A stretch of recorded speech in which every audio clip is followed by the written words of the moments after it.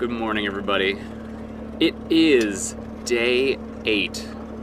We have made it through. Obviously, day 8 of the 27th AIDA World Championships here in beautiful Limassol, Cyprus. We have something amazing going on here today.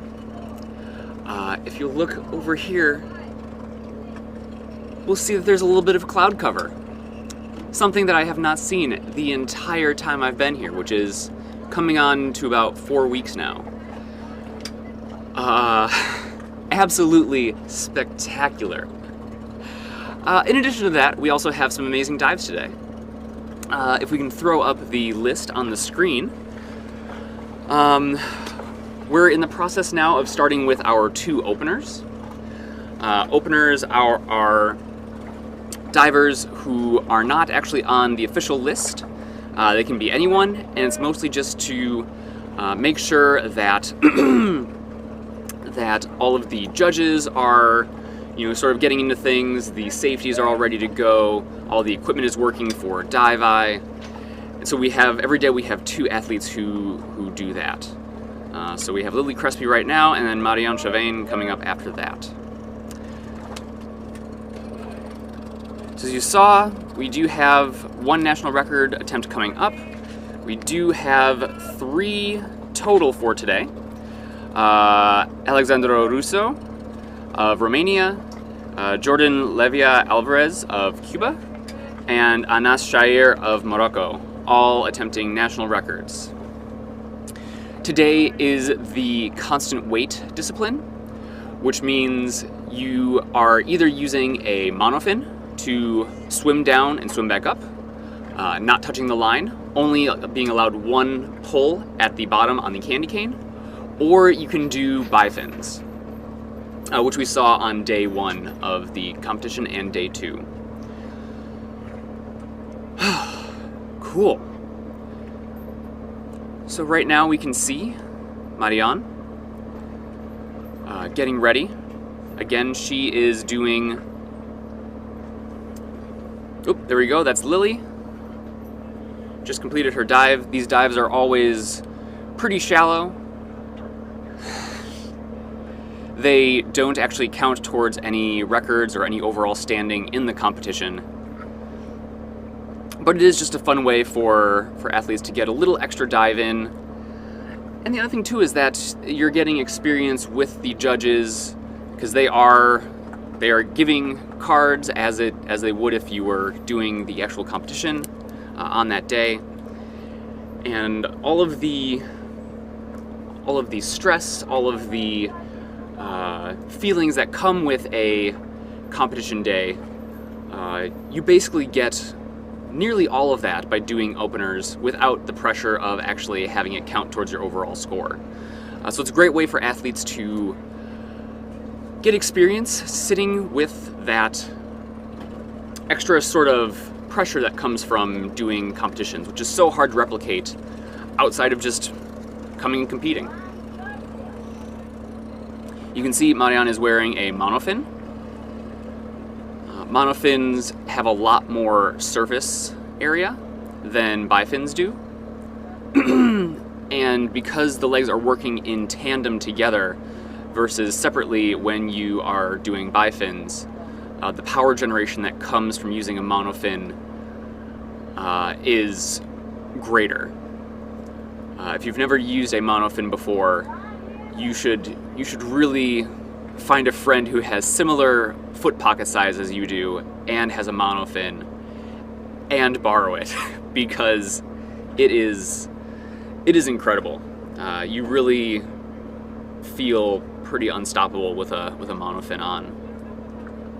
Obviously technique plays a big role in that, but yeah, it's a really cool experience. I was able to use Vera Gianpietro's monofin the other day, and it was my first time using a monofin, and it was spectacular. Yeah, and to be fair, I'm also very much used to using plastic fins. Where I live in South Africa, we are not really doing a lot of depth training. If we're using carbon fiber or fiberglass fins, it's for the pool. So my plastic fins are really great for doing all of my fun diving, for kicking rocks on the bottom of the ocean. So they're nice and scratched up, and they're nice and durable, but definitely not optimal for doing any kind of depth or pool competitions. Okay, here we see Marianne. She's swimming down using the monofin. We can get a little look at technique here. With monofin, all of the power generation starts in the abs, whereas with bifins, the power generation starts in the thighs. Okay, really nice free fall here. You can see the chin is tightly, slightly tucked in, excuse me. Still waking up a little bit. Perfect streamline line. Coming down on the bottom, grabbing a tag. She gets one pull.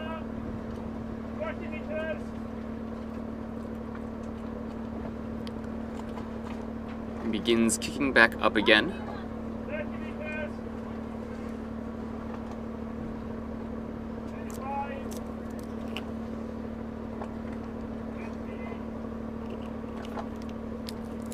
There we can see safety number 1,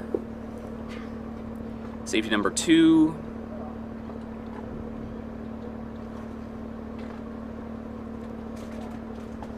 water looking perfectly clear. There were no issues with current at all. Really nice dive.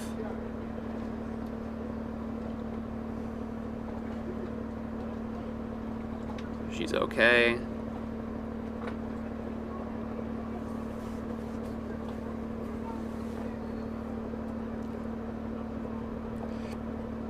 Yeah, just a really beautiful looking dive. I think we're gonna have some amazing conditions today like we did yesterday.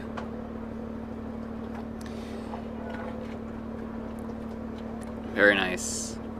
If you recall, yesterday we had only white cards and yellow cards.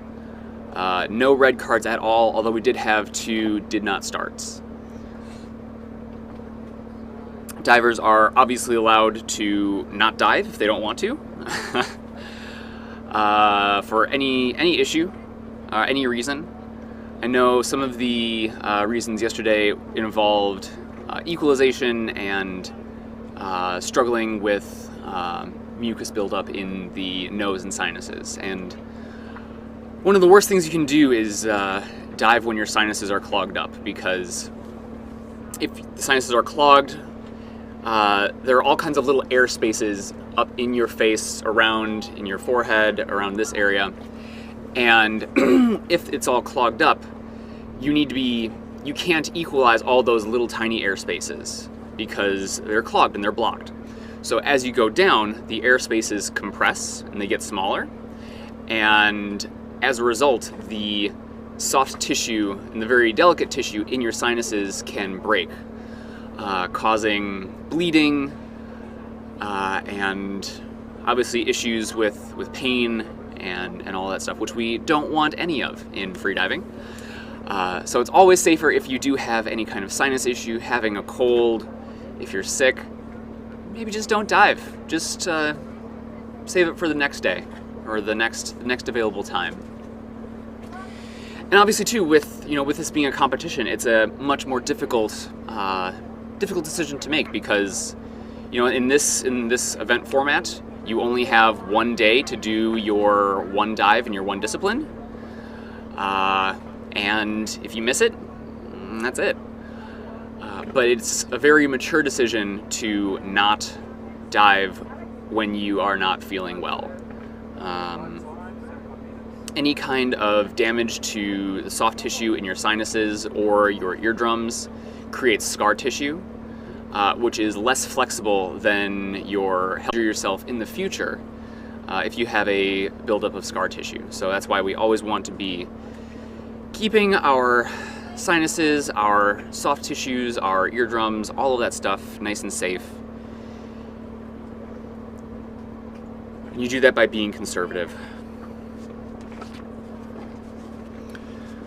Okay, so let's begin the official dives of the day. We have Luca Malaguti of Canada doing a 70-meter dive with an announced dive time of 2:05.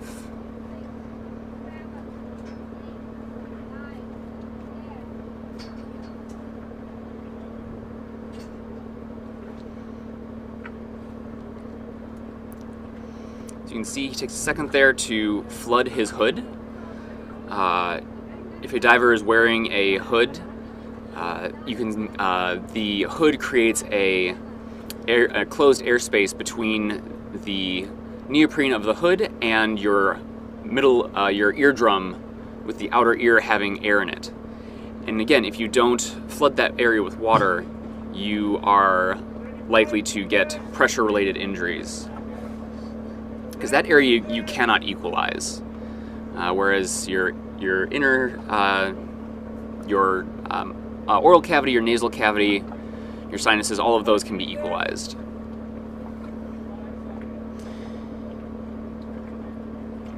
Really nice free fall here. You can see Luca is using bifins for the constant weight discipline.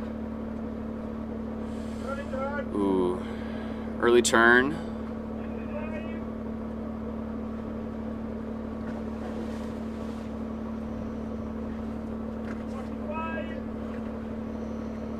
As I've said many times, divers can turn for a number of reasons. Generally, the main reason is losing the ability to equalize, either losing mouthfill, which I believe we saw Luca doing where he puffed his cheeks out, or sometimes just sticky eustachian tubes. If you miss an equalization, you can sometimes find it hard to equalize after that. Here we see Luca looking really nice and relaxed.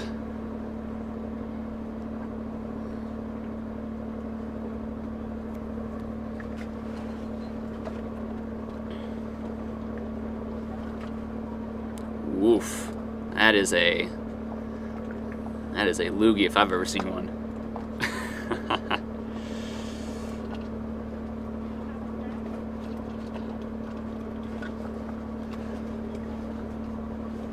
But looking okay on the surface.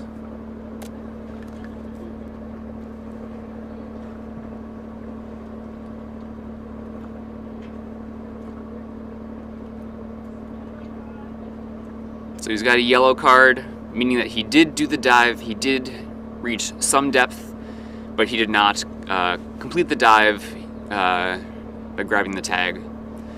So some of the points will be counted towards his overall standing in today's constant weight event and also in the overall competition.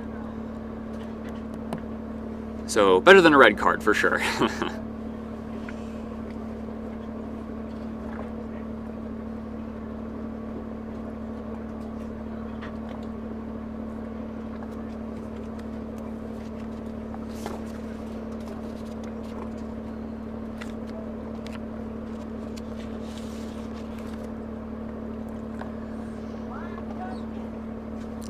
Up next we have Ilya Nabatov of Russia doing 71 meters with an announced dive time of 2:40.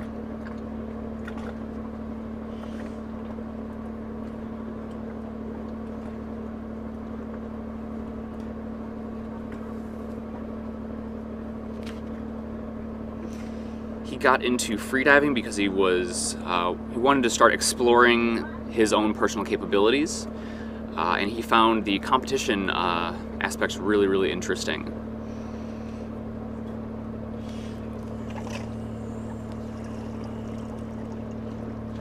He's been doing a lot of pressure compensation skills and techniques, so a lot of functional residual capacity training and residual volume training, which is doing dives that are shallower, but diving with either a partial lung full of air or completely exhaled lung of air. Doing that will basically feel, after 10 meters, what it feels like to be at 40 or 50 meters, depending on the athlete, obviously.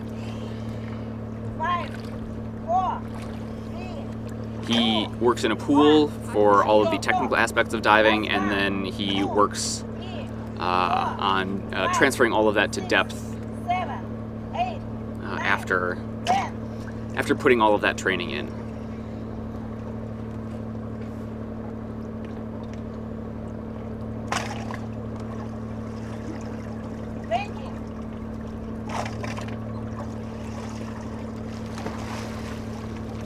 Okay, here we go. Again, we see 71 meters. Next time, 2 minutes, 40 seconds. we see Ilya again using bifins. 15 seconds. And again, notice the movement starts in the hips and the thighs. His biggest supporter during his career has been Olga Davidov, which I believe she is also here. She's also here coaching him today. She persuaded him to participate in the qualifying competitions. 45 seconds.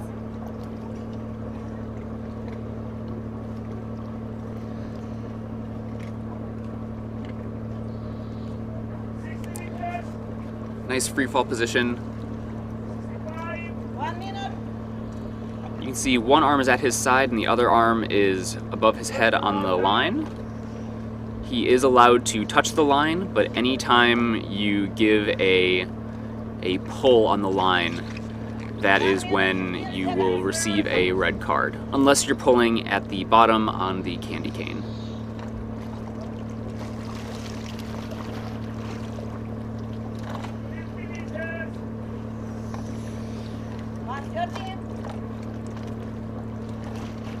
You can see his arms are at his side here as well.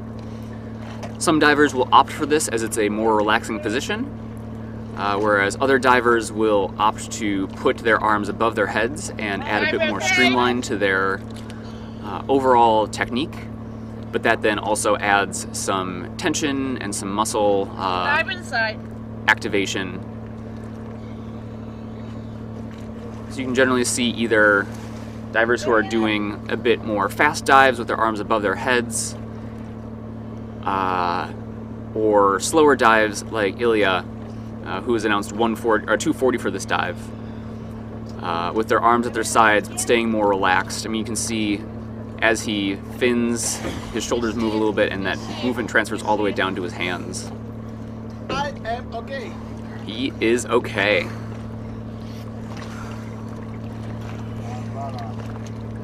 He's got the tag, nice big smile.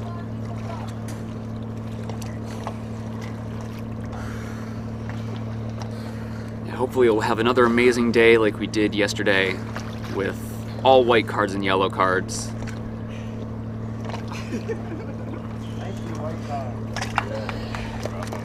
White card, very nice. Making it look nice and easy. Thank you. Thank you very much. Yeah, absolutely fantastic dive, Ilya. Next step. Great job. Vanos. Yes, and that is Olga right there with him in the water. 2 minutes, I believe. 19. Yes. Dive 3 on B2. You can see the ova on the back of her wetsuit. That's it.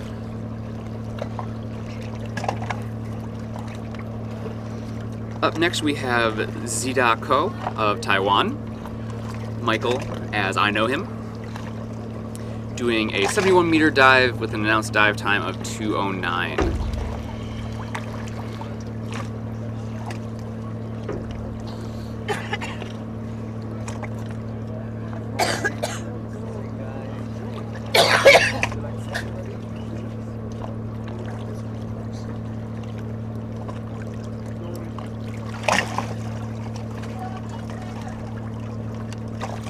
Michael is the youngest male athlete here. He's a student studying in the UK, and last year, because of COVID, he got stuck in Taiwan, and while he was there, he tried freediving and fell in love with it.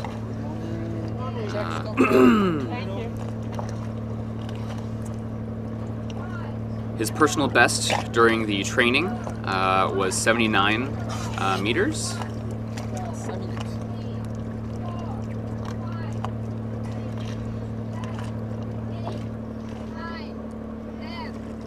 And he would like us all to know that he hasn't worn his monofin in 3 weeks, and so we shouldn't be too harsh on his technique. But I'm sure his technique will be absolutely fine.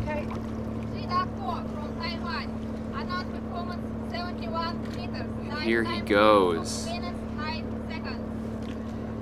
Making a little adjustment there to his goggles, I think.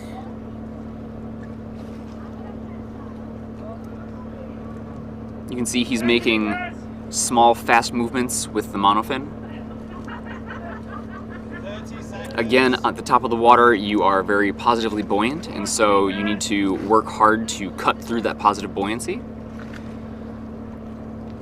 can see here he has his mouth fill, which is a technique used by deeper athletes to be able to equalize at deeper depths.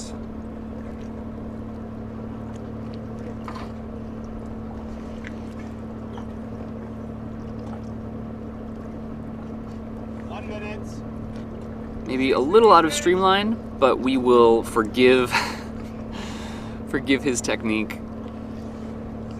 There we go, straightening out the fin a little bit.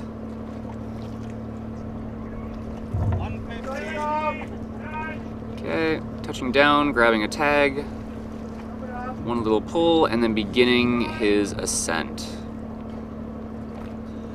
Oop, looks like we lost some of the tags. But we did see one tag get shoved into his hood, flapping around there. He's wearing a torch because the goggles that he's wearing, I believe, don't quite fit on his face correctly, and as he goes deeper and deeper, they push on his eyes a little bit, and that gives him double vision, and he has a hard time sort of seeing what he's looking at. He's looking okay.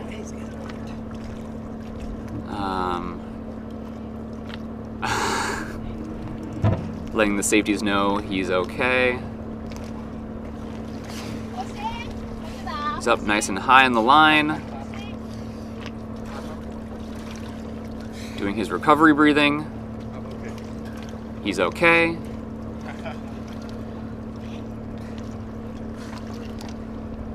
Very nice dive for Michael here.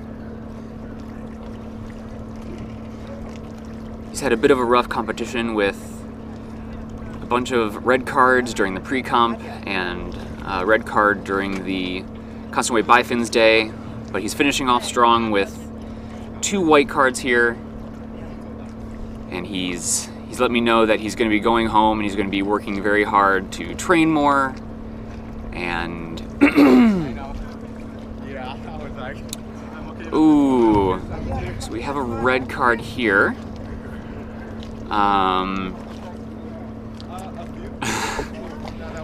It could have been for surface protocol.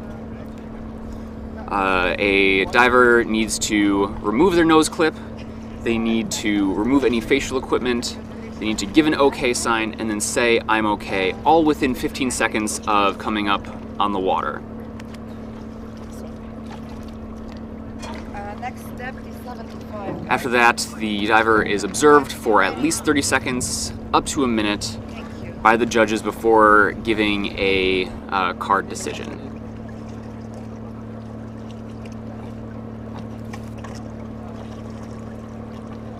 Although I'm sure in Michael's mind that will be a white card. No one will be able to tell him different. And he's still going to come away from this comp having a really nice final dive and ready to do some fantastic training. 30 seconds. Next up we have Xavier Daru of France doing a 72-meter dive with an announced dive time of 2:50.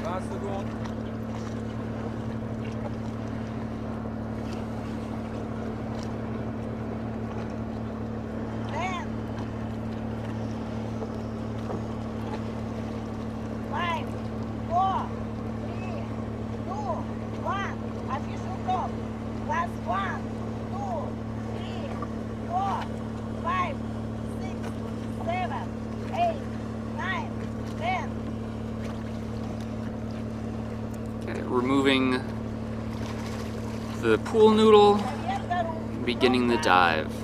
72 meters. Lifetime 2 minutes, 50 seconds. Start okay.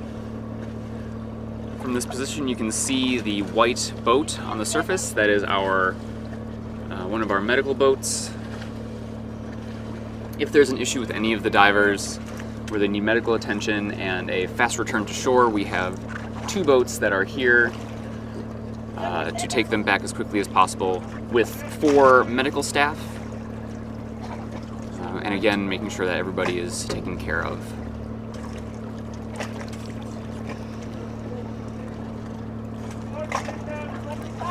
You can see Xavier has his fingers on his mouth, I believe.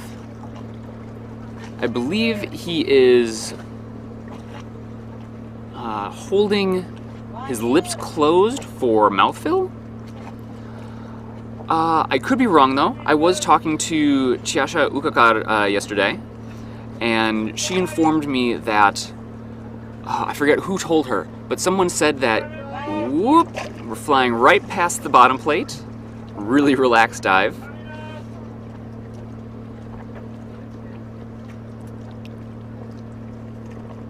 Okay, looking good though.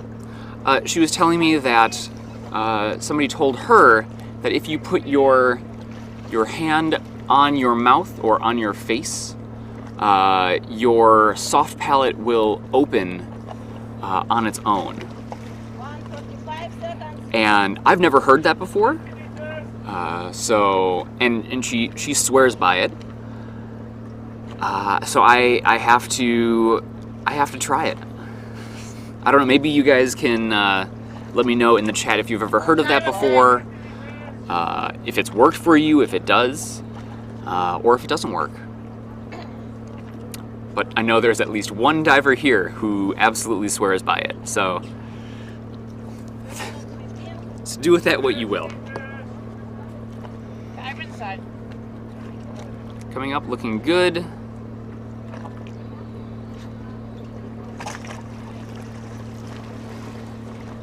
As these dives get deeper and deeper, divers will begin to experience lactic acid buildup in their legs.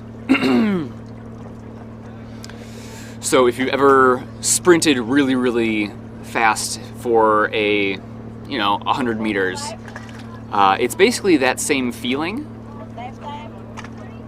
except with freediving, you can't stop and take a break because you need to get back up to the surface. Some divers will do a few kicks and then glide a little bit, and then kick, and then glide a little bit to try and release that the tension off the legs. Looking really good here for Xavier.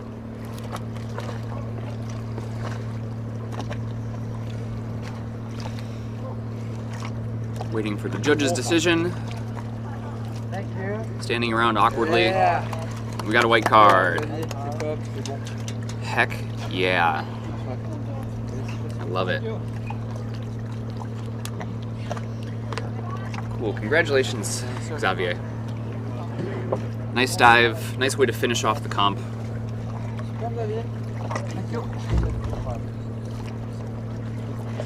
After today, I don't believe there are any other men's athletes who need to redo the constant weight bifins day from the first 2 days of the comp.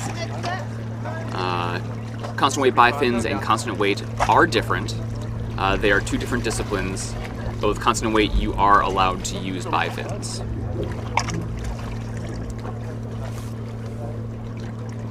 Sorry, my bad. Next up we have Afa Zhang of Taiwan. Yeah, 45 centimeters. We're good. Thank you.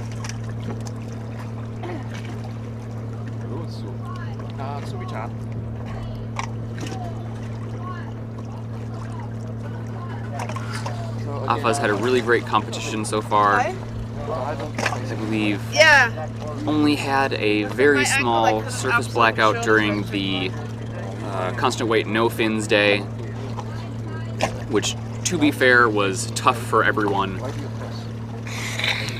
He's doing a 75-meter dive with an announced dive time of 2:15. Stay there. You don't have to jump. You don't have to be here. That's it. When we were talking before the competition started, he said he wanted to do something deeper than 70 meters in constant weight, and he is doing that here now. You can see a really nice free fall technique.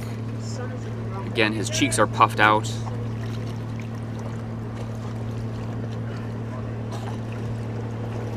Divers have to charge their mouth fill at around maybe 20, sometimes 30. Looking up just a little bit, looking for the candy cane. There we go, grabbing a tag, attaching to his lanyard, and then coming up.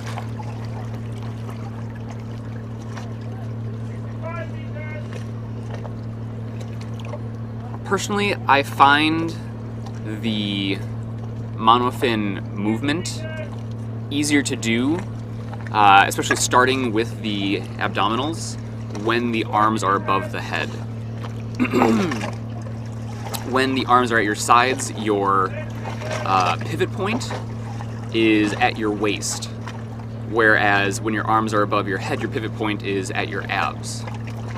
And so it's easier to generate that movement if your arms are a bit more above your head than they are down at your sides. Although again, every diver is different. You know, again, it comes down to personal preference, with some divers preferring to have their arms at their sides. Woo-wee! Really high up on the line. He's okay. Flick of the wrist. I'm from Taiwan!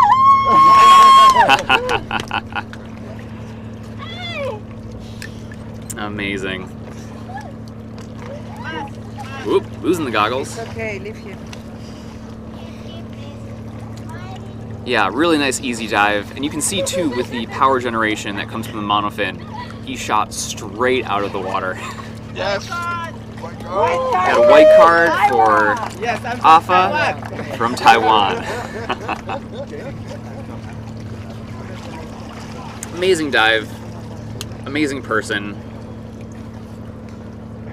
Make sure you follow him on Instagram.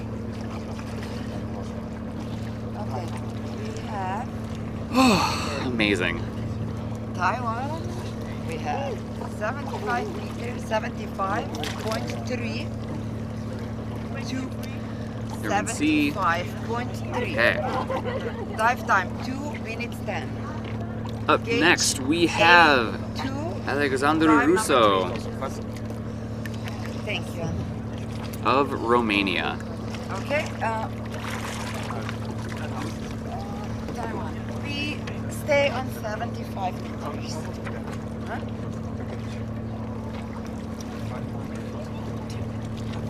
Yeah.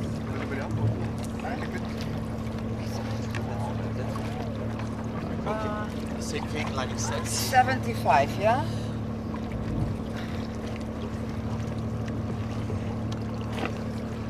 Looks like Yulia, the VP of AIDA, is in the water with him, coaching. And Alexandru, of course, is the president of AIDA. We've got the two powerhouses in the water together. Alex has announced a 75-meter dive with an announced dive time of 2:20, and this will be a national record.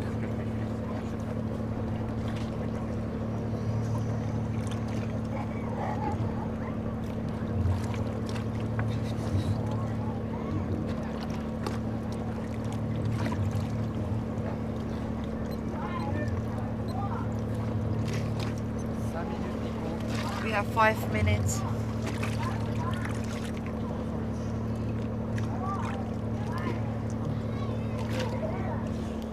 The diver has up to 30 seconds after the official top has been called to begin their dive.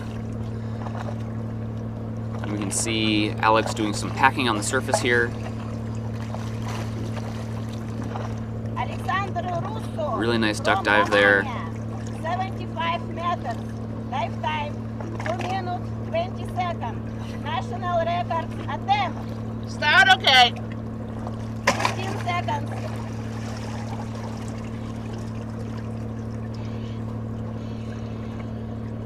He has a nice speed here of about a meter per minute.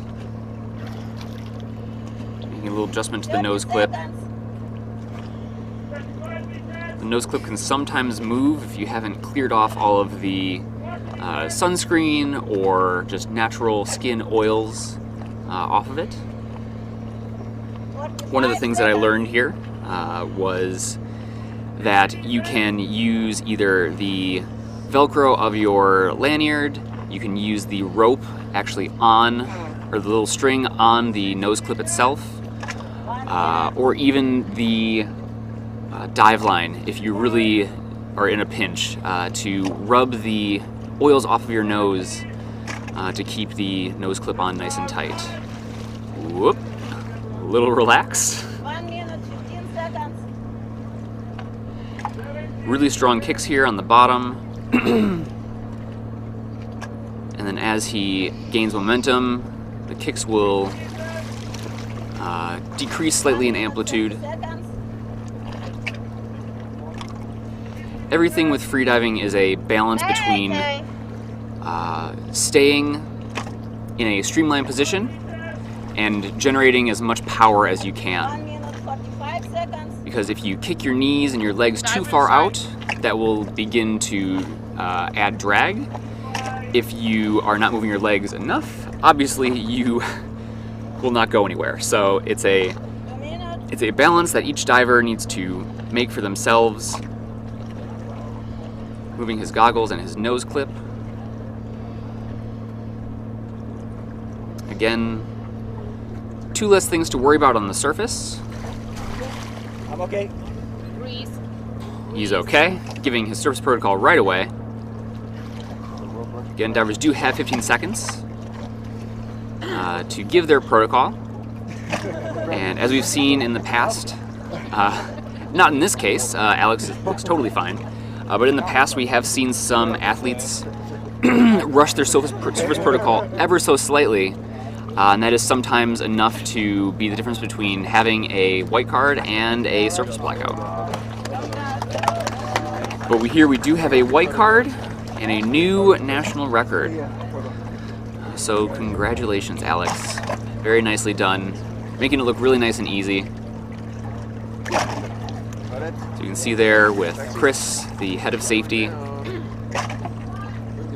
And since I haven't said it yet today, congratulations and thank you to all of the safety divers who have been working so hard to keep all of the athletes safe, coming out here before the sun has risen, being the last ones on the boat, pulling up the counterballast, all of the rope, all the lines. Man, you guys are 75.9. absolute beasts. Every single one of you. 94 on V2.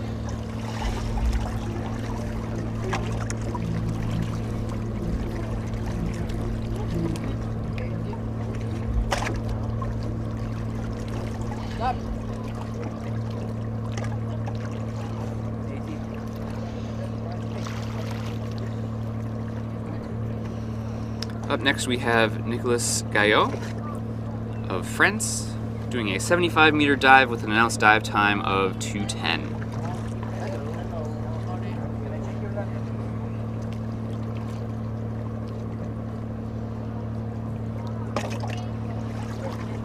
He's 36 years old, started diving at 27.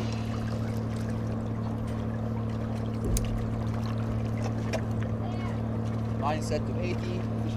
He says his best dive was about 1 month ago, while he was in the middle of deep training in Nice. He was on a sled which if you have not seen variable weight or no limits freediving, in those events you ride a sled down, a weighted sled, and that sled then takes you all the way down, and in variable weight you then swim your way back up, and in no limits you then ride the sled back up again. But Nicholas rode the sled with a French team member, Dimitri, down during an evening session, and then after that they went for a 50-meter dive in the pitch black. And it was amazing because they were swimming with a bunch of fluorescent plankton. And so if you've never seen that, as you dive, if you move through the water, the plankton will illuminate with the motion. And it's really beautiful to see. So if you ever get a chance, you should definitely go and do that. There we go, we've got the arm pull now. We see he just adjusted his hands to hold his thighs. If you're really, really relaxed, there's this tendency to sort of just let your arms float out to the sides. And again, we've talked about streamline and, oh man, already down at the bottom. We've talked about streamline, and one of the ways that you can keep your streamline while staying relaxed is by putting your hands on your thighs. Some divers will even have elastic bands that they put all the way up on their thigh, and then they will slip their thumbs into them as they dive, just so they can really relax and still have their hands held in that position.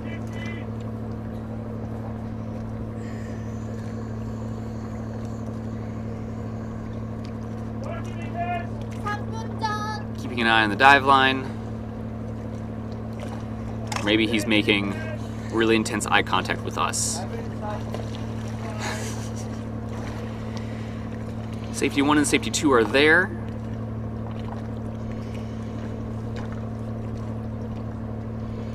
As you can see, the safeties are staggered. The one higher up is safety number 1. The one below is safety number 2. Looking nice and fresh here. It's got a few tags.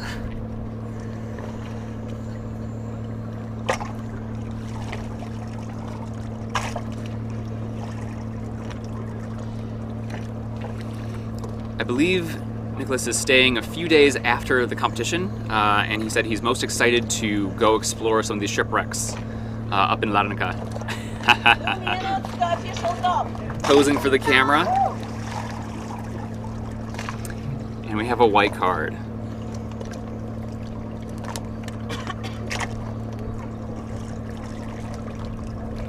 Very nice dive from Nicholas Gaillot.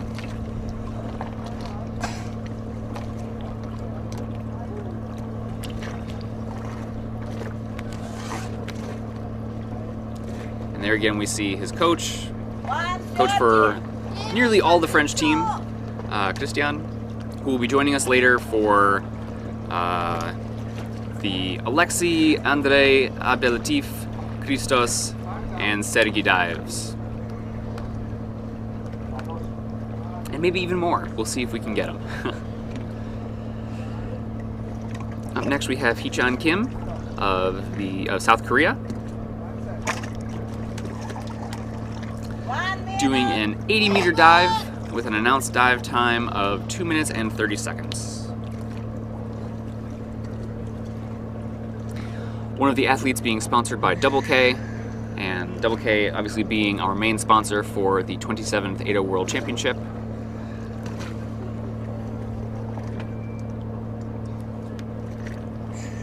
Again, big thank you to all of our sponsors: Double K, Best Dive, Paralens, EDT Offshore. You guys are all winners. And again, thank you to all of the athlete sponsors who are sponsoring our athletes here. Again, it makes a huge difference for them, allows them to focus more on their training, and it allows more people to access the sport. So once again, as I've said, if you're interested in sponsoring any of the athletes, do reach out to them on their social media, their Instagram accounts, and I'm sure they'd be very happy to chat with you.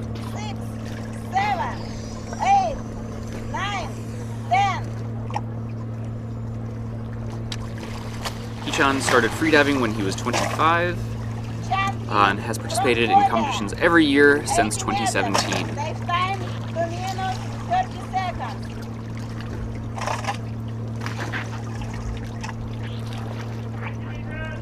Really strong kicks here from Hichan. Start okay.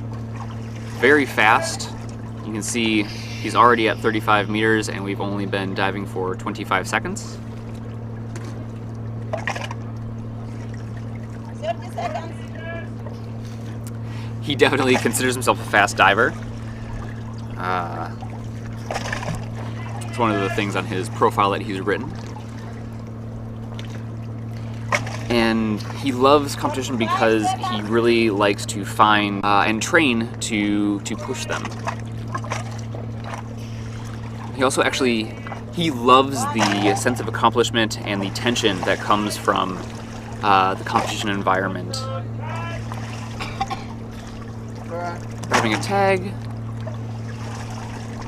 powering his way back up, 1 minute, 15 again going for a nice streamlined position.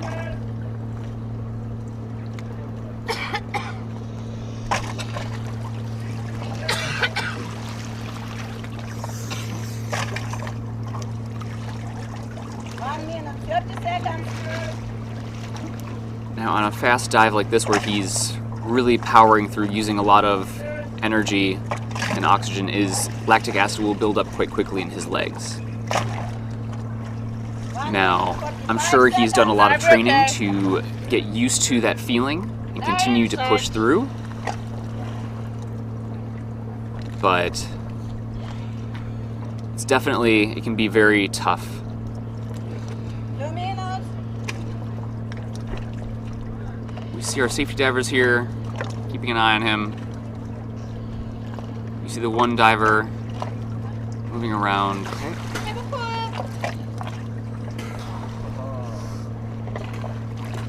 Looking totally fine. He's okay. Shows the tag. You can see he has his dive watch strapped to the front of his on his neck weight. Divers will set dive alarms to remind them when to do a mouth fill, or when they're getting close to the bottom, so they can sort of come out of their relaxation and get ready to grab. We got a white card.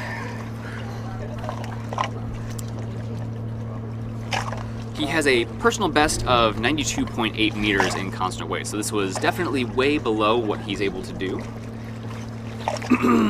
80.1. But again, there's something to be said for finishing off a competition with a really nice dive. Especially because competitions are few and far between.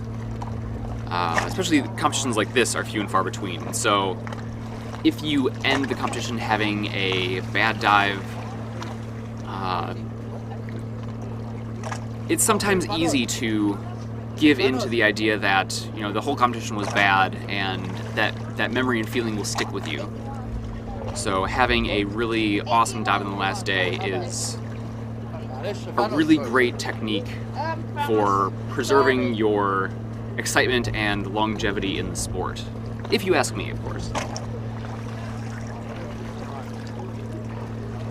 Next up, we have Peter Ballack of Sweden doing a 80-meter dive with an announced dive time of 2:25. His personal best in constant weight is 90 meters.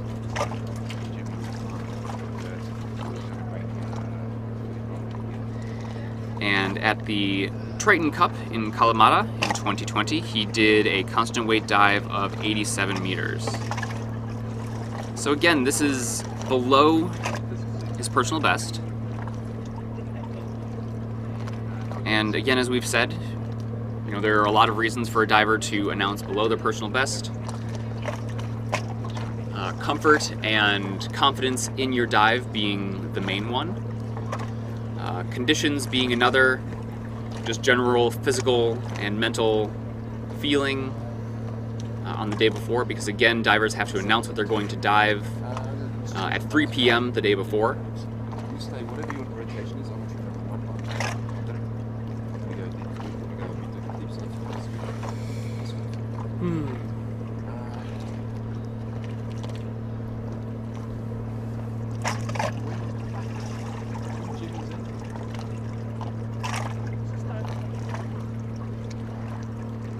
Okay. Peter says that he hates doing dry training and never does it, and he also doesn't like pool training. So he only does depth training. Which, I mean, if you have access to the depth, I mean, go for it. Yeah, absolutely. Hello. Hi, Brandon. How are you? Good morning. Good morning. I'm very fine, thank you. What Awesome. about you? I'm good. I'm good. Yeah, I'm starting to feel a little bit of the competition sleepies. I'm getting a little tired, but I'm doing good. We've got today to get through, and then we have a few makeup dives to make up tomorrow.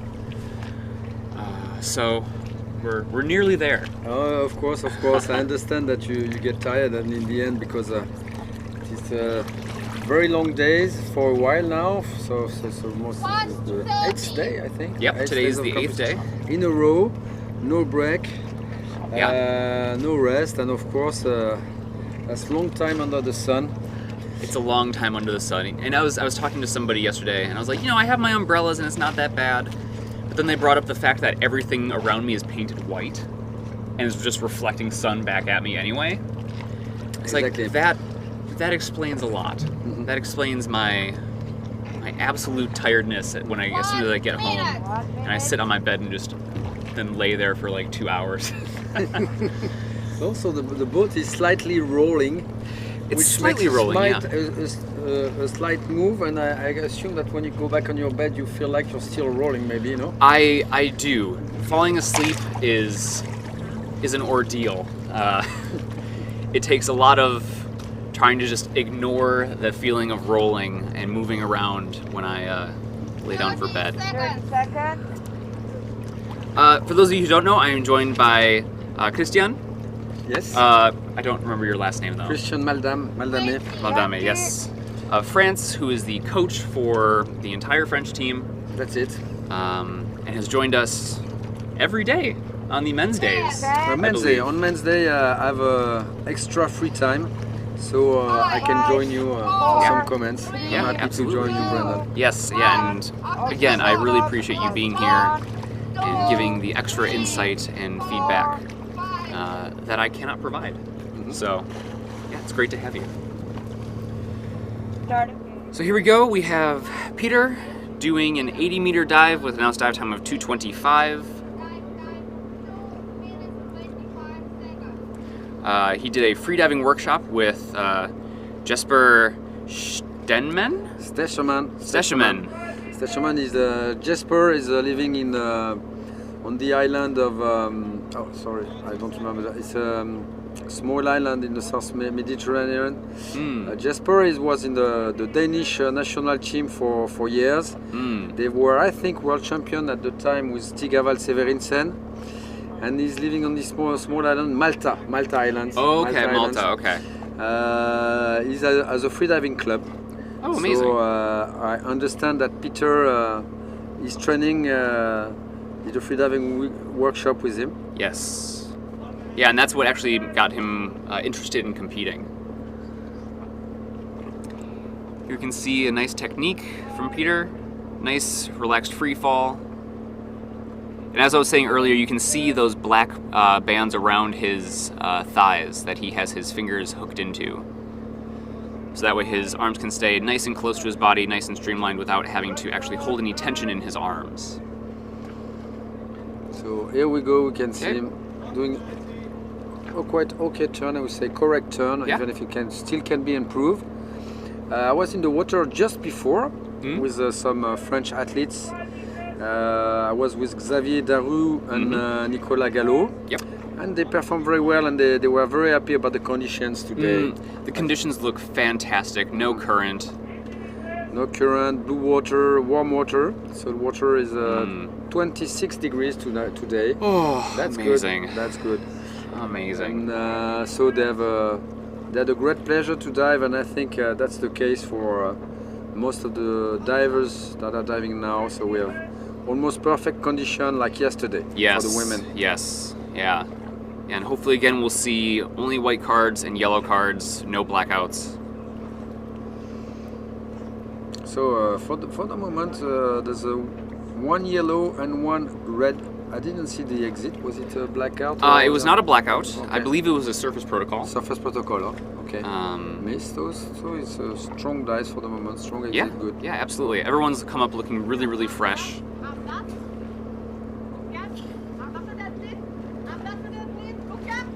Okay, keep breathing, keep breathing, keep breathing. Oh, Okay. oh. So we had a little dip, Little dip. and okay. the safeties are stepping in to assist with the removal of the equipment. So it was not here for some seconds, unfortunately. Yeah, He will get a red for sure. yeah, so that will be a red. Yeah, he has a red wetsuit also, so Red wetsuit. he likes red. Yes. Okay. That's a bad joke, of course. Bad We joke, can bad assume joke. bad joke. We Yeah. can assume he prefers the white Yes, white cards, in absolutely. fact. Absolutely. Even if he Yeah, I likes mean, red wetsuits. and as we've said before, you know, a diver who's having a surface blackout like that generally doesn't remember that their airways are dipping. Mm-hmm. They'll just have a quick little blackout on the surface. They'll regain consciousness right away, and then wonder why the safeties are touching them, because they know that once a safety touches you, that's a disqualification. So it's obviously not what you want, but again, the divers and the safety divers want to prioritize the diver's safety above anything else. And when airways dip below the water, that is when they step in. So that was not the day for Peter, unfortunately, and I hope he will be back. He did apparently 87 already Yes. in constant weight. So of course, I assume he was expecting perhaps more. A solid dive at 80 was Yep. not his day. Yes. And I mean, that's, you know, every day is different. Every day has a bunch of different things that are happening. And like we've said before, the competition does not start, or the dive does not start when you're actually diving. The dive starts the morning of, the night before, with mental preparation, with relaxation. I assume. So they're getting ready for the dives, and the show is going to be a very good show, as we have very important depths today. Yes. Yeah. So 110.25 is a very solid mark, of course. Yes, it's a very, very good dive. 5 meters shallower than the AIDA World Record, which is set at 130 by Alexei. We have Arnd's second-born here breathing up on the surface. Arnd is from Germany, and he's doing an 81-meter dive with an announced dive time of 2:25.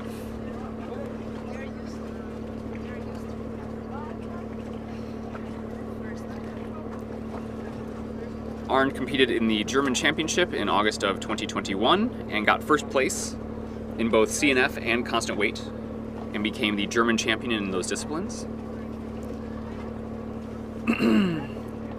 And for his training, he does pool sessions 2 times a week and goes as often as he can to the lake. He also does, he works out in the gym and also does a lot of stretching on other days.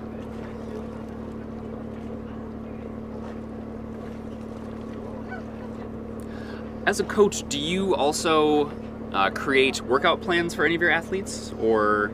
So that's not my role for the French national team. They're all living in different places in France, or even in some islands, or some are even living in Egypt, in Dahab, for example. So I don't give them training on a daily basis, because most of the time they have their own trainers, or they do this on their own trainings. So, but I can do that for people living in my hometown, Geneva, where I live. And then here I'm coaching more on daily basis and giving trainings to people in pool, but also giving trainings, depth training in the lake, in the Geneva Lake. Okay, yeah. Which is deep enough. It's a bit cold, it's a bit dark, but deep enough to do some good freediving. But does the trick. Yeah, exactly. Yeah. And as we've said too, there's something to be said for training in less than ideal conditions. For being able to relax through shivers, of cold water, or not losing your cool when it's dark at the bottom plate. Exactly. If you do this in hot conditions, of course, it's going to be far easier when the water is getting warmer with good visibilities, and then Yeah. of course everything gets easier. Yes. But there's something that you cannot really change is the depth acclimatation. So for this you need time at important depths, and that if you are inland or if you're in a lake where you cannot go that deep, of course that's the thing that is going to be hard for you. So when you go to important depths, you don't have this acclimatization, and then of course you need to work on it and spend some time.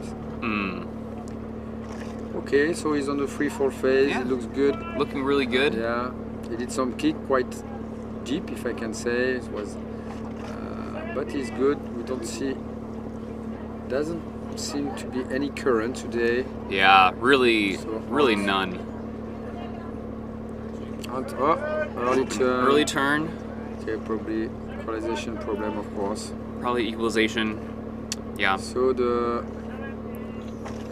apparently was not far from the bottom plate. Yeah, looks to be We'll see about exactly. about 2 meters away, based on the dive eye depth.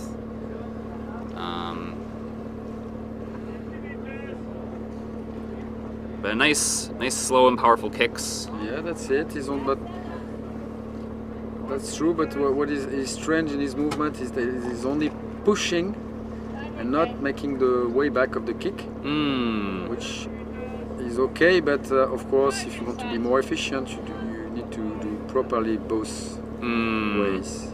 Use both ways to use your two groups of muscles, the front and the back of the muscles of the legs.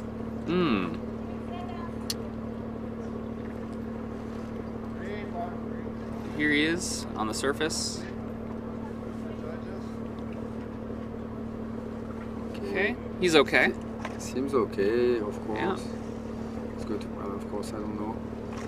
Well, it's difficult to see because there's a lot of sun. There's a lot of glare, Yeah, yes. yeah. Actually, we may be able to open this umbrella Something. and then move it back a little bit. Okay, that's a yellow Okay, yeah, so That's a that'll be yellow. for Hans. That's a pity for him. It's a pity, but it's better than a red, because red means you get 0 points. And yellow, he will still get some points for the dive. Is there any way that we can move it back a little bit? Yeah, I think the sun's just in a difficult position. Oh, there we go. 8.7. Okay, now guys are getting ready for the deep dives. Next dive is going Yeah. to be Alexei. Yes, it With will. Alexei, really 125. You know, we were talking, Yes. of course, the day before together with Abdel. Oh, there we go. We were, of course, wondering what was going to be the announcement for Alexei, and we have bet that he was going to announce 125. So we were Okay, right. so you were right. We were right. So and what's the prize for getting the bet correctly? nothing, but of course, a good assumption makes that your own announcement can be better. Absolutely. Which I feel is the case for Abdel, because he announced 101.09, which is I think a quite comfortable depth for him. He will do that in bifins. Okay. So he's not using the monofin. He's not using monofin. Okay. He's now training in monofin, but he doesn't feel good enough to do it for this kind of depths. But I'm sure he will do it in the future. I am sure. And even deeper. So he wanted to have a comfortable dive. So for this 109, it will be in bifins. So, but Alexei's 125. Of course, that's a important depth for him. But of course, we know he can do it.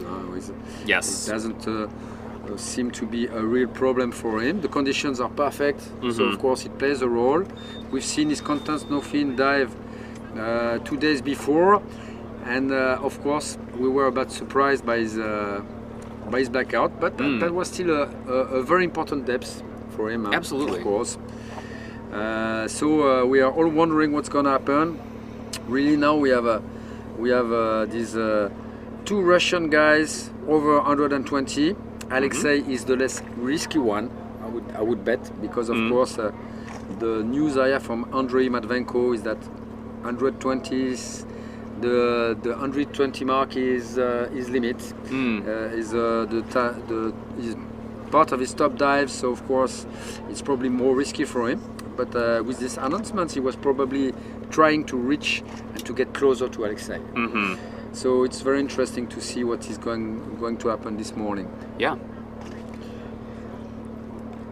Alexei has announced a 4-minute dive time, which is 30 seconds less than the times that he has announced for all of his, I believe all of his other dives have been 4:30 that he has announced. And Alexei, obviously, world record holder in many disciplines, national record holder in many disciplines. So of course Alexei, we know he has already 2 gold medals, one fail on the constant no fins, and now he's going to try to go for the 4 gold medal also. And in the next days he will go to Cache. So he's diving a lot, having a lot of series of deep dive. Yes. Very deep, of course, and with all the stress and pressure you can have on the World Championship. Yeah. So it's not that easy, even if he's of course the best in constant weight for sure. Yeah. Doing this series of dives can lead to missed dives. So we hope that he's going to succeed and make it a good dive and have also some good feelings on it. Absolutely. Yeah, as I was saying before, it's important to leave a competition with good feelings. Just because especially big competitions like this are few and far between, and so if you leave a competition like this and you're not feeling good, it can sort of sit with you if you're not able to get past it. And that can sort of eat away at you and make future dives more frustrating. That's true, exactly. I mean, trying to look for a very good dive with good feelings, the perfect dive, if I can say that, is a major point and something to be searched for by freedivers. Because of course, when you have this kind of dive, then it allows you to think about the future and thinking, okay, I want to do it again. I want to try to find this feeling again. It gives you motivation, strength, and will to go back to training. Absolutely. To this kind of depths. Absolutely. Packing a lot, Alexei. Let's take a look. Okay, a quick float of his hood. Here we go. Here he goes. Of course, very nice technique. Yeah, I love watching his monofin technique. So you see here, there's the kick, there's the push and the kick back, as the difference. Checking with Ant, he was only pushing and not kicking back. So of course, he's doing both ways. Alexei has a very good technique. Okay, 30 seconds.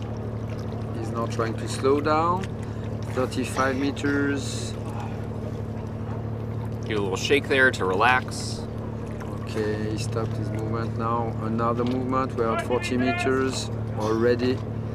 And he's going well. 1 meter per second on average. He's going well. It's nice. A regular speed. Okay, small movements, correction movements. I think he's trying to increase his free fall speed. Could be. Yeah, which is interesting, of course, because sometimes when you just let the free fall, sometimes your speed is lowering down, it's decreasing, which is not very good. So he's trying to keep a good speed.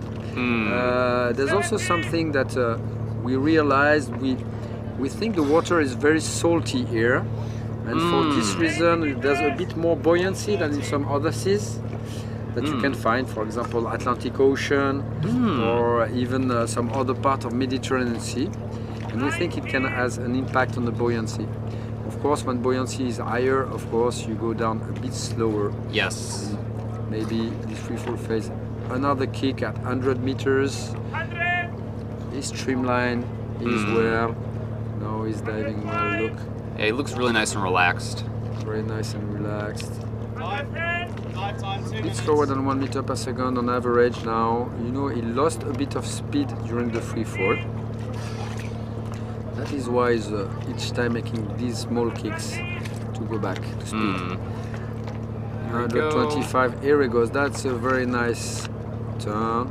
Yeah. In the Alexei style, so he takes two. He's grabbing the line twice. Once to lock him, to block, and then the second one to relaunch him, to go back to the surface. Right. So that's two. He's grabbing 2 times the line down there. Of course, he's in the candy cane zone, so there's no problem, he can do it. Right. He can grab as many times as he wants, but only one pull is allowed. That's it.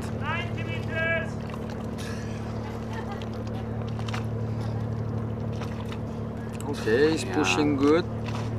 Not going that fast. He's focused, of course. Probably has a strong narcosis, of course. When you go to these depths, you have strong narcosis, which makes your way up a bit strange with kind of visions. Yes, makes you feel a little funny. Yeah.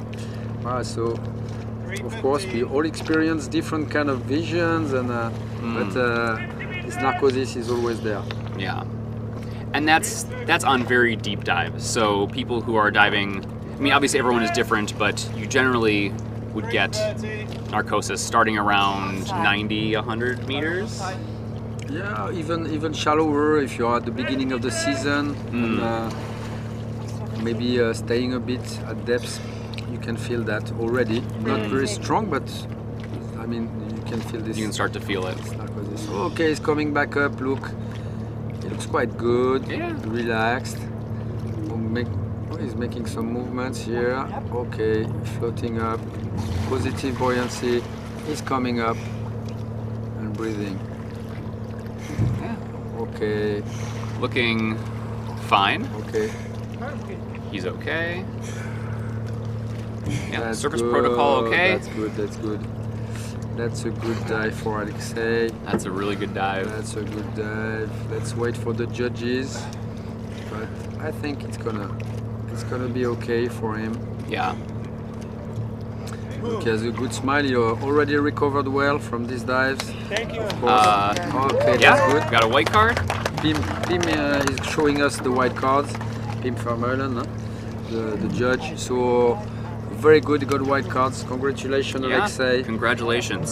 125 today. It's very And nice. that is It's very for good. gold. And that is for gold. you. World champion Okay, once again what do we have this here? week. So he has 3 gold So- medals 3 gold medals. on 4 possible. Yes. That's Which is not bad. that's a major result, we can say. Yeah. Okay, now we have Andrei Matvenko is getting ready. So Andrei is very solid. Andrei is doing dives in the 120 zone, but that's of course his top performances are in this zone. So of course an announcement of 123 is quite risky. And if I can assume, if he had maybe do some bets about the announcement, it's always difficult to know what are the others are going to announce. But let's see. Really, no, maybe he can turn earlier if he doesn't feel it, because there's a big difference with Abdel. So he can. Let's see. He could even turn 14 meters. That's 13. He could turn with no problem 6 meters shallower. So he could 6 turn meters at shallower.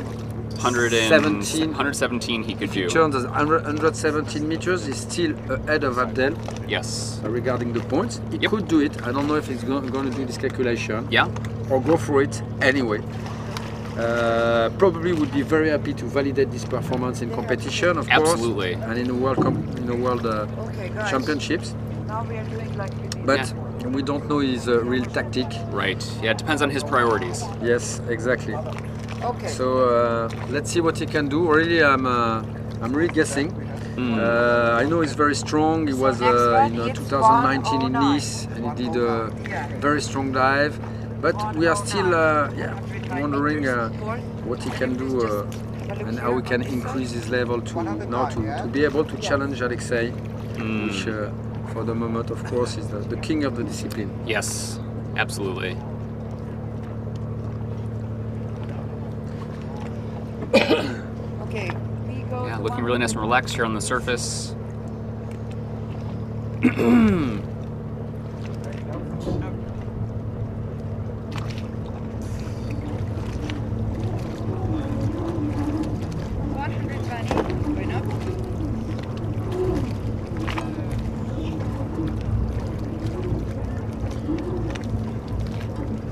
So 2 more minutes to go before it starts. Okay, Go go up, to go up, go up. 109. 109. Yeah. Go up. You said like we said yesterday. I mean, these divers have to be happy with the conditions today. I mean, you know, the women had it really hard, like really, really hard, and the men sort of were able to make adjustments based on what they saw the women do. But still, they've also had to deal with some bad current days. And you know, with it coming to the end of the competition, having just a really nice feeling dive when you're not actually having to, you know, kick back to the line the whole time. You're able to just really enjoy the free fall. It has to feel really, really good.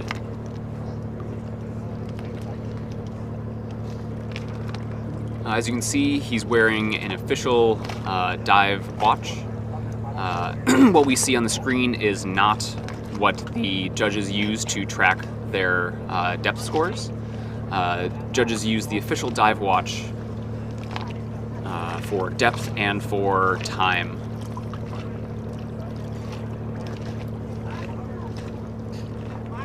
Yeah. And Luis is here. What do you think about when you're breathing up on the surface? When you're breathing up on the surface, and of course, it depends on the freedivers, but the thing is to get as relaxed as possible and to be in a kind of, I would say, bubble. So to be able to be fully focused on your future dive. Some people, they think about their future dive just thinking about what the kind of feelings they're gonna have underwater, like the glide of the water on the body, on the face, on the hands. Also the feeling of glide you can have underwater, the feeling of free fall, Yeah. the feeling of coming up also. And some people, they just think about Oksana, how much breathing, time they we feel have? about the waves, you know, that is moving their body slowly. They think about their friends, maybe, you know. The thing is, when you get ready like that, is to have positive thoughts, of course. Positive thoughts and calming thoughts. Yes. So that you can be as relaxed as possible to go for your dive. Right. Here we go for Andre. Okay. Here we Let's go. go. Let's see. Oh, that's a very fast start. Very fast start, Andre yeah. is very well. He's very fit. He's very well trained. I can see that's a very fit guy. And that's now some years he's training for freediving. So it's a very good freediver, of course. So let's see about the technique, if he has a different technique than Alexei. For the moment, it's quite similar. He did his arm pull much earlier, though. Around 20 meters, I think. So you can see he's pushing a bit, doing some small kicks.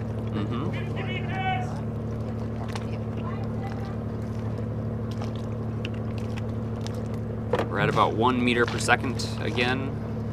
So now is a real free fall phase. He's not moving not doing any movement. So it's interesting also. It's a bit different than Alexei, that is always relaunching, trying to add some speed to his free fall phase. Yeah. As we saw, he was squeezing his cheeks a little bit. That is the mouthfeel technique for equalizing.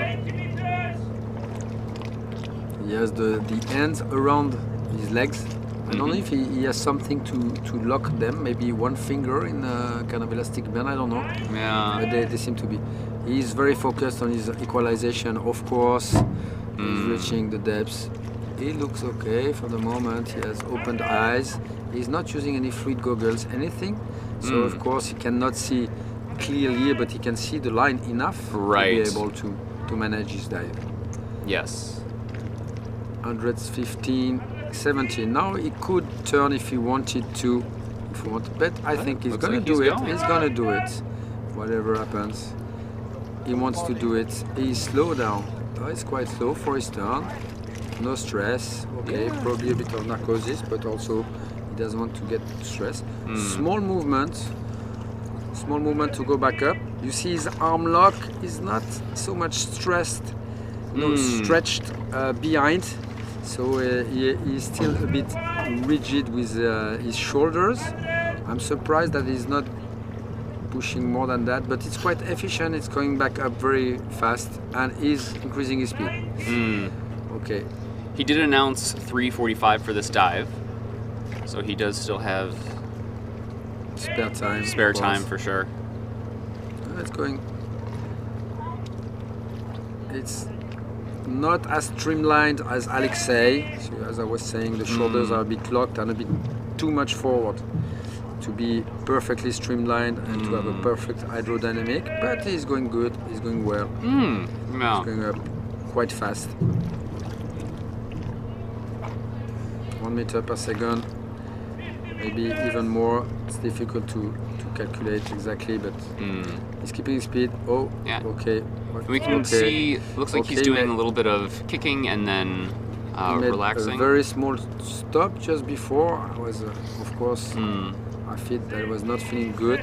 Okay, he's lowering down his speed now, trying to find back the line, probably trying to adjust his position.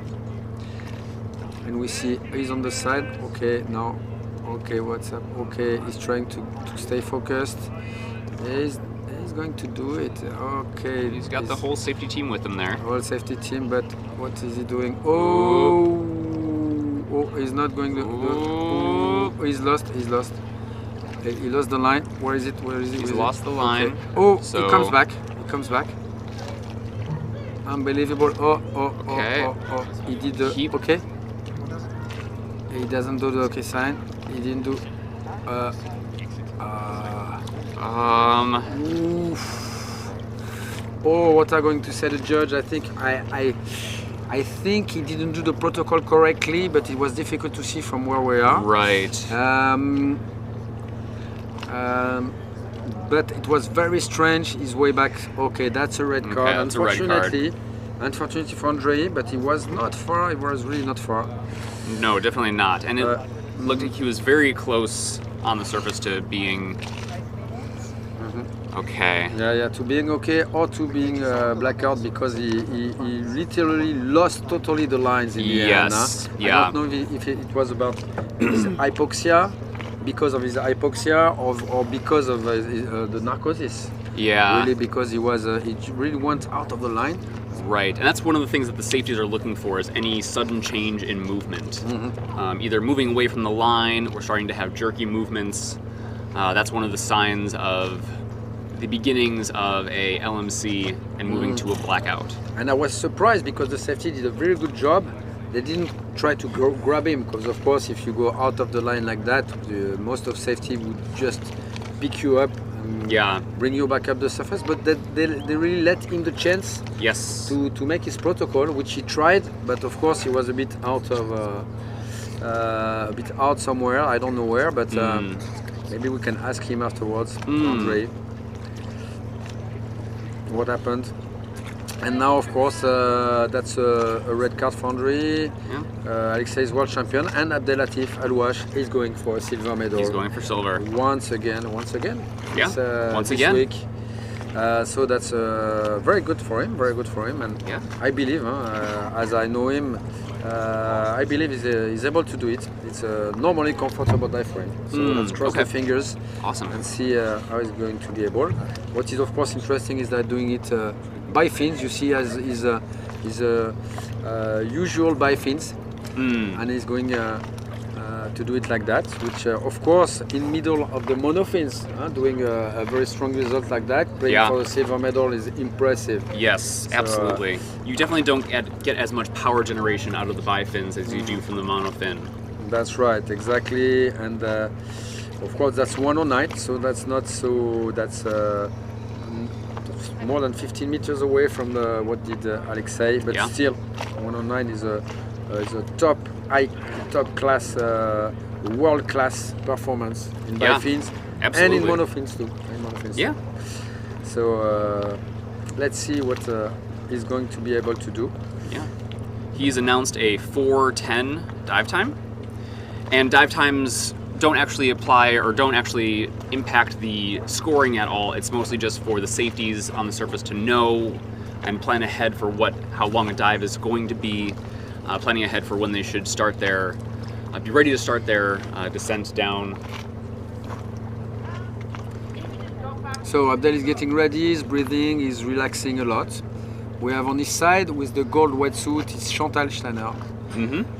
She's taking care of him. They're training the whole year long together. She's doing a huge job with him of taking care of him. I mean, building up, taking care of the logistics, of the funding, of the sponsoring also together with Abdel. So of course, Oh, amazing. that's, you know, when someone is winning, there's most of the time someone in the shade that is helping Yes, the others, and that's the case for Chantal with Abdel. absolutely. So congratulations and many thanks to you, Chantal, for what you do for Abdel. That's very kind and nice from you. What can you tell us about Abdel's training? So Abdel is, has different type of training. He's training a lot at depth, of course, in Ajaccio, France, Corsica, as we said during the previous dives, with his team. The Chapacan team, that's their name, they call themselves like that, the Chapacan team. So with Chantal, Clémentine Marie also performing here. There's Nicolas Jaouen and Sidney Régis also performing.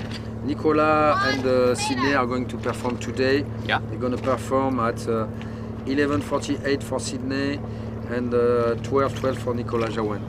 So we will follow him also carefully because the whole team is performing well. The whole team is increasing their performances. So that's very interesting because Abdel is giving a strong emulation to all of them, but also advices, you know. So that's he's doing a good job with the team, not only for him. That's nice. Also, he's really nice. Like, he's just I've chatted with him a few times, and every time he's always smiling, joking, laughing, and giving somebody advice, which is really awesome, I think. Yeah, the sharing of information and knowledge in the sport is very important for making sure that people are not only aware of what's going on, making sure people know that this is a safe sport, if done correctly. So take a freediving course if you have not done that yet. And yeah, it really helps people see competition and have an opportunity to try it out. Here we go, and Adel is going. He's going down now, very fast pace at the beginning. Really nice amplitude in the legs. Yeah. And not kicking too far forward or too far back. So that's a dive he knows. He did already 111 at the beginning of the competition in the same discipline. So of course it's 2 meters less. 2 meters is not a lot, of course. That doesn't make a big difference. But of course mentally it's always more comfortable to have 2 meters less, even if the dive time is not going to change a lot. Yeah, absolutely. And this mental aspect is very important for such world championships, such depths, because when you feel safe and secure with your dive, then of course you feel far better during your dive. You are more relaxed, and of course your uptime time can be longer. You feel the hypoxia comes later on. If you are making a big challenge, of course, then it's harder to get relaxed. And okay, he's in the sink phase. Really, he's making a nice free fall. Yeah. He doesn't push as Alexei was doing. Adding some speed. He's not adding any speed. Okay, just relaxing. Well, and again, this is a nice, comfortable dive for him too. Yeah. So.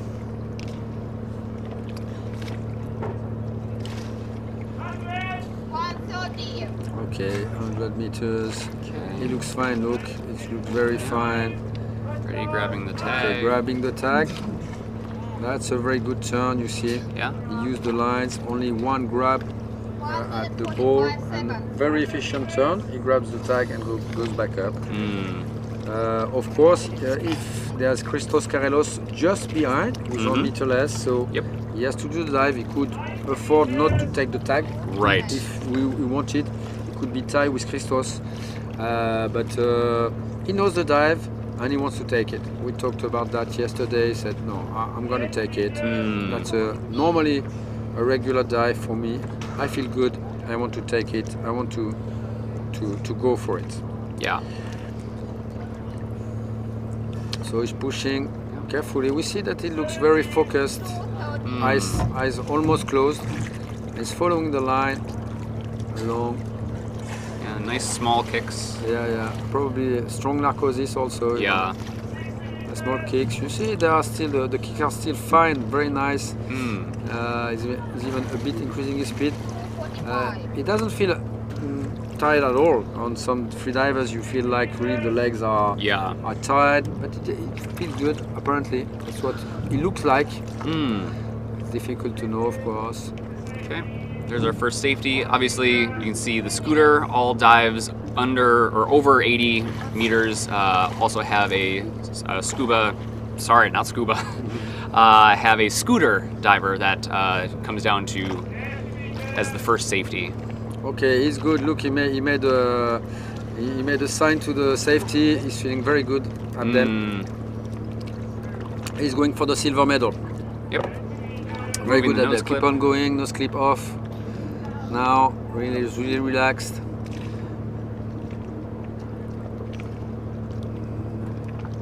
Okay, everybody all around.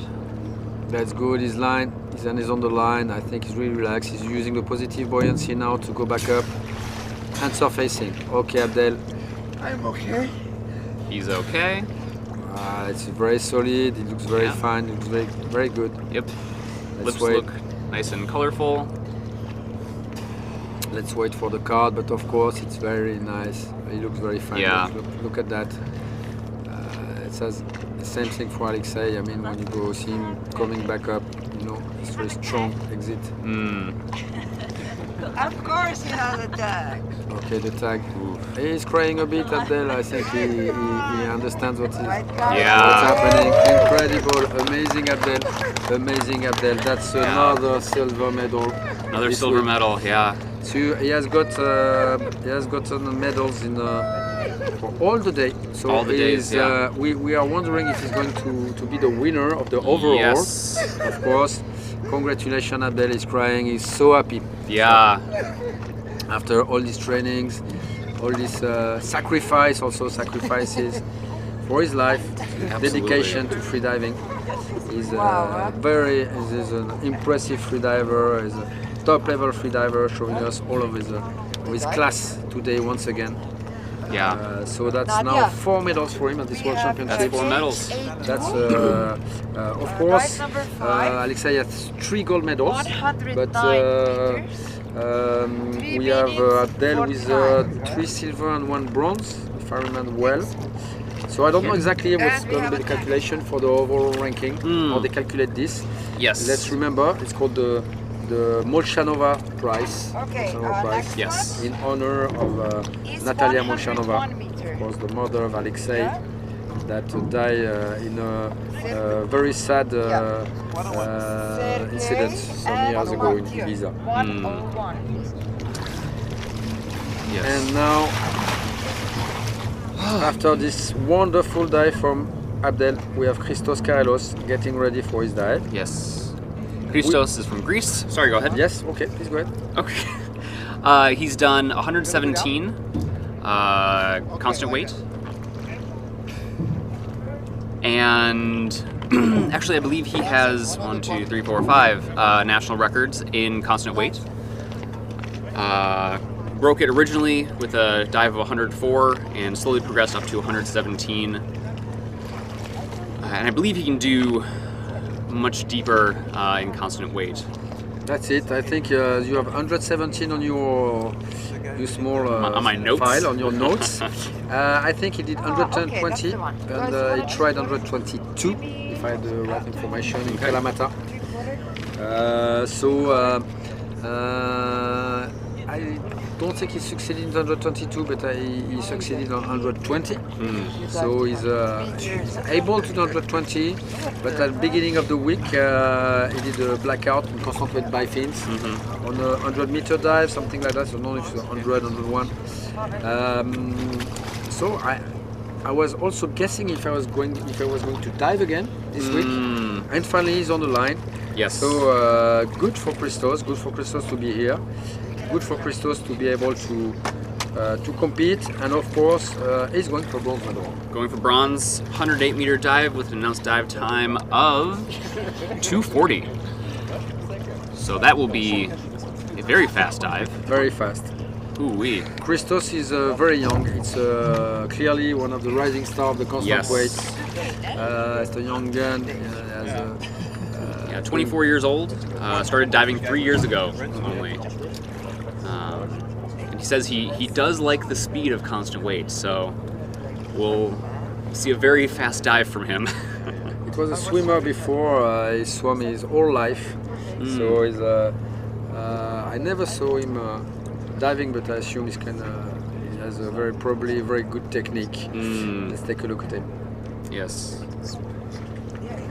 Yeah, for his training, he's basically only done pool training to build his base and his strengthened legs and everything, and then he transitions all of that for around 2 months to depth.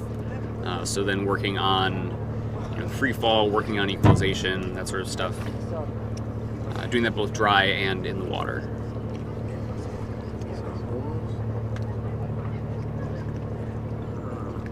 I'm looking at the ranking, and it's very interesting because after Christos we have Sergei, Zikov, Itomir Maricic, and Mathieu Marayo. They all have an announcement of 101, which put them potentially all on the fourth place. In fourth place, all yes. in fourth place. And if Christos makes his dive, of course. Yes. If he doesn't make, they can even compete for the third place, which would be a big surprise for them. Yeah. But it would be very good also, because I'm sure they would be very happy to go for it. Absolutely. So it's really interesting, the announcements. We talked also with Mathieu Marayo on the list about his dive and announcement, and we had an interesting talk. And we are very, very happy about this announcement because we know he can do it.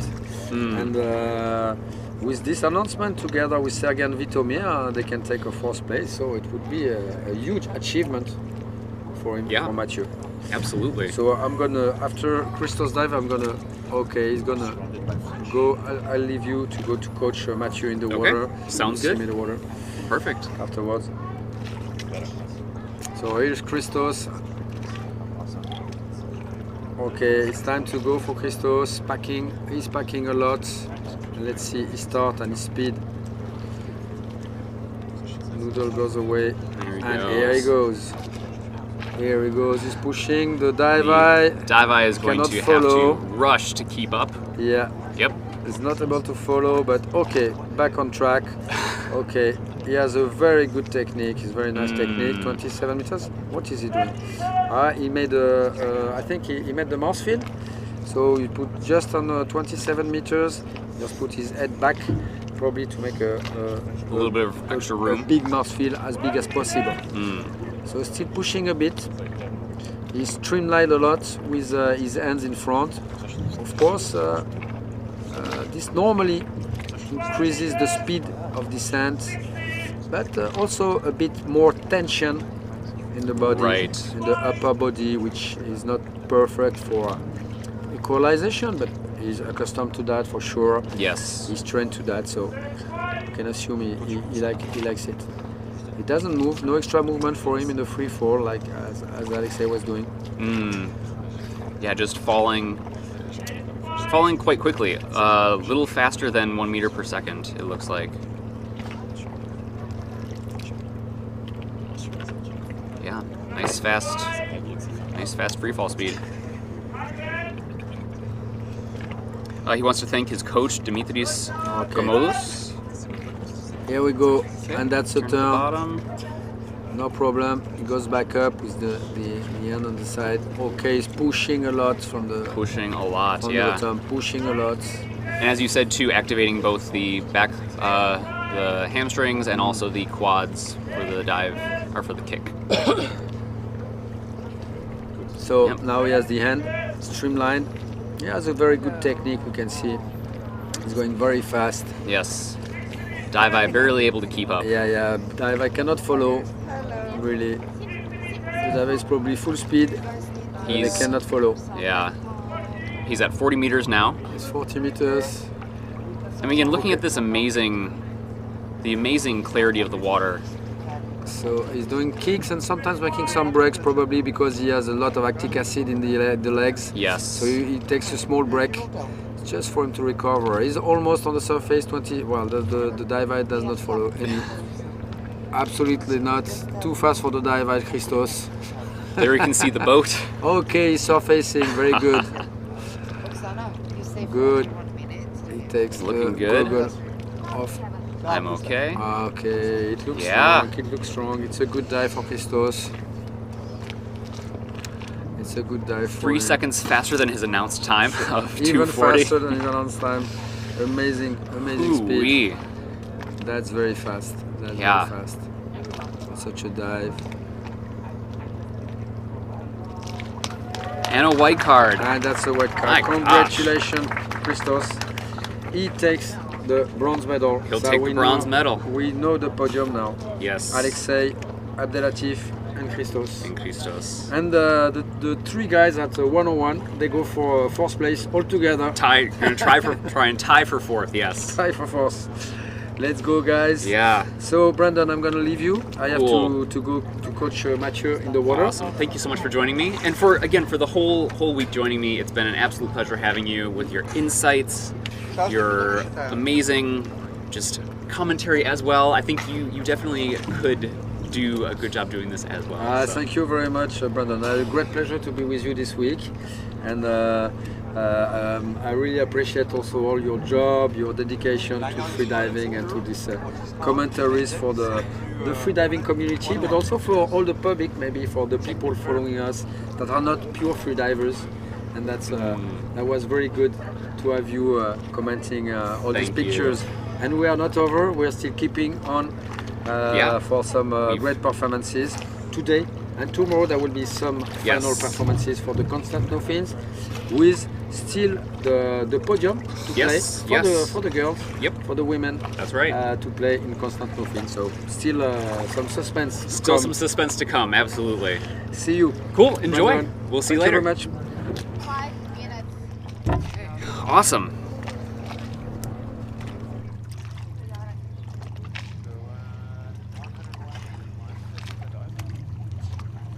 Next up we have Sergei Zykov of Russia. Zykov.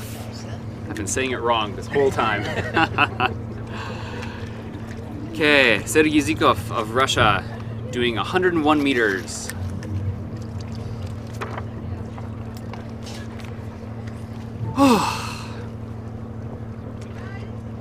Yes, so we have 5 minutes for Sergei to do his breathe up. So actually, if we wanted to, we could do a little break from our sponsors to show a bit of what they're offering. I know we More have- than half of life on Earth is underwater. Imagine if we treated the ocean as if our future depended on it. If millionaires wanted to visit the seafloor as much as Mars. Minutes. Because what we want to find in outer space, Hey, Oksana. life, Yeah, freedom, 4 minutes. answers, even the feeling of being weightless, it's all here below the waves. For years and years we have taken from our ocean. It's time to give back. Making underwater video less about self-performance and more about our shared experience.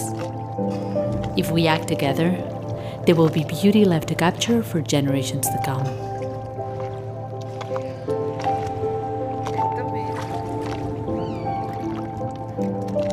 Every dive counts.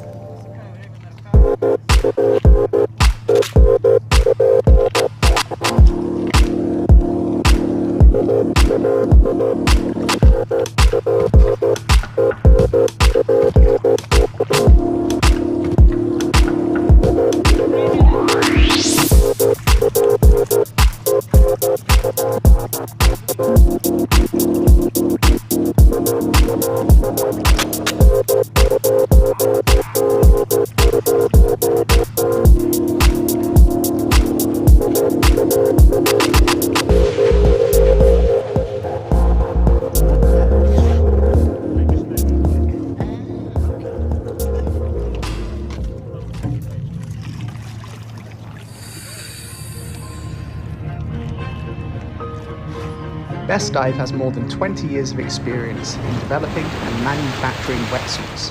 We use 100% Yamamoto neoprene with exclusive material license in China. Freediving champion Jessie Liu is our global ambassador. We collaborate closely with international and domestic freediving events. In 2018, Best Dive was awarded the title of the most popular domestic brand by AIDA China. We offer a variety of styles and high-quality services. You are welcomed at Best Dive.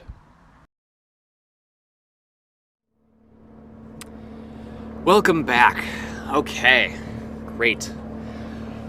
Again, thank you to all the sponsors who are supporting this event, the AIDA World Championship. Also, thank you to all the sponsors who are supporting our divers here. Again, everyone appreciates it.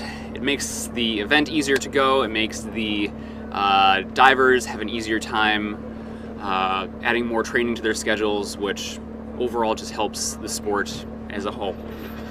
So thank you once again to everybody who is supporting the divers, supporting the World Championship, and to you all at home too. We really appreciate you watching, and we hope you're learning something here during these awesome dives.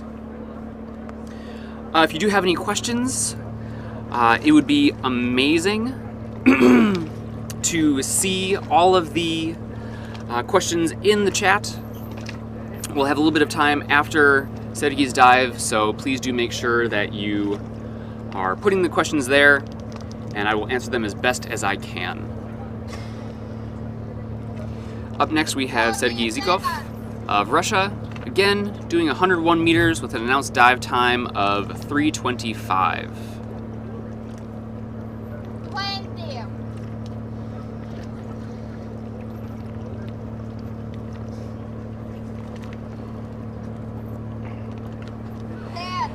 Sergei did his first competition 2 years ago, 5, 4, and did his first freediving course when he was 27 years old. plus 1, 2, 3, 4, 5, 6, 7, 8, 9. Our first diver of the day who is wearing a full mask. As we've said a few times this week, it does add a bit of extra difficulty as you need to not only equalize your middle ears but also equalize the mask as well. Announce performance 100 meters, 1 meter. Dive time 3 minutes 25 seconds. Going for a really nice relaxed technique.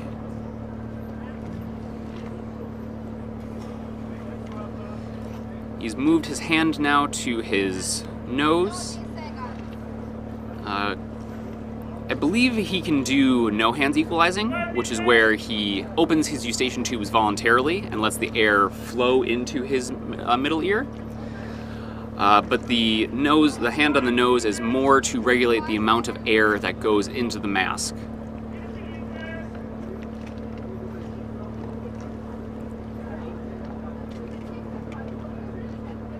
See, nice free fall position with his really nice free fall position with his legs, his arm nice and relaxed at his side. And in this position you can also see his his left arm tucked in really nice to his chest in order to keep streamline as well.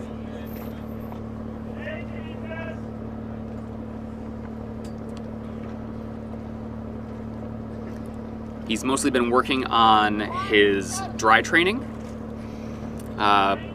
mostly his equalization, and he was saying that he was stuck around between 90 and 95 for a while.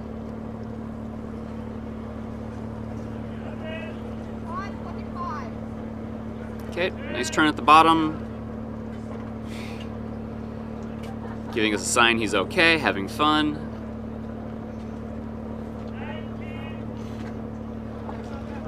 Here he comes.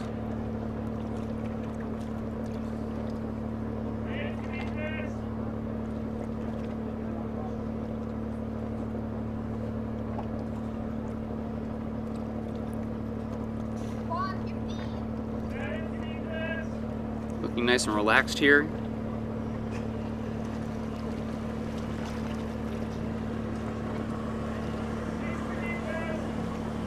As Christian was saying,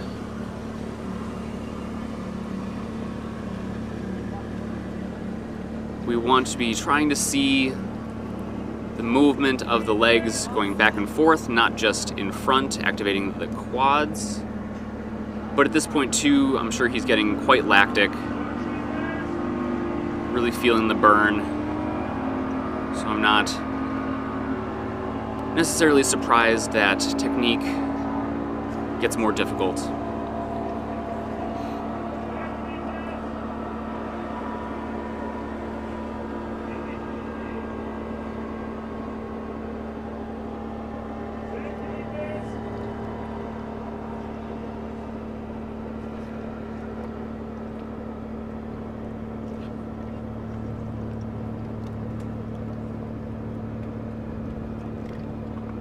Nearly there, Sergey, come on, let's go.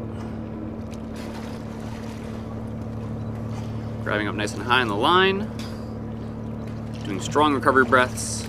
I'm okay. He's okay.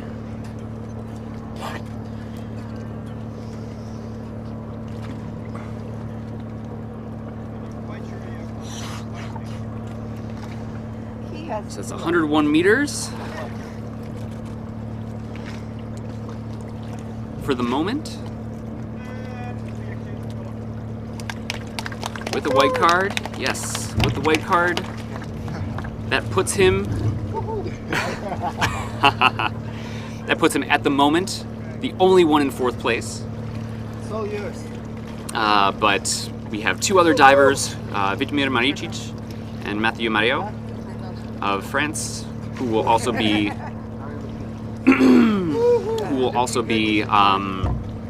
competing for 4th place with 101 meters. okay. What's the depth? 101 meter. Exactly. 0.0. Congratulations, Sergey. Very nice dive.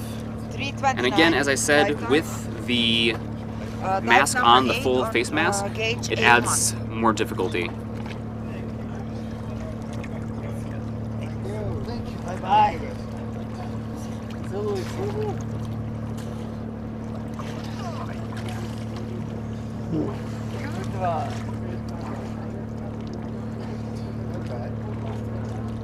Two dives, Up next, we have Vitimir Maricic of Croatia, doing a 101 meter dive with an announced dive time of 3:05.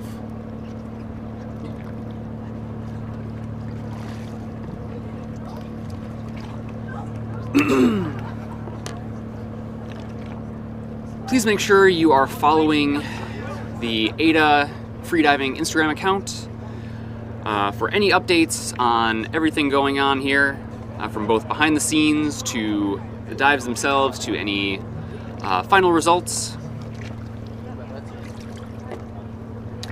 And also make sure you're following all of the freedivers' dives and Instagram accounts as well. Again, a simple follow goes a long way.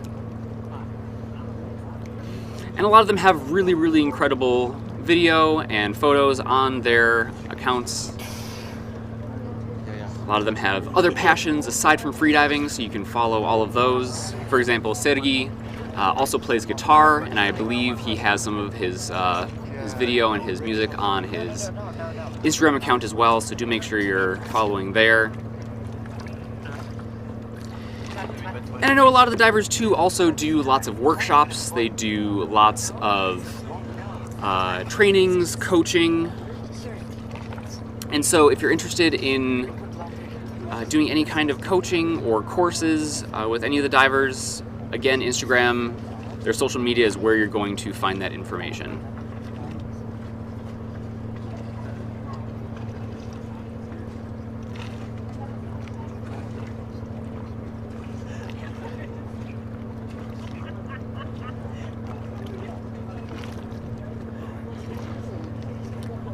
For those of you who don't know, you can see there's a big bulge on the top of Vitamir's wetsuit. On his head, that is his dive computer. A lot of divers will dive with the dive computer either around their neck weight or shoved into their hood as a way to get the dive watch and dive computer as close to their ear as possible for hearing any alarms to go off that they may have set.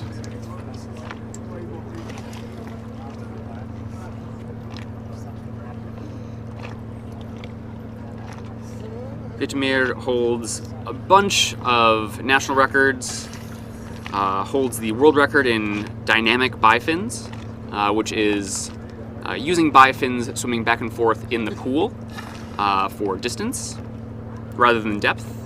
He holds that at 265 meters.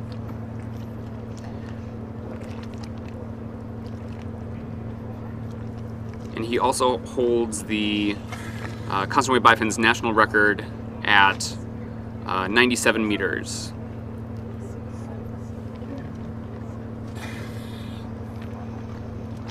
He also has a static breath hold of 8 minutes and 56 seconds, which is pretty phenomenal.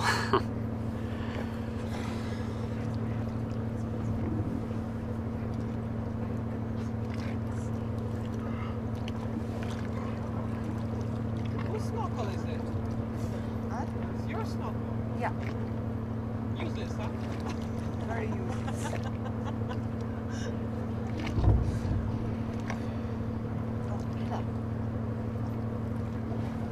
You have like a... You have like water here, no? This one is full and this one is full. Not yet. Don't water. As I was saying, a lot of divers are supplement their lifestyles by doing freediving instructing and freediving coaching, and Vitamir is one of those people. Hello. Hello. How are you? Great. Good. 5, 6, Hi, everybody. 7, 8, We have Yulia Marievich. Marievich. I was close. Yeah. You almost did it. Almost did it. She's going to join us and chat for a little bit and watch some dives. Start okay. 101 meter. Dive time, 3 minutes. Here we go. Really nice technique. Long, strong movements.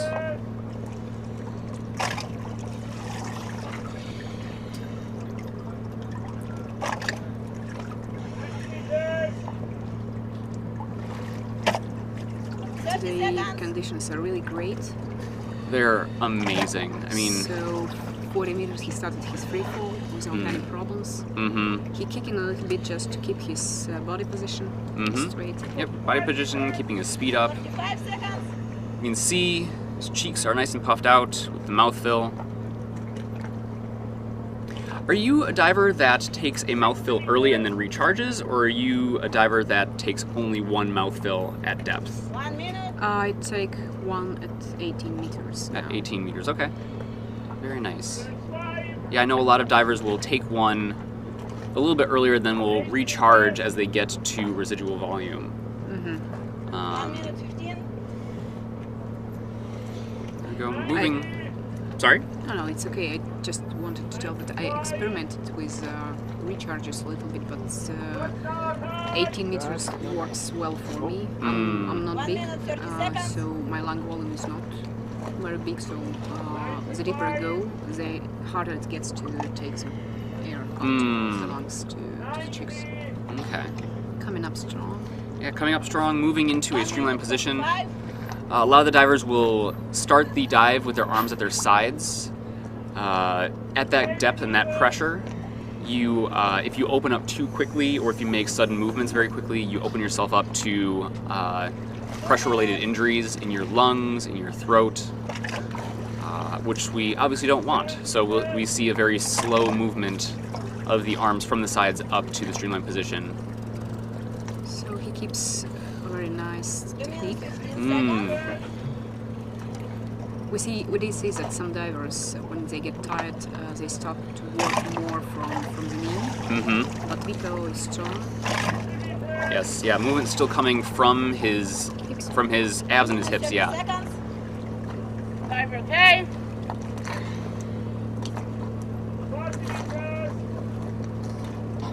Being met by the first safety on the scooter.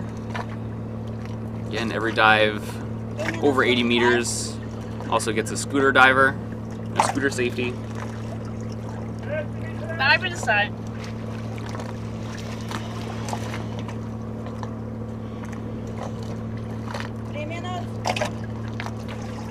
Looking really good here. We do see a little more movement in the knees now, but again, I mean, he's very lactic at this point. I do not blame him. So he's almost there. Yep.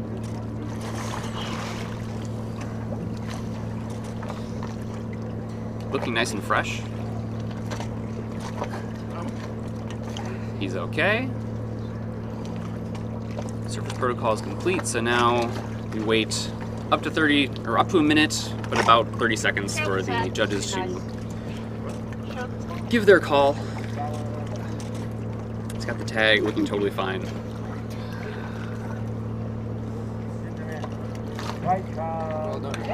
And a white card. Very nice. Yeah, very nice, easy dive, making it look easy. And again, you know, that's what I want to see. I want to see nice, easy dives where people are enjoying themselves, they're coming up smiling. Next step. Yeah, that is what I'm here to see. Today we have 8 dives over 100 meters. Yeah. 3:30. We have 2 more. Yep. Mathieu Moral from France and Evgeny Sishev from Russia, who will do 100, 101 and 100 meters dives. And then we will have a camera break for 30 minutes. Yes. I'll be able to run, shove some food in my face, and then sprint back up here once again. Yeah. You had an amazing dive yesterday. Oh, thank you. Yeah. Yeah, congratulations. National record, yeah? It's not. It's not. I need to do 6-4. Oh, okay. Okay. But it looked really, really beautiful, really relaxed. Yeah, it was. Actually, I really enjoyed that because and the weather was good. I announced conservatively because I was not sure about the weather as well. And I was very surprised to see the amazing conditions. Is very friendly. Yes. Yes, the sea was very friendly, and I was amazing. And everybody actually come to return to the boat smiling. Everybody was happy, and yes, that was amazing day yesterday. Same day as today. Yeah, absolutely. Yeah, I mean, the vibe again is everyone is happy, everyone's enjoying themselves. You know, it's the last day of the competition, so people are getting, you know, the last day of the official stuff before we do the makeup dives. Everyone's sort of getting to the end. They're like, this is my last dive, really want to just enjoy it, have fun. I mean, we're seeing a lot of that. It's really nice. We really hope that we can keep it to tomorrow. Yes. So please. Yes, yeah. Tomorrow for all the makeup dives. Yeah. Do you know offhand how many dives we have to make up still? Not yet. Okay. We have several no-fins dives, and I believe we have still 1 free immersion dives because of the protest. One of the competitors was granted restart, so we'll have Svera. Oh yeah. Svera will do free immersion tomorrow. Okay. So we'll hope for nice weather. Amazing, yeah. I mean, if it's anything like today, we'll have absolutely stunning and perfect weather for it.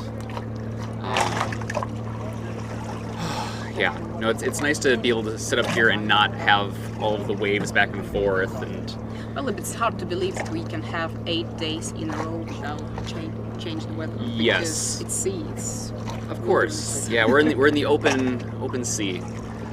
Although, you know, as I was saying, today's the first day where we have some cloud cover around.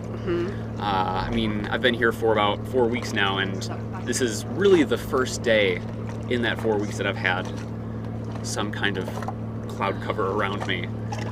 So the weather's been absolutely beautiful here in Limassol. And it looks like the conditions are definitely back to that perfect condition as well.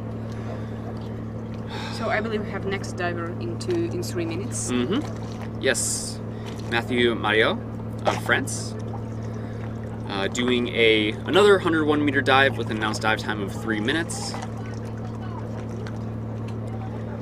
It's nice and relaxed here on the surface.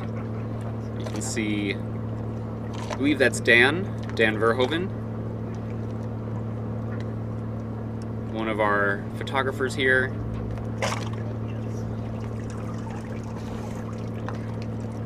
Matthew started freediving at 27, and he's 34 years old now, but he's been dreaming of doing freediving since he was a kid when he watched the movie, of course.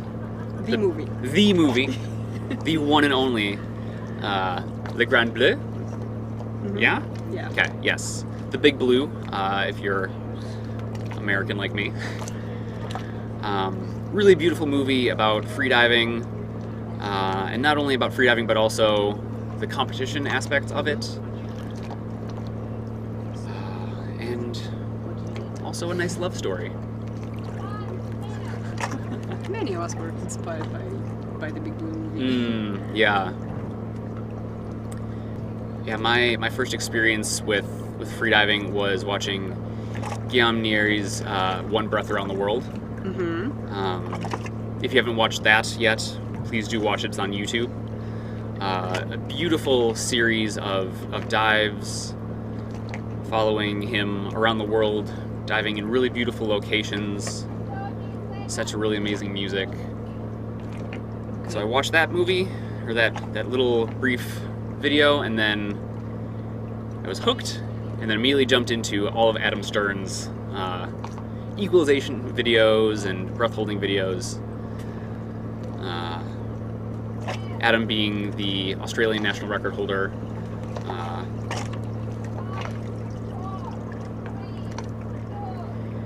Okay, here we go. See some packing here on the surface.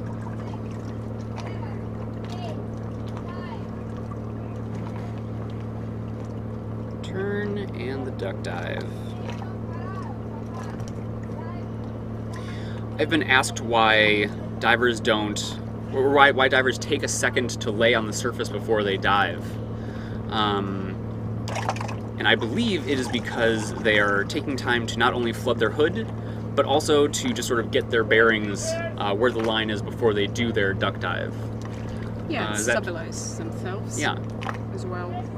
Interesting that Mathieu is diving with his hands on the body from the surface. From the surface, yeah.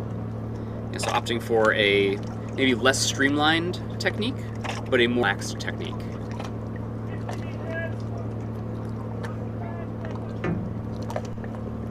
Yeah, really nice free fall position here.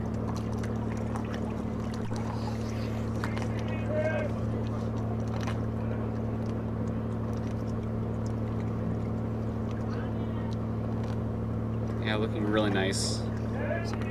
He reached 75 meters already. 3 minutes for this dive.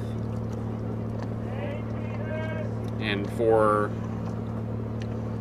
101, that's maybe a little fast. But again, every diver is different.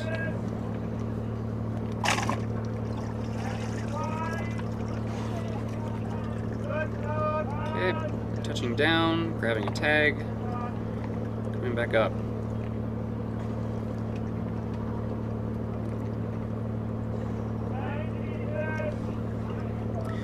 When he's on the surface doing his breathe up, he does body scans and visualizations.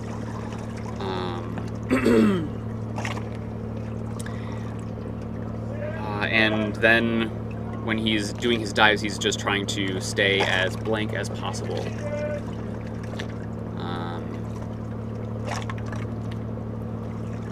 What do you think about when you dive? Like when you're at depth, what are you thinking about? I just enjoy the water. I don't even think I have any salts that I can identify. It's a really nice state of mind. Yeah. Yeah, definitely. I think it's a feeling of being just completely in your body. Well, I'm very concentrated on what's happening inside my body as well. And I stay aware of body position and road position and me in the water.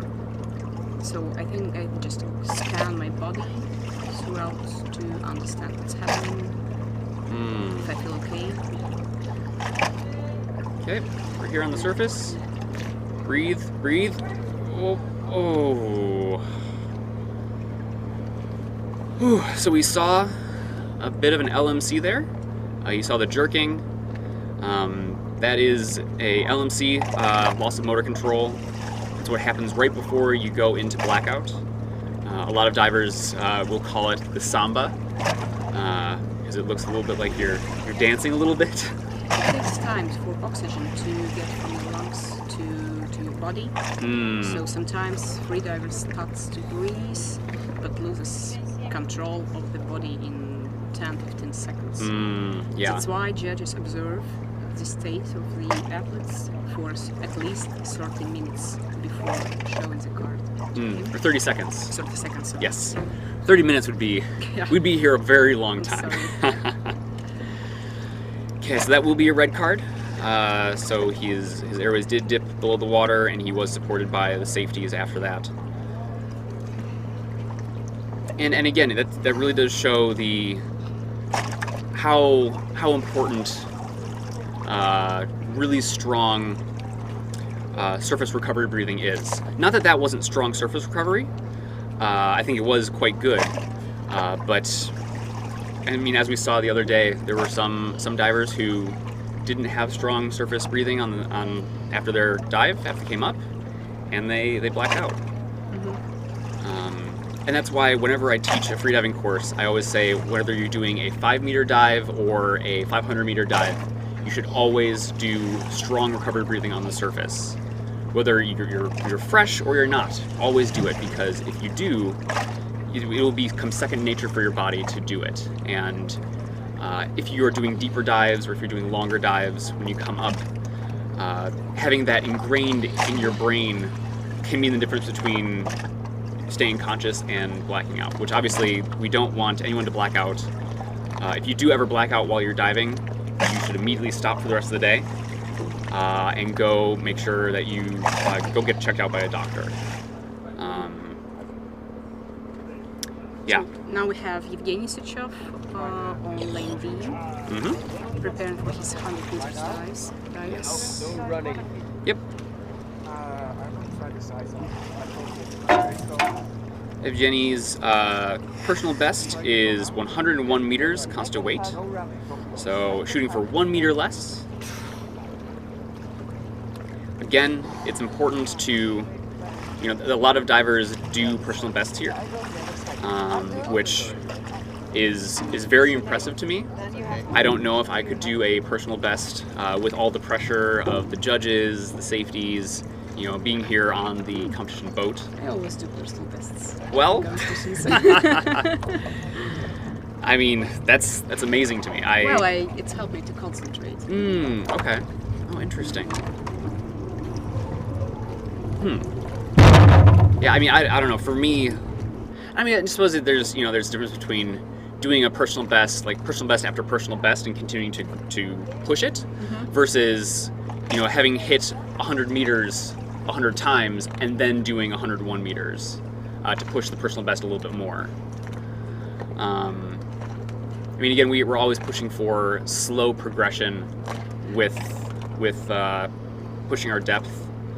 Yeah, and according to AIDA rules, you're allowed to announce just 5 meters more than your best results achieved in the last 3 months.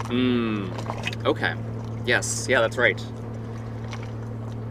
So you can just add 5 meters to your personal best. Yeah. And that's what you can do in the comp. Yep. Amazing. And pretty safe. Yes. Yeah. Absolutely.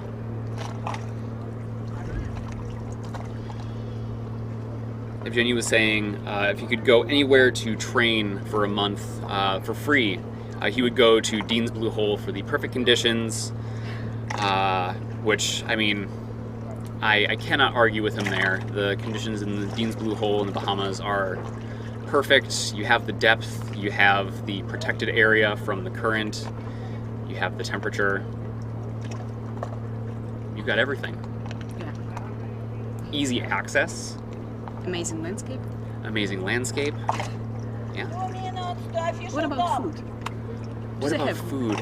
Ooh, that's a good question. I don't know. That's an important part of the That is process. also very important. Yeah.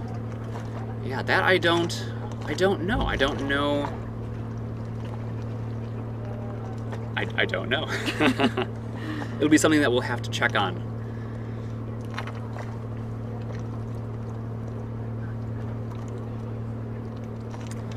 When he is not diving competitively, he is a freediving instructor, a freediving instructor trainer, a coach, and sometimes an underwater photographer. So, very busy person in the water, and has been training freediving in the pool since 2007 and started freediving for depth in 2008. But has just been doing general freediving activities since he was a child.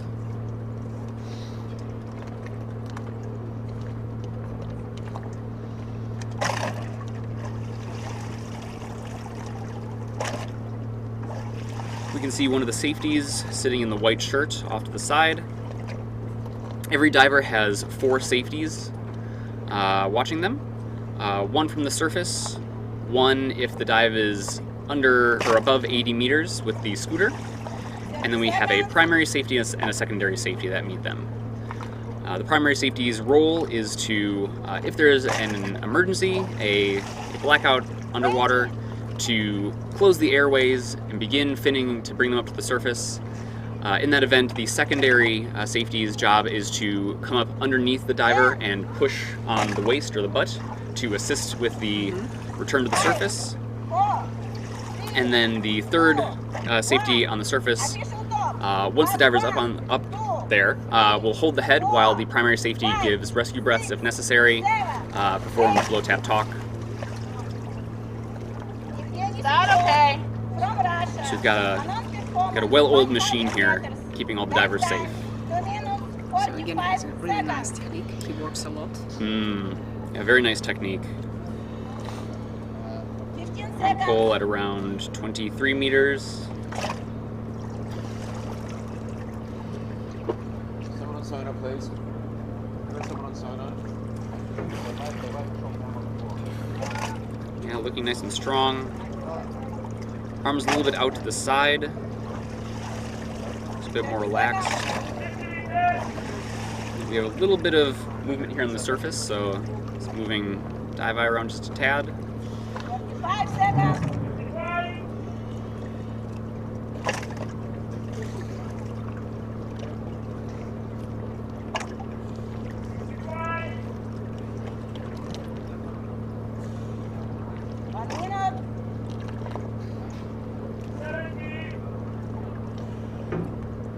You can see having a little bit of kicks here and there.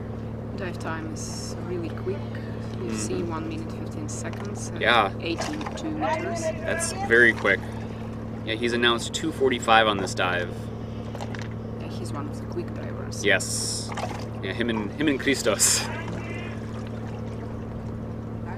Struggling with equalization. Ooh, a little early turn.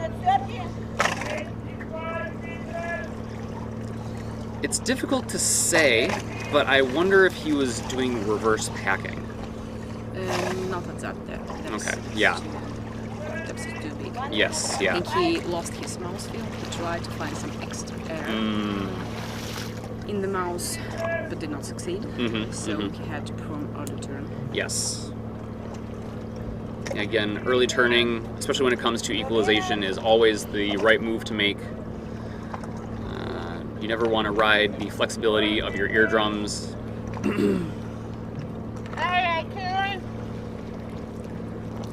Really fast coming back up though. 2 minutes 15. Yeah, 220. He still has 30 meters to cover. Again, the movement looks so nice and fresh. We can see he got a little bit. Yeah, getting a little bit lactic now. 2 minutes 30.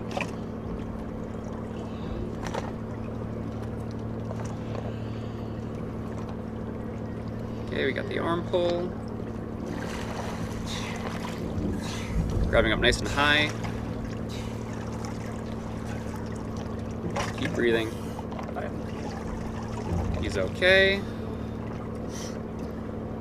Evgeny is strong and experienced diver, so this dive was not hard for him. Yeah.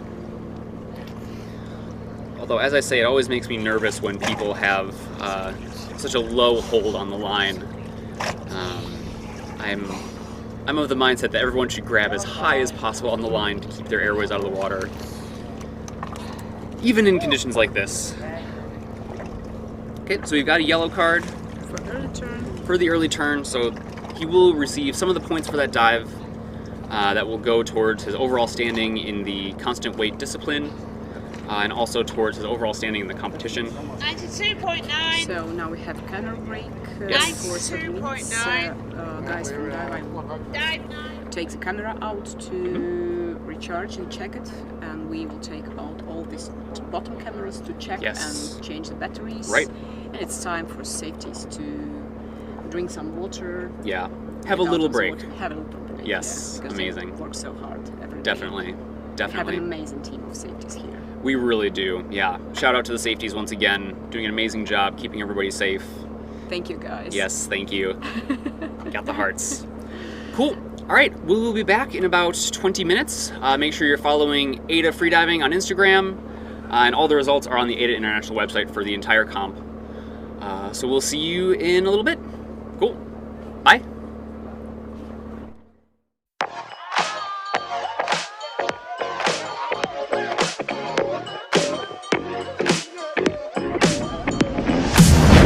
Got an appetite, let's bake ourselves a treat.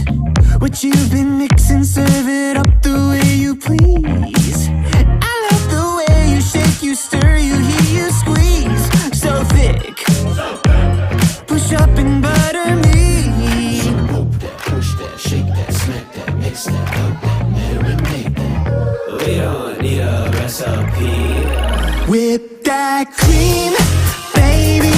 Pour that sweet on me, baby, shade up. We can cook up, we can stir up when we hook up, just you and me. With that cream, with that. Preheat this oven up like 5,000 degrees. It's almost ready, we've been craving this all week. Baby, you want it, I got it. I'm hooked on you like phonics. Gotta be honest, you're on it, and this ain't no time to be modest. Poke that, push that, shake that, girl, take your last name, let's hyphenate it. We don't need a recipe. Whip that cream, baby, pour that sweet on me, baby, shade up. We can cook up, we can stir up when we hook up, just you and me. With that cream, with that.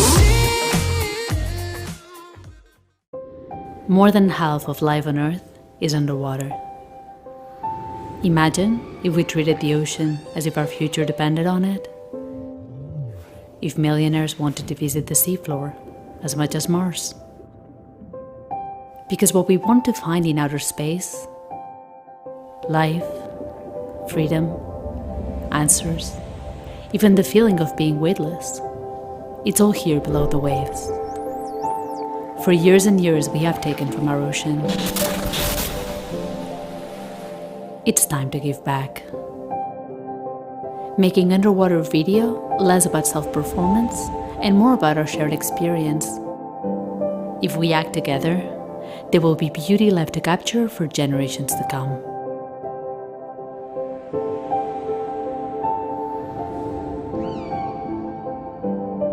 Every dive counts.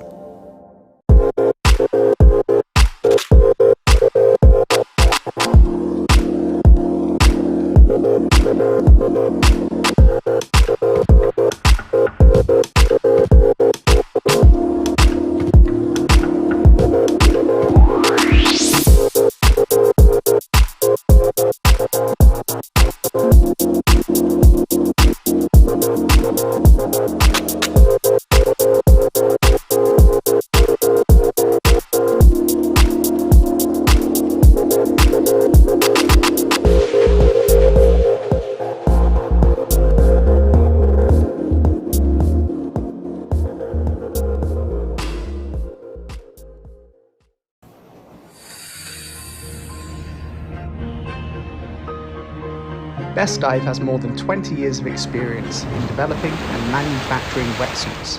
We use 100% Yamamoto neoprene with exclusive material license in China. Freediving champion Jessie Liu is our global ambassador. We collaborate closely with international and domestic freediving events. In 2018, Best Dive was awarded the title of the most popular domestic brand by AIDA China. We offer a variety of styles and high-quality services. You are welcomed at Best Dive.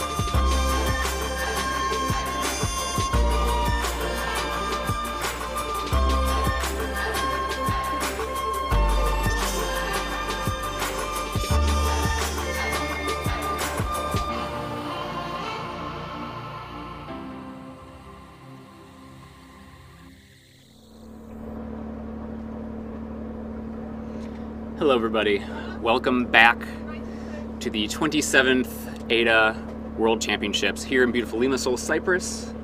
We are on day 8 doing men's constant weight. My name is Brandon Reed. I am a freediving instructor and breath training coach. We are here now on part 2.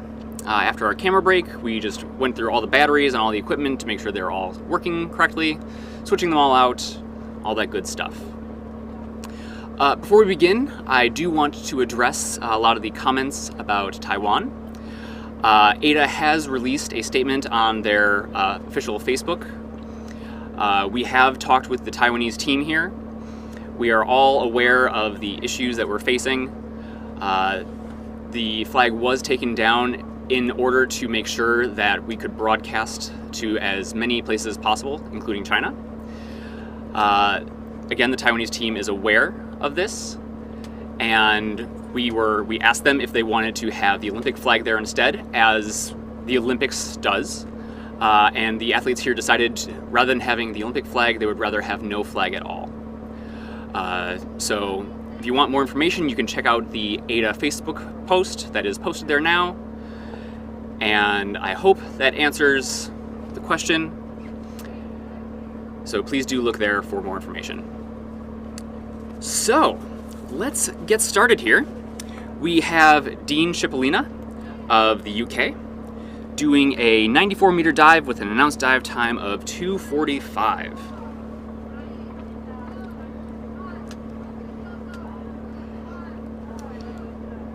Dean has a personal best in constant weight of 92, so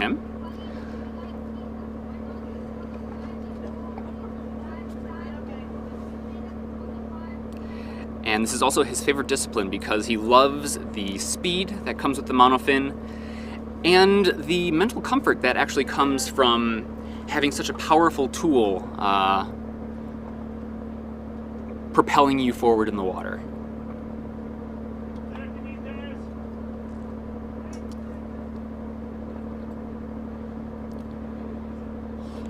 He's been spearfishing since he was 9 years old, but then in 2018 he was invited to Ibiza by Alexei Molchanov for a competition, or sorry, for fun, excuse me,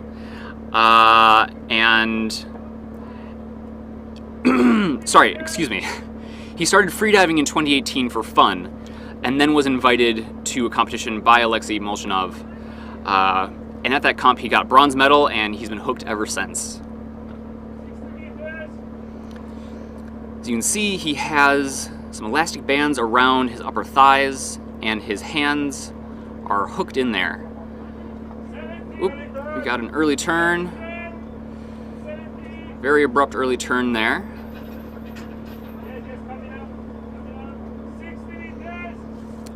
Really powerful kicking. Again, you know, monofin is great for speed. You can even see the top of the housing, he's moving so fast.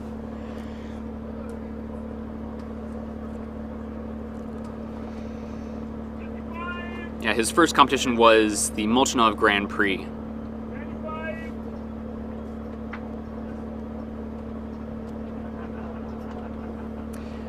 Again, you can see the whole boat.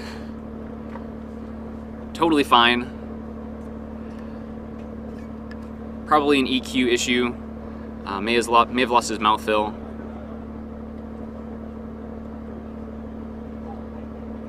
Yeah, mouthfeel is one of those things that's really, really tricky.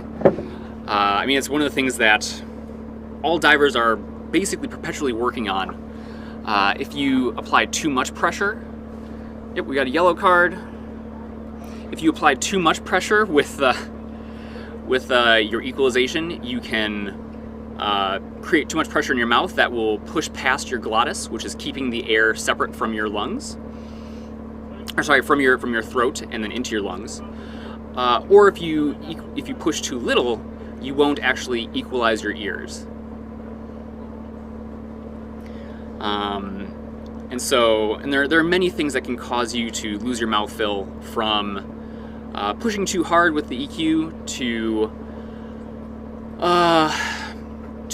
having contractions, to not being relaxed enough, just sort of having a lapse in concentration.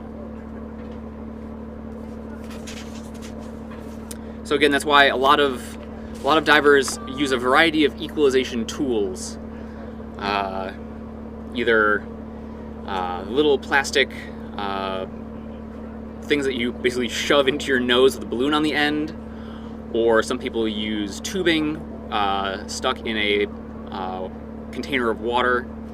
If you look online, there are tons of equalization tools available on the market. And there are also tons of videos of training things that you can do to train your equalization dry.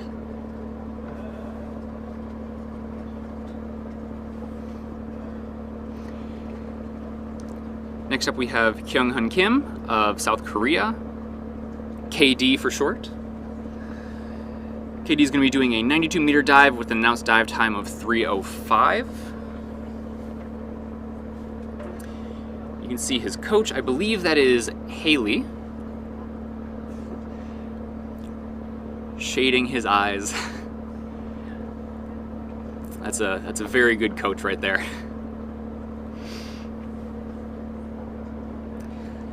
His last competition was the 2020 Korean Cup, and didn't really train very much for it. But I believe since then he has worked on a lot more training, both depth and dynamic in the pool.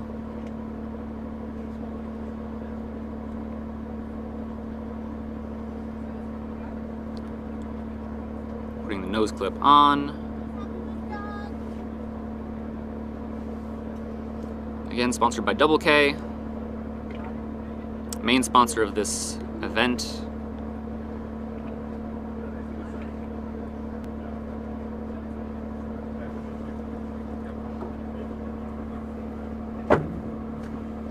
At the Korean Cup, he did 60 meters constant weight and 60 meters constant weight bifins because the max depth was 60 meters. So he didn't really get to flex his depth muscles as much as he would have liked to. Hello. Hey. Nice walk, right? Yeah. I'm joined now by Vitomir Maricic of Croatia. Congratulations on your dive. Thanks. Yeah, it's a pleasure. It looks really, really nice. I have to tell you, this is one of the most interesting ways to come to the commentator posts ever. It really is, yes. Up here in the crow's nest, as I've been calling it, I have a nice view of everything around except for the competition area. Even line B is pretty difficult to see. Well, it's a nice view. It is a nice view, and with the conditions being what they are on the surface today, it's absolutely fantastic. I don't feel even a little bit seasick. Oh yeah, it must be rocking when it's wavy. Well, yeah, the last few days have been pretty brutal. All right, but yeah. Do you want to tell us a little bit about your dive? Like how it went? What were you thinking about today? Yes. To be honest, I felt a bit more tired than I expected. Okay. I guess it's just a build-up of all the days and every day here on the platform, either coaching, either doing something. Right. Yeah, you've had a very busy 8 days. It was super big. We had a really big team, so I'm super happy that we had it. Yeah. Yeah. How many total? 11. 11. Yeah. Whew, yeah. So we've never had a team this big, and we were really hoping to get some good results. And it's not easy to, to assemble a team, to motivate them, to get some results, to prepare them to get here, to finance everything. Totally. Oh, by the way, which you guys do have a, is it GoFundMe? It's Indiegogo. Indiegogo, yes. Yeah. So if there's supporters out there, we're trying to finance the national team with Indiegogo, the Freediving Croatia campaign. Yeah. So yeah, everything that you buy is appreciated. Every little bit helps. We have postcards, we have mugs, we have t-shirts, we have coaching sessions, like freediving courses. Yeah, we just put a bunch of stuff inside and hoping that people will come there. Whatever we collect is nice, and I'm really hoping that for next generations maybe this could become something like that works and helps people to be motivated. Absolutely. With AIDA, it's like with CMAS, if you have results, everything's covered usually. But with AIDA it's more difficult, and CMAS is quite, you cannot really access it easily. It's a political thing. You need to be top level and everything. Yeah. So with AIDA, it's really open to a lot of new guys, and I think this is a good way to open the thing to the audience, which is actually what we need. Absolutely. So I don't want them to be discouraged right away because they know they won't be able to finance the trip. Right. So this would be a really cool way to show people that it's possible. Absolutely. Absolutely. 92 meters, Korea. Yes, 92. Looking good. Yeah, looking very nice. Nice and relaxed. Yeah, nice streamlined position. KD says he's a fast diver. Fast and controlled. So far is like school speed. Yes, yeah. About a meter per second. Exactly. Yeah, looking good. Yeah, no, looking really nice and relaxed. You can see mouth fill going. Could improve the speed with body position though. But if he's relaxed and fine, then it's perfect. In what way would you improve the position here? He can make himself a bit more tighter. So the arms, when they're relaxed on the round like this, they do slow you down quite a bit. But this is always the thing where the diver needs to balance out the speed and tension that the speed creates, because it's harder to equalize, harder to maintain this position, and the feeling of being relaxed. Absolutely. So this is completely individual. Yep. And this looks really good right from the bottom. Yeah. And here, yeah, this hand position also is not really good for speed. But yeah, as long as it's relaxed and clean, perfect. Yeah, absolutely. And again, that's really what it comes down to, is personal preference from the diver. Yeah, exactly.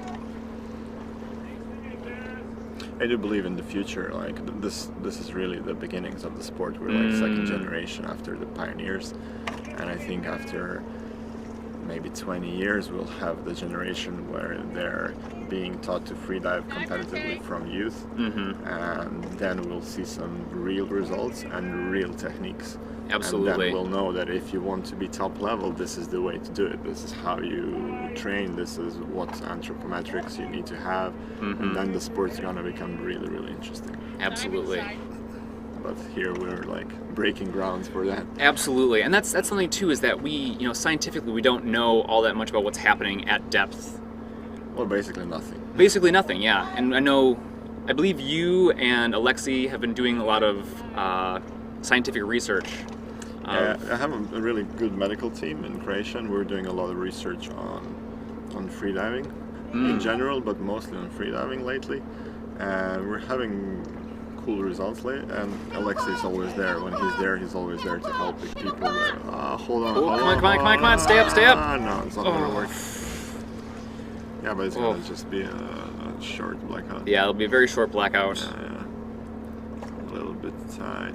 It's gonna be cool. He's already there. Yeah, you see him touching his face. He's probably gonna give the protocol again. Yeah. Yeah, I mean, as we've been saying, like, divers who black out on the surface like that generally don't realize that they've blacked out. So they regain consciousness, and they're going to grab their nose clip that's already been taken off by the safeties, and they're showing the OK sign. Yeah. It's just like a short break. Yeah, it's just a very short break. Yeah, I was saying, we really appreciate the help from Alexei and all the other divers contributing to the research that we do, because, for example, this year we did the first arterial line in open water from 60 meters depth, which was done. And last year we did it also with Jure Dajic and Thibaut Guignac. We did the same thing, but with no limits. Okay. But it's just not the same. The results don't correlate freedive as much as freedive actual does. Right. And now we did it in free immersion, so it's longer dive time. You have some muscle fatigue going on, and this is visible then in the results. Right. So so you guys in were order actually to be able to do that, because the freediver goes down and takes his own blood and comes back up, you really need a top level freediver that can go down free immersion 60 meters, do the blood work, come back up, and make it super safe. Right, because you're diving down with basically a little packet on your wrist with a with a needle already inserted, and as you dive down, you're doing the swimming. Then at depth, you have to draw the blood yourself. Yeah, exactly. And then come back up again. Yeah, exactly. Yeah. We came up with this because before it was done, if it was done with a lot of scuba divers, and it was too complicated. Sure. So this is the way that a freediver can do it himself. It's very fast and efficient, and I believe in the future we're going to do the same. That part is now in research. We just finished a part where the paper that we just finished is quite complex and long. We don't have time to brief on that, but the one before that is quite short. It's a double case study on lung squeeze. Okay. And this is like opening some new windows. We've discovered in all the cases that we've looked at that there was never any trachea damage, and the lungs were pretty much intact, and all the damage was usually done in the bronchi region. Okay. Which is good for freediving because this recovers super fast, and you're basically fit to dive within a few days. But in order to make a strong conclusion on a statement, we need more people. So hopefully, like this year, we organized 4 competitions and a big one. And next year, hopefully, on the big competition again, we'll have a really big research team, and we'll be able to examine people right away. Amazing. The trouble with that is that people get penalized for lung squeezes, so everyone's hiding them. Right. And it doesn't make sense. It's really it's a topic that no one actually knows anything strongly about. All the research that's been done is quite subjective, and I believe and I feel that it's just because of fear of the unknown that we have this stigma around the lung squeeze thing. But if we kind of make it accessible and explain to freedivers that it's actually normal, because all of the deep divers I know have experienced it and like cope with it. So for the future, I think it's going to be much safer if people, say that they have lung squeeze. We'll have more data. We can examine them. We can finally learn what exactly is lung squeeze and how to manage it, how to recover, what's the proper procedure. So far, I've been hearing people like shouting out bans of 3 months, of 3 weeks, like just throwing it out of the hat and without even knowing where's the damage, where does the blood come from, it's just Exactly. It reminds me of like witch hunt. Yeah, no, I mean, the research into freediving is definitely in its infancy, and we need a lot more. And yeah, you're right. I mean, having confident divers who can do stuff at depth, who can do these comfortably, but while still getting the results out of it, is really important. And yeah, the more athletes that are able to step forward and assist in the data collection, the better data you can get, and the more accurate it will be. Yeah, actually now we have a program with the medical board in Molchanovs. We're going to create an anonymous questionnaire about squeeze. Oh, amazing. So people can just go online and put their data in and tell us, okay, this is what happened, this is what I was doing, this is how much it took me to recover, these are the symptoms, and it's completely anonymous, so there's no fear that anything bad's going to happen from it. Amazing. But we're going to hopefully get a lot more data, and then statistically we could say, okay, this works, this doesn't work. Absolutely. We have Taiwan. We have Taiwan, Huang Hua Yang for short, doing a 91-meter dive with an announced dive time of 3:05. In a Superman pose. Superman pose, already 60 meters into his dive, looking really relaxed. Super happy to see Asia coming strong. Like they have many new but strong divers. Yes, yeah, and I think we have 6 Taiwanese divers here, 5 or 6, I think. 6 Taiwan. Yeah, which is really awesome to see. Definitely. He says the most important part for his training has been his EQ training, doing it dry. I know many guys that have the same training. Yeah, and that's definitely something I need to work on as well. But it helps. I mean, many of the people get discouraged because it doesn't seem to help right at the beginning. But it does actually, because even though it seems like you're not doing anything, you're getting those muscles connected, you're making awareness around them, and then you can tell, okay, this went wrong, this went right, and with time it really works. Sometimes it takes months, but in the end it works for everyone. Absolutely, yeah. really high amplitude of kicking here. Oh yeah, extremely. But it looks good. Yeah, I mean, looks good. I mean, he's cruising right along. Do we know the announced dive time? Announced dive time was 3:05.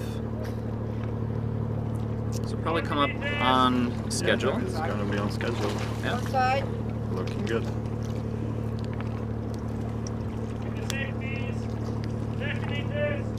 First safety. He actually came close to drowning when he was 5 years old.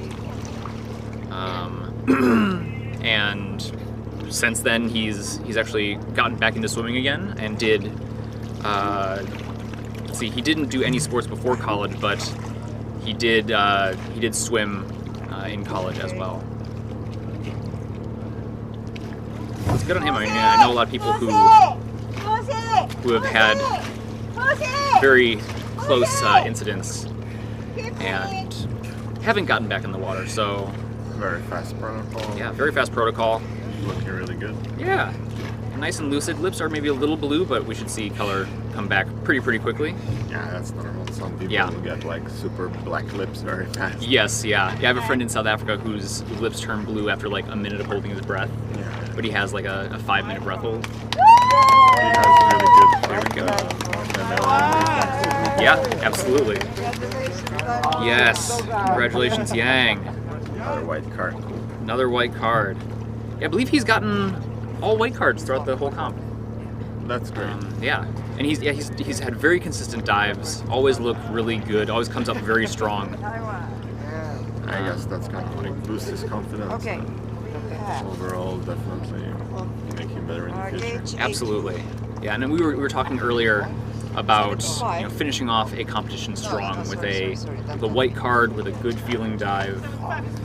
How important collecting 4 white cards is really, so many things can go wrong, and just if you're not going for medals, focusing on white cards is something that really is worth it. Absolutely. Yeah. Okay, next up we have Jordan Levia Alvarez of Cuba. With a national record. Excuse me, with a national record attempt, yes. 90 meters, announced dive time 2:40. Cuba is on my wish list. I've been to like close to 100 countries or even more. Whoa. But I haven't been to Cuba. Okay. And recently I've seen that they have good freediving conditions. Okay. But also I know from before that they have really good sport climbing conditions. They have really cool caves, and they just started developing it the last 10 years. And you've been really into climbing recently, yeah? Not recently because of freediving, but before I was like, since I started 25 years ago, I've been on and off. Oh, but just for 25 years, my goodness. Okay, so not recently. Just before freediving, I was like a pro for a year. Oh, no way! I was really completely into it. So it's like the love of my life. When we're talking about sports, I've tried so many different sports, but yeah, climbing is super interesting. I always return to some sort of climbing. Yeah. And I was talking the other day about how it's good to have maintenance activities that you do that aren't the, if your competitive sport is freediving, your maintenance activity should not also be freediving. It should be something else that is still activating, still keeping you active, keeping you engaged, but also working the muscles in different ways so you have well supported joints. Yeah, this is not just for freediving. I mean, it's basic sports science. You need to have a period of the season when you are off your sport and preferably doing numerous other activities. Yeah. So yeah, I mean, for me, sometimes going climbing just makes me frustrated because I'm out of shape now. But yeah, hopefully I'm going to change that and then combine it a bit more with freediving. Awesome. Yeah, for me, I mean, going to the gym if I have time, or some mountain biking recently, some swimming, I don't know, maybe team sports. I'm trying to like be there to just, to keep up my physique, because I really feel when I have a very busy winter season and spring season, and then the open water starts, by the end I'm completely exhausted. I just don't have the power to compete anymore. Right. I compete, but not on a level that I'm used to. Yeah. So really, really it works, and in order to be a successful freediver, you really need to be fit, and just like any other sport. And I think the more professional we get and the more developed the sport gets, people are going to realize it more and more, and it's going to be just not just a summer activity or a weekend warrior mode. It's Exactly. going to be a full-on yearly cycle training. Yes, exactly. And that's sort of what I've been saying. I have a background in exercise physiology, and looking at a lot of the athletes. I mean, and partially, you know, we're in COVID times. Access to the depth or to the pool is restricted. But a lot of divers came here with very little training, actually, or like used the previous weeks before competing to do some training. Yeah. And you know, from a getting ready for a comp perspective, again speaking like in terms of mesocycles and in terms of keeping looking at the whole year. It's obviously not great to do all of your training 2 weeks before the comp. Yeah, of course. But again, you know, it's the times, it's what people are able to do. Lots of people are working still. Yeah, I mean, I realize it's not easy because people who freedive full time also need to teach in order to live. Mm-hmm. So, and it's really not easy to combine. My photo sessions or my teaching sessions sometimes are much more exhausting than my freediving training sessions. Mm-hmm. Yeah. So it's really, really not easy to combine it. But I think as the sport moves on, we're going to have more professionals, more sponsors, more awards. This is one of the great things about AIDA Championship is that you get money for the medals. Mm-hmm. Yep. So you know your work pays off in the end. This Right. is not the same in CMAS. Yeah, absolutely. So maybe in the future we'll be able to monetize the results even more. Yes, yeah, absolutely. Okay, yeah, so here we have Jordan doing a 90-meter dive, announced dive time of 2:40. It is a national record. In 2019, at the AIDA World Championship, he set a national record again of 75 meters in constant weight. Oh, early turn. A very sharp one. Yes, we've seen a few divers do very sharp turns. I'd actually love to hear your thoughts on that. Like, what do you know why divers will sometimes do a very sharp, fast turn? I guess they're just waiting till the last second, trying to resolve the equalization issue, or if they're having like mental issues, sort out the doubts. Mm-hmm. And then at one point you just decide I'm turning, and that's it. Yeah. I know for me personally, when I'm doing a deeper dive, that sort of desire to turn around comes on very quickly, and if I don't take a second to acknowledge it first and think about it, I also will immediately just grab the line and turn right back around again.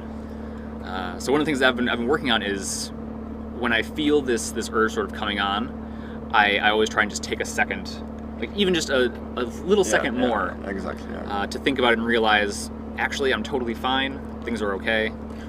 Well, that's kind of, it's definitely gonna be okay. Yeah. It was a very early turn for him. Mm-hmm. So it must be equalization issues. Yeah, it's probably left here. Yes. And that's the thing too, is like, it can either be equalization or usually in my case, it's discomfort. Yeah, it can be just stress. Yeah. But also equalization and stress are very, very connected. It's true. So it's just something to work on, not necessarily to accept it as, oh, it's like lottery, my EQ didn't work today, so that's it, that's how it works. Right. It doesn't. It's something that you really work on, and you have so many, there are hundreds of drills to soften up the eustachian tubes, to learn how to open them a little bit, to put less or more pressure, to play with the soft palate, play with the throat, play with the tongue, to make it easier, to make it more loose, to relax before you equalize and after you equalize, relaxing facial muscles, chest muscles, shoulder, neck muscles. So there's so much there to play with, and for everyone it's just going to be finding those triggers for the brain, the cueing points where when you realize, this is what works for me, this is how I really relax, and then I can equalize much more efficiently. So there's a lot for freedivers to work on in this direction, and I hope that, I know it can be frustrating, but I hope they can accept it as a game.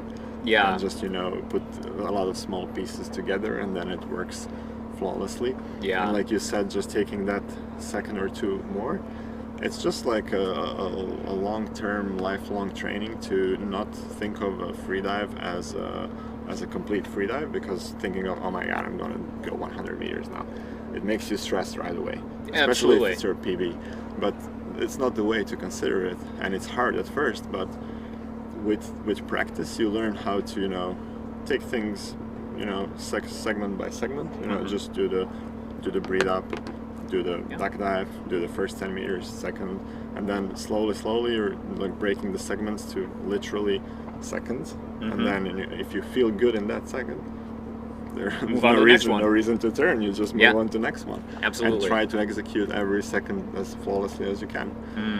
And then it becomes like a really enjoying experience, regardless of the stress level. And this is the same in any sport. I mean, if we come back to free climbing again, I mean, the amount of lactates and hanging off the fingernails, and you know, it can really be discouraging to think of, oh, now I'm going to do a 50-meter route and I'm probably going to be sick and vomit after because of the lactates and everything.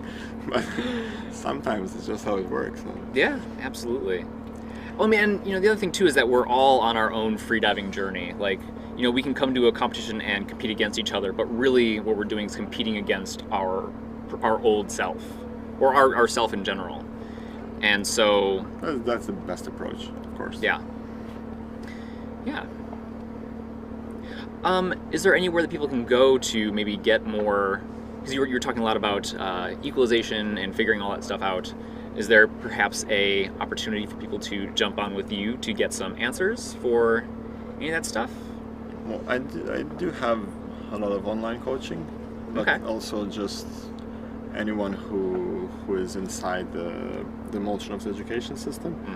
We really give a lot of the video tutorials and textual tutorials and tools and drills, and we really try to, you know, keep the community connected with concrete help in this way, not only for students but also for instructors, like how to teach, how to equalize, how to do this, how to do that, and we really try to be on top of the ball.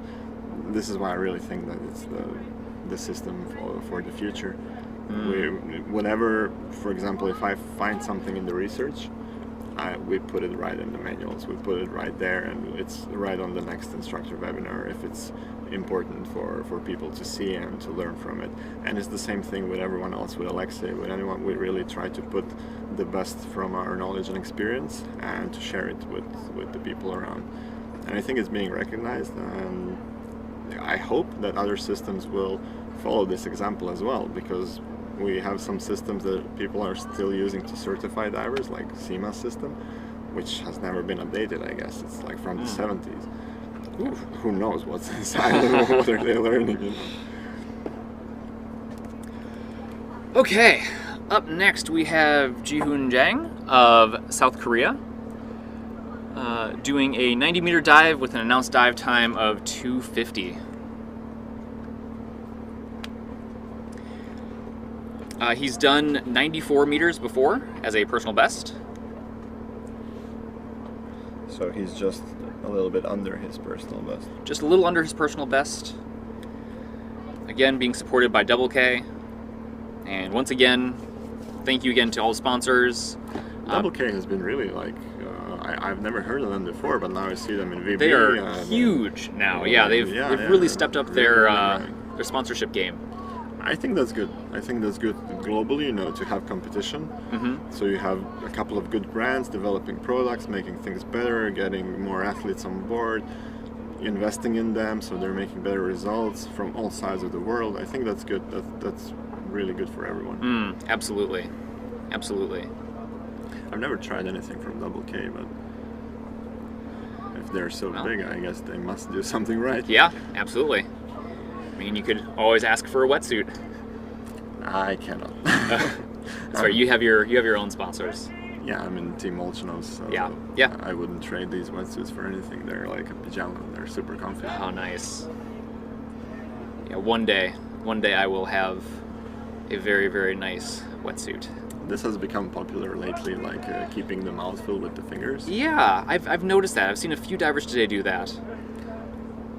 I see a lot of Asians do it, not sure why. So the reason behind it, if anyone's asking, is that you can actually get a little bit bigger mouthful this way. Ah, okay. Yeah, it's like a super mouthful. You can bite your finger also, and make it like charge it like this. Oh, interesting. Or just press on the lips. And even if you try like to make on dry a big mouthful, and then press the lips and then put some more air, you realize that you can actually put some more air if you hold the lips, because the lips on their own, they're not strong enough to hold it. Right. But this being said, this means that if he did the same thing a bit deeper, it would be the same. So I think, oh, he lost the tag. Oof. I hope it's not because he's stressed. Yeah. I hope it's just an accident. Yeah. If a diver does leave a tag, it doesn't. If the diver still hits the bottom plate but doesn't bring up a tag, that is only minus 1 point. Yeah, so the tag is just 1 point, so yeah, it's not a really big deal. Right. And that's why I didn't collect it on CNF. Yes. Like when I saw what's going on, I was just cutting out all the factors that can contribute to a faster, more successful dive. Yep. Yeah, we discussed that on the day of. At the highest level, you're not only you're not only just diving, but you're also doing these mental gymnastics to figure out what exactly you need to do to still place. No, he actually has the tag. He took 2. Oh, nice. Okay, good. And one is just clinging by a thread to some. I guess he has a Velcro or something on his neck. Oh, nice. Okay. So it's gonna be good. Oh man, Unless he loses it, it's like clinging by a thread. Come on, bring the tag up. Hang on, little buddy. You can do it. Again, really beautiful conditions today. It's getting hard. Yeah, legs definitely lactic, but yeah. There we go. Has the tag nice and high up on the line. Come on, protocol. Finish the protocol. Okay, I'm okay. Okay, perfect. We're good. Oh, he's got 2 tags. He's got 2 tags. Oh, fantastic. He took a bunch of them. All right. Better than nothing. Better than nothing, that's for sure. Yeah, in my example, I was just making sure that I touched the plate, so my official gauge goes to the depth, yes. and you had 4 meters advantage, so it didn't make sense to waste time on tags. Right. Yeah, and you did have a very nice turn at the bottom as well. I remember specifically commenting on how nice and fast the turn was. Yeah, I was thinking about that while falling to make it super efficient. Nice. Okay, so that was June with a white card. I think fantastic. I think you have more company coming. Oh, I have more guests coming. Amazing. Since it's gonna be crowded, I'm gonna find my way. Okay, cool. Right, thank you so much for joining me. It's an absolute pleasure. We'll chat soon. Bye, bro. Bye. See you later. See you probably in Turkey. Yeah. See you in Turkey. Okay, up next we have Dimitri Chavas of France doing another 90-meter dive with announced dive time again of 2:50.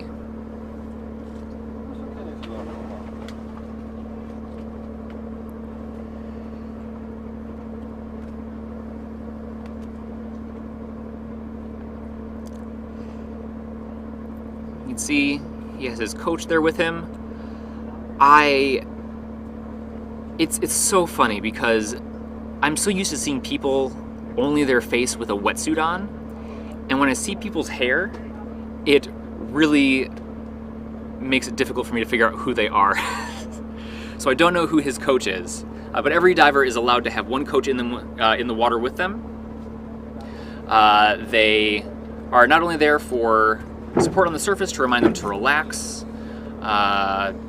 help them, guide them through any kind of visualizations they might want, but also at the end to shout at them, to remind them to breathe, do their surface protocol in the correct order. So having coaches is definitely a great thing to have. Hello. How are you, Manu? Good. All good. I'm joined by Jordan of Cuba. Yes, man. Yeah. Today my dive was a bit hard because of my ears. There's equalization problem. I already carrying this 3 days ago. I starting my first divings. Have the same situation. I don't know why. The left ear it is compensate. The left ear is not compensated, but the other one, yes, it's okay. And I don't know. I don't have to explain it.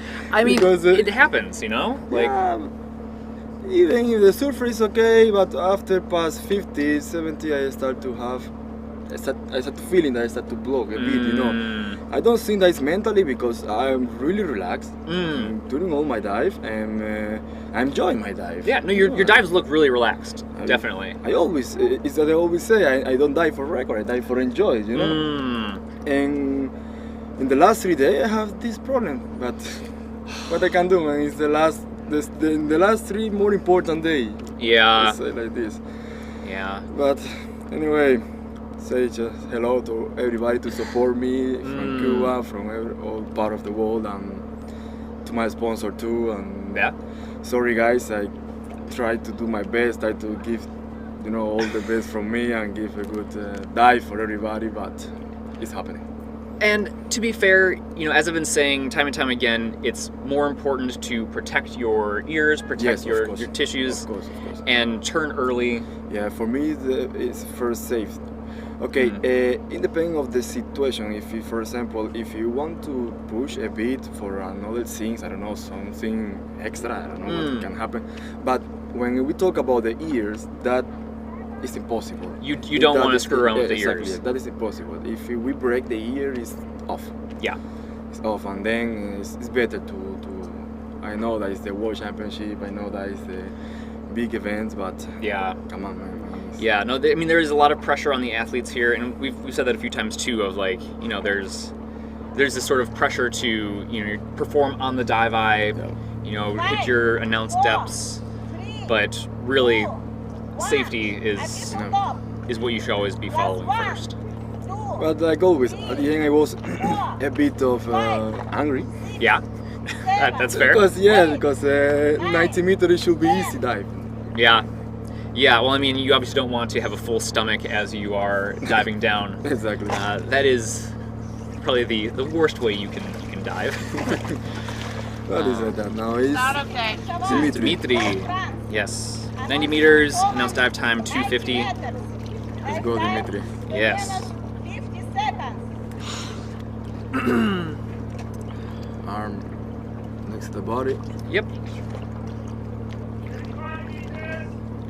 You can see too, he's moving both back and forth using the quads and the hamstrings, versus just only sort of using more of the knees and just kicking ahead with your quads. Yes.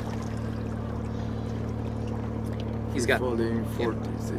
Free falling, got the dive line around his arm so he doesn't lose it and can just totally relax, and also feeling the dive line in. I kind of like diving with the line on my hand like that. In person, I don't like to. You don't like to? I like to be free. Just I open my eyes a bit just to see what is the line, but I don't want to feel anything. Yeah, I mean, every diver is different. Every diver is different. In my opinion, for me, this creates a bit of tension in myself. You know, when I get the line. Well, I mean, on top of that, it also does create a little bit of drag too. So it does very lightly slow you down. And also on the bad current days, we saw that with the dive lines being, or the lanyards being pulled taut with carabiners, that slowed down quite a lot of athletes. So drag does play a big role in freediving, and it's up to the diver to decide if they want to have a longer dive and that's more relaxed and they feel completely comfortable, or going for a bit more of a powerful dive, fast dive, more streamlined. Yeah, every diver is different. Every diver is different, yes. I'd actually love to see a tally of how many times I've said every diver is different over the last 8 days, because I'm sure we're probably over 100 at this point. But it's true. Yes, of course. It's coming up now. Yep. Still has nice technique. Yes, you look relaxed. Yeah, looking relaxed. 2 minutes, 15 seconds. Dive inside. Safety diver just flew past there. Again, safety's doing a really great job during this whole comp. The safety team is amazing. Yeah. 2 minutes, I feel so quiet when I see the first safety. Yeah. Okay, wow. I'm here. I'm here. Okay, we're good. Yeah. Okay, come on. Okay, coming up. Respire, respire, encore, respire, respire. Strong dive. Pensez, pensez, Strong recovery breaths. pensez, signe. I'm No okay. slip off. I'm okay. That's good. Congratulations, man. Yeah, very nice service protocol. Looking nice and fresh. I'm gonna wait. Again, for anyone who wasn't here earlier, a diver has 15 seconds to complete their surface protocol. And then the judges take at least 30 seconds, if up to a minute, to give their verdict. So we've got a white card. Okay, Brandon. Very nice. I'll go back to the hotel. Cool. Absolutely. Thank you so much for joining me. It's party time now. Now it's party time. Yes, that's right. Competition is finished. Competition's finished, yeah. Okay, man. Cool. Bye. We'll see you later. See you. Thanks, Jordan. Fantastic. While I have you guys here, please make sure you're following the AIDA Freediving Instagram account. And you can also go to aidainternational.org to check out all of the results from the competition. If you go to aidainternational.org, scroll down, you'll see the logo for the AIDA 27th World Championship. Click on it. In the menu across the top, you will see Start/Results. There you will, for today's results, you will click on day 10, because the first 2 days were official practice days, and so there are no results for those first 2 days. So the competition actually starts on day 3. Cool. Moving right along. Next up, we have Sydney Regis of France doing an 88-meter dive with an announced dive time again of 2:50.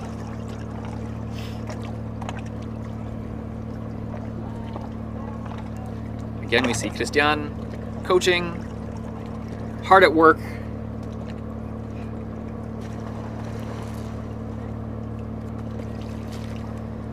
Sydney's goal during this competition is to get World Championship experience. As I've said many times, very nice, we can see the results so far. As I've said many times, there's added pressure on athletes or when they come to a World Championship like this. Most competitions do not have the dive eye. I mean, even just knowing that, you know, we're streaming it live to all of you amazing people at home can sometimes be a little daunting. Not everyone is like me and can just randomly talk to total strangers for 4 to 5 hours per day.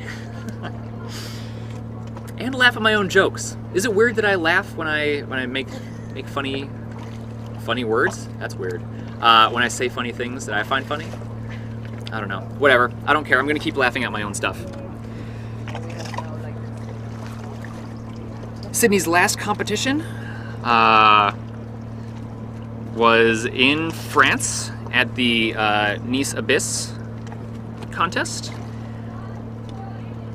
Let's see.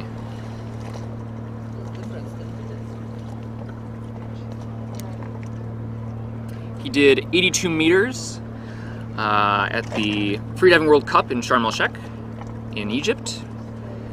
And that got him bronze in that event. So I believe that means then he's going for a new PB, which is absolutely fantastic.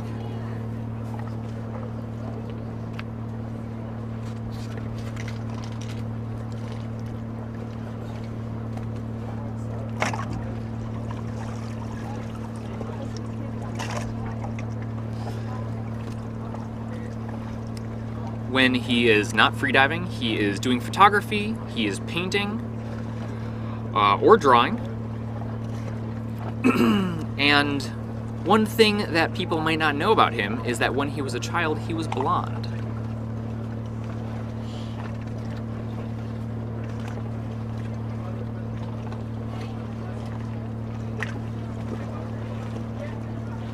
I believe, yes, Sydney has a specific art Instagram account.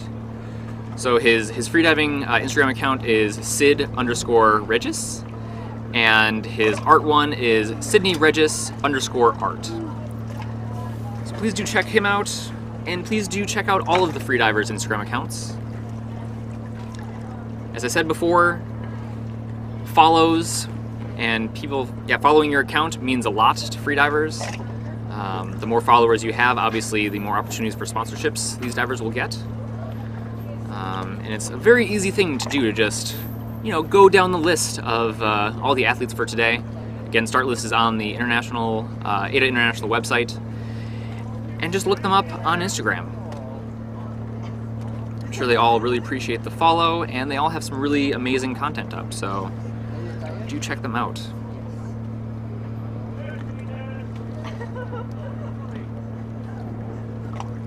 Got some really nice slow kicks here. This is his favorite event, his favorite discipline. He really enjoys the technical aspects of monofin, making the subtle changes to improve his technique, and also the flow that comes from the movement itself.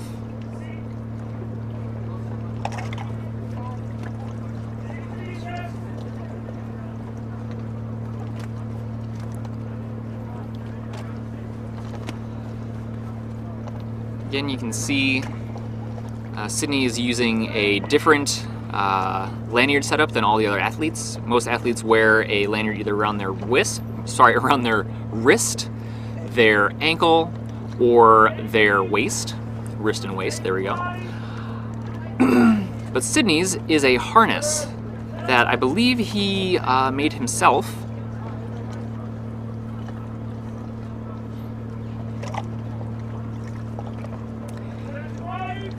Yeah. We'll see, maybe it'll catch on.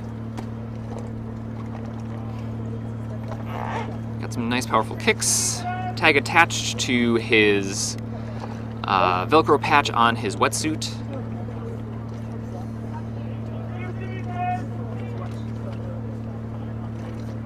You got this, Sydney. We can look very closely. We might be able to see some contractions on his diaphragm.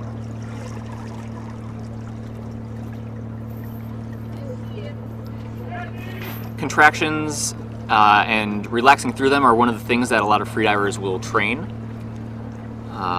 Contractions obviously feel very uncomfortable if you're not used to them, but you can get to a point where having contractions and the urge to breathe does not actually send off any warning signs in your brain, and it just triggers the next part of your breath hold, which is one of the things that we work on with a lot of my patrons.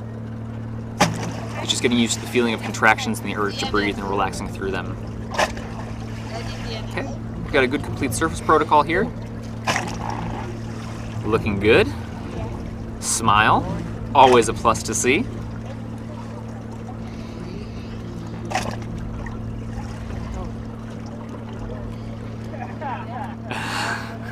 Judges asking for a tag. And a white card. Amazing. Very nice dive, Sydney. Making it look easy, and a new personal best for him as well. So, congratulations on that.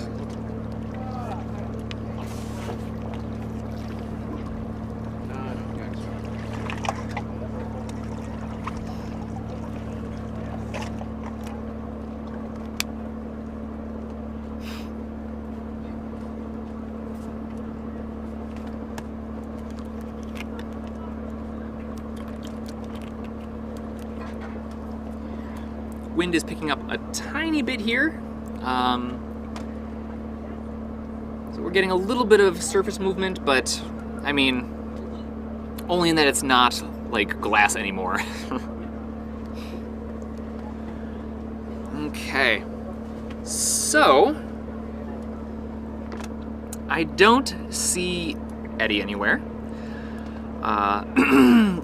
As I said earlier, divers are definitely allowed to not show up to dive. It is within their right to do so. A diver can decide not to dive for a variety of reasons, either not feeling good mentally, maybe not feeling like their equalization is doing okay, your tubes might be sticky.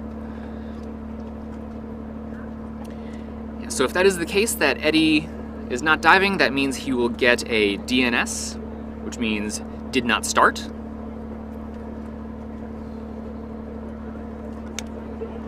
And in the meantime, let's look at the YouTube chat and see if there are any questions going on here.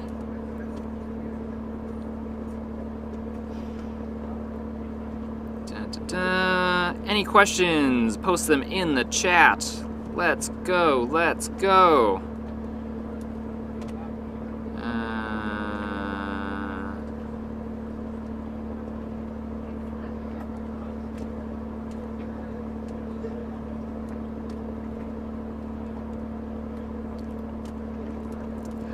There was a question about the AIDA statement that we're live streaming to 400,000 viewers in China, but there are currently 327 here now. That is because the stream is being, because YouTube is not allowed in China, we have to go through a separate streaming service to send it there. So that is why it does not show that there are 400,000 viewers watching at the moment. Am I coming to Dahab? I would love to. I'm going to Cache after this, but I believe I will be heading to Dahab soon after. I'd love to get a little bit of training in myself, being around in this environment of all these amazing divers, hitting PBs, doing amazing dives, lots of work on EQ and technique is really getting me in the mood to do it as well. So yeah, so that's kind of my plan. I would love to go to Dahab, and this leads into the next question. Okay, yes, so Lily, who is one of the competitors here, who dove this morning, actually, says that Eddie's been having some ear problems for a few days now, so that's why he isn't diving. So we hope for a very speedy recovery. Yeah, ear issues are never fun, so hope that gets resolved soon. The next event that I'm aware of is going to be the event in Cache. Although at the moment I don't know where you can find information about it, so I'm sure you can find online.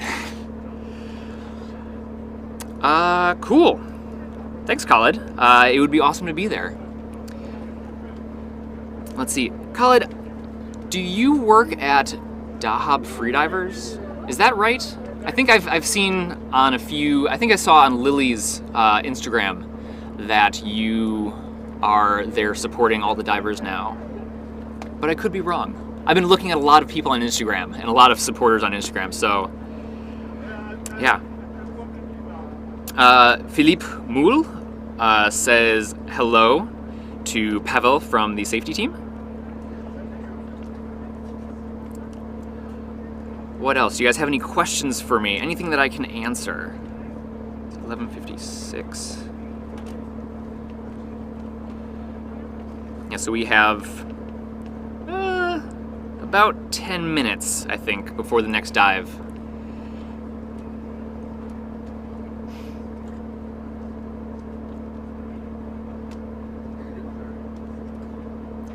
Yes. Okay. Cool. Thanks, Khalid. Cool. Yeah, we'll chat about Dahab, because it'd be tons of fun to be there. Let's see. While I'm waiting for more questions, be sure you're checking out the AIDA International website again for any results that we've had so far, and the AIDA Freediving Instagram account.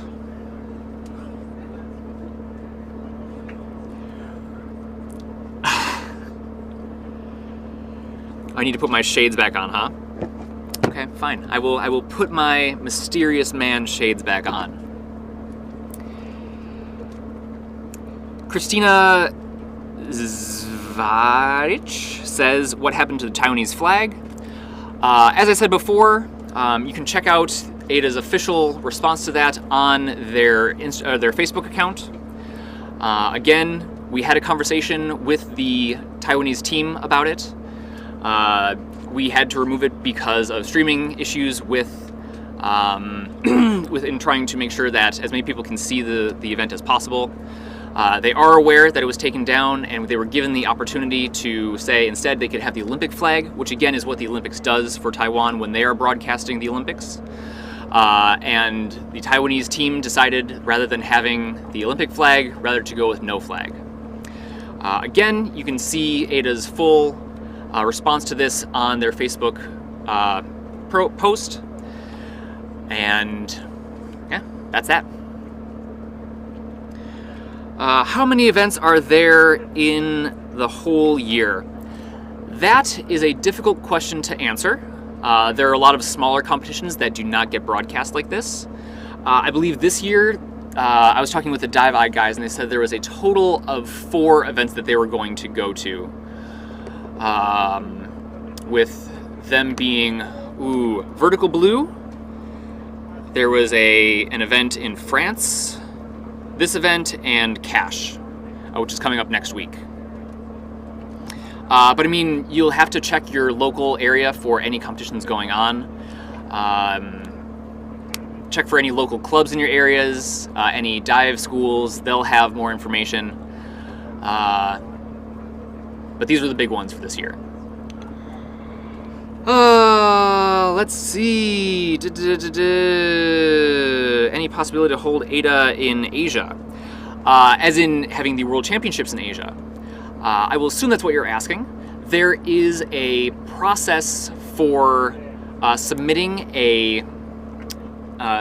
your location for the World Championship. I don't remember who all was submitted for this year, but obviously Limassol, Cyprus won. So again, you'd have to check your local AIDA branch and see what they say. There will be a redive for some of the CNF women tomorrow. Some of the women have dived since then. Others have opted to use the bad weather day, which will happen tomorrow. I don't know how many divers for sure are going to be diving, but I do know that I will be up here tomorrow for a day number 9 makeup day to make sure all the women have their CNF day. And then the results for that event, that discipline, will be released after that. Let's see. Oh, yeah. What is my favorite discipline? So I don't have a ton of experience with depth. Where I dive in South Africa, in Cape Town, has a quarry that is about 43 meters deep at most. And then I don't actually live in Cape Town. I live 6 hours east of Cape Town, in a very beautiful place called Knysna, Knysna, if anybody wants to check it out. But I don't have a buddy out there, and I don't really have any depth at all. So all of my training is basically done in Cape Town. If I had to pick a favorite, I would say bifins, but only because I haven't done monofin on the line yet. I've only done monofin just in like dynamic, 3 meters of water. And I think once I actually start doing monofin on the line, I will very quickly switch to constant weight as my favorite. Although that said, I also love doing static. Static is tons of fun. If you haven't checked out my Instagram profile, I do have a 730 PB dry. Not to brag or anything, but I'm kind of bragging here. And I don't know, static is tons of fun. I love the mental challenge of being able to always come up very quickly to get a breath, but always sort of pushing through to see how far you can go. Let's see. I'm sorry to hear that Egypt and Dahab has no events. I know that COVID has obviously had a big role in a lot of that. So hopefully as things improve, we'll start to see more competitions again. Christina, you're very welcome. Yeah, I said it at the beginning after the camera break, so no worries. Is there an AIDA World Championship? There was an AIDA World Championship in Sharm in 2008. I do not pack. I find that packing just adds more stress onto my breath hold, and I would more rather just relax, take a full breath in, and just enjoy it. As I was saying earlier, some of the stuff that I do with my patrons is we go through lots of training with sitting with contractions, sitting with the urge to breathe, and that training is definitely paid off for myself as well. Okay, here we go, getting back to the action. We have Andrei Zhanov of Russia. 83-meter attempt, 2:45 announced dive time. And if you do have any more questions, please feel free to post them in the chat. I am watching, so if I have time, I will do my best to answer them. Again, a diver has 30 seconds after the official top to begin their dive.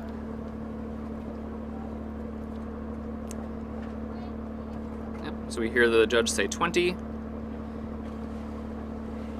And the important thing to note is that the dive time starts when the diver submerges their face. Thanks to Dooms. It is a pretty beefy breath hold.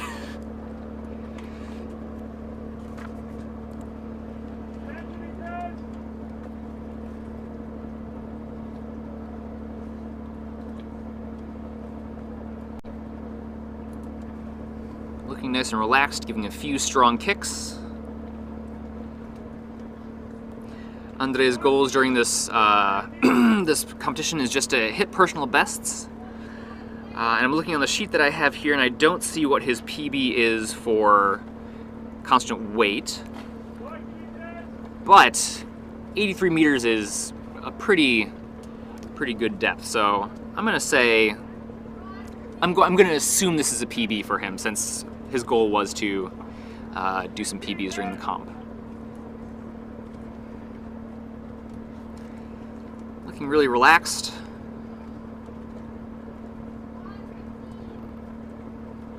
As we were talking about with Vitamir,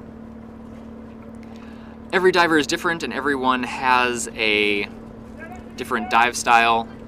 You can see Andrei sort of has his arms a bit further out, which is a bit out of streamline, but you know, he announced 3 minutes for this dive. Ooh, very nice turn, grabbing upside down with his wrist. So all he has to do is give a pull with that one hand. I like that. Very efficient.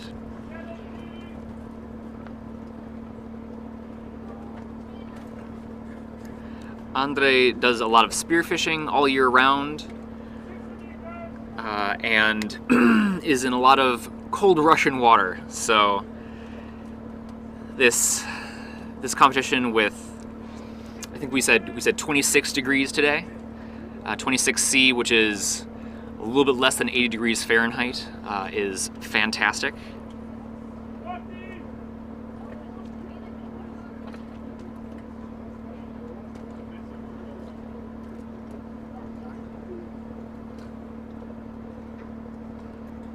Again, we see the safety diver here, following him up.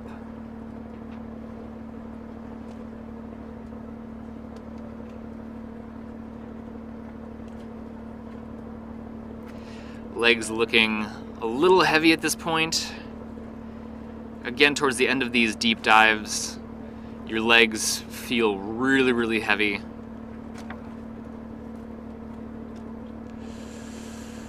Come on. Ooh, okay, we have the safeties coming in to support.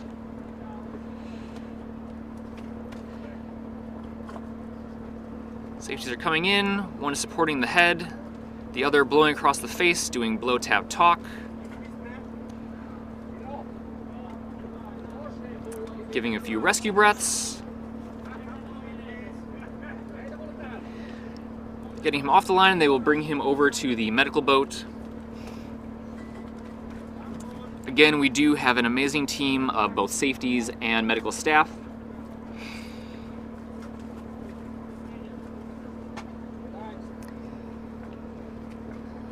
They will get him up onto the boat. They'll give him some oxygen. Actually, it looks like he's just laying in the water. He's fine. He's conscious now. Breathing oxygen in the water. Yep, there he goes, conscious. They'll pull him up.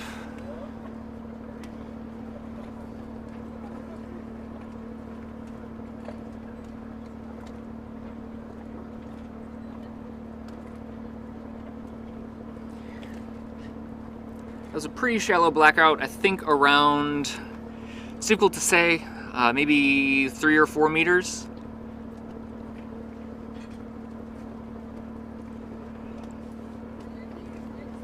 Any diver that has a blackout gets medical attention and then is required to go see a doctor after the dive just to make sure everything is okay. And with some of the divers that we saw earlier in the competition who got red cards and blacked out, some of them were unable to compete afterwards because the blackouts were more severe and the doctors did not give them the go-ahead to continue competing.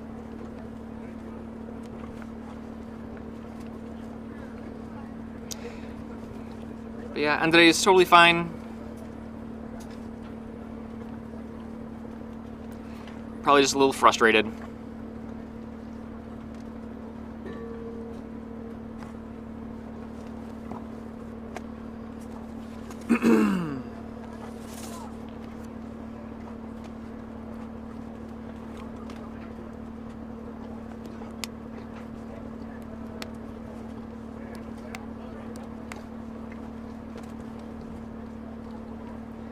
Okay. Up next we have Nico Jacquin of France doing a 83-meter dive with an announced dive time of 2:45.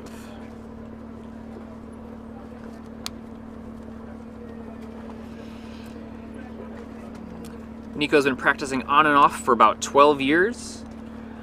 Started practicing indoors in the pool, and after many years participated in his first international competition at the Pan-Pacific competition in Japan in 2018. He discovered outdoor freediving in New Caledonia, where he'd been practicing for about 8 years. Just for fun and with very little actual guidance. And then when he came back to Europe, he started getting coached professionally and has made a lot of progress since then.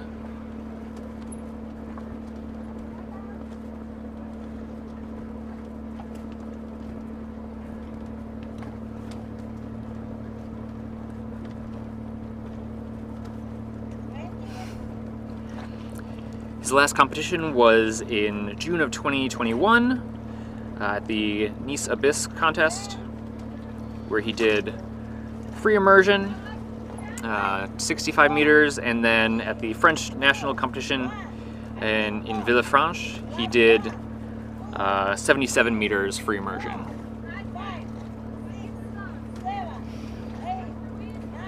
His personal best in constant weight is 85 meters. So a little bit conservative today. But I'm sure we'll see a really nice dive out of Nico.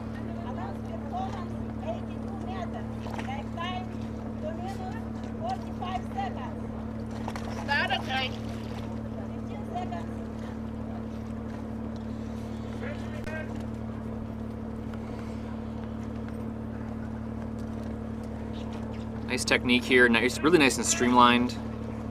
Because these arms were, his biceps were basically squeezing his ears.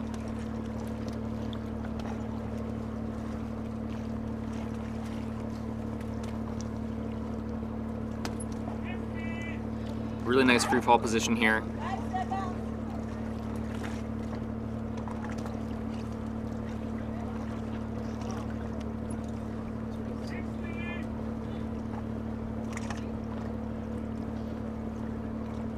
Looking really relaxed.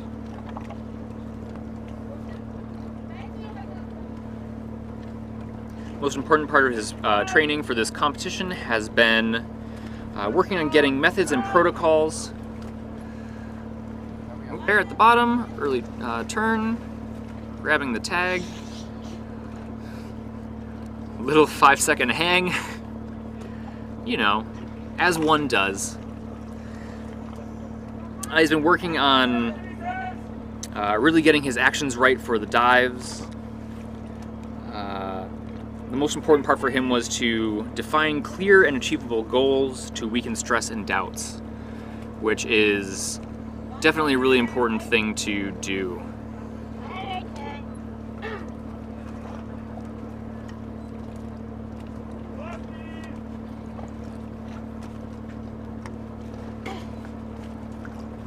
Again, looking really relaxed. Nice movement starting in the abs, rolling down the body. Upper part of the body keeping nice and still, cutting through the water. Again, we can see smaller kicks, smaller amplitude than some of the other divers. He did announce 245, so it's a little bit longer of a dive. Coming up, looking good. Doing some strong recovery breaths. I am okay. Surface protocol complete.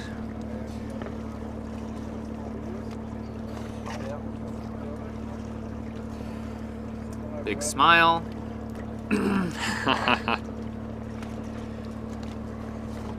Yeah, really nice looking dive. On screen is not exactly what the is not what the judges use, as we're following the depth of the dive eye, not so much the depth of the diver themselves.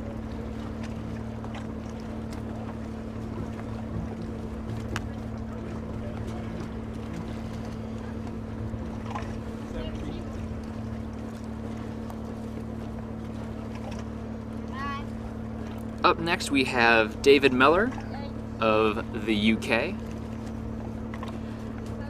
He will be doing a 70-meter dive with an announced dive time of 2:25. Thank you. 65.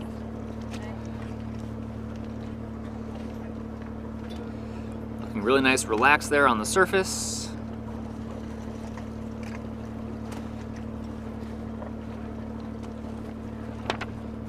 His goal during the comp is to get all white cards and a couple of PBs.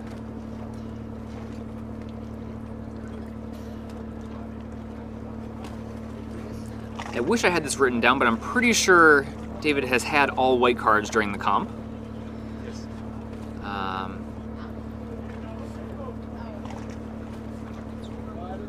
We have one of our judges doing the ever classic keep your goggles from fogging up trick of spitting in them. I've gotten into the habit myself of just sticking my tongue on the lens and just licking the lens.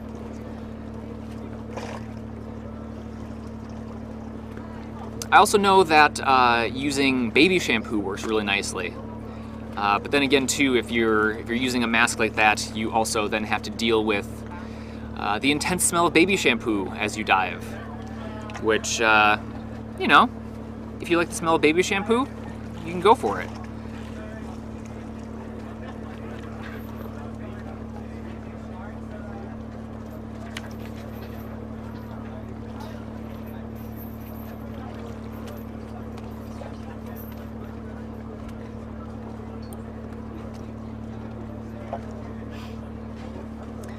I asked David if he could go anywhere in the world to train for a month for free, where would you go and why?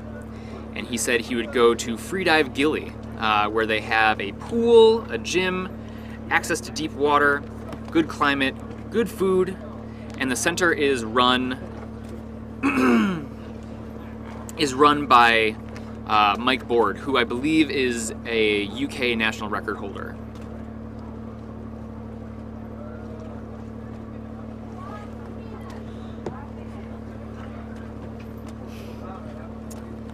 Any advice that he would give to someone who wants to start freediving is to do a course specifically with him, although we can then extrapolate that if you cannot get to where David Mellor is at the time, just take a freediving course. You'll learn all of the basics, you will learn about the physiological adaptations that we have that prepare us for diving deep. You'll learn all about the safety, all of the safety precautions that we have around freediving to keep us safe. And really just how to have a great dive. You'll get some coaching on technique as well.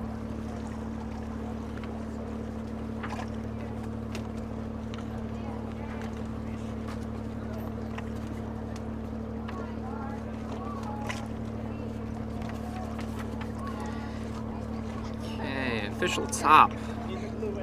Again, he's announced 225 for this dive.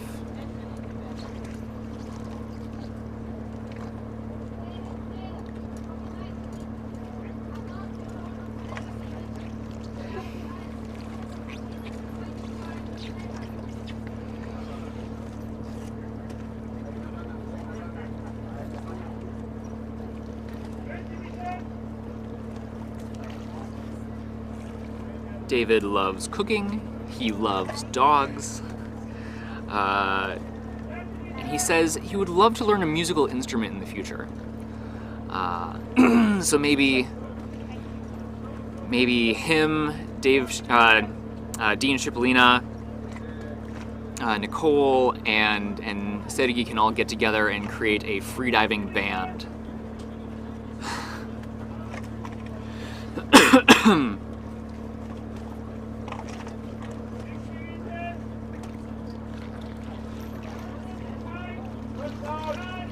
Touching down, coming back up, looking really nice and relaxed. I just got a question from Kath, who is Ruth Osborne's mom, and she asks, what is the difference between constant weight bifins and the constant weight disciplines? With constant weight bifins, the only fin you are allowed to use is the bifins, whereas in constant weight, you are allowed to use a monofin if you would like, but you can also use bifins as well. So some athletes, as we saw earlier, Abdel Alouache of France did his silver medal dive to, what did he do? He did 109 meters using bifins. Sandwiched between Alexei, or Andre and Christos, who both used monofin. So in constant weight bifins, you can only use bifins. In constant weight, you can use either one. Coming up, nice high grab on the line. He's okay. That classic David smile that we all know and love.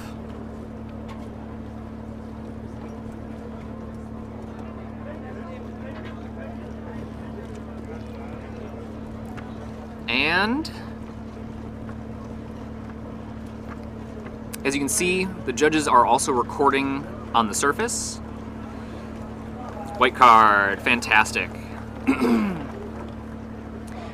We have lots of eyes on the divers, both from a safety perspective, but also from a judging perspective. We want to have as much footage of the divers as possible, for them to be able to, if they want to, protest the results. Any diver can protest any result, and when they do that, the footage is reviewed once again, they make their case, and then the judges make a decision. Ooh-wee, it's gotten a little windy up here.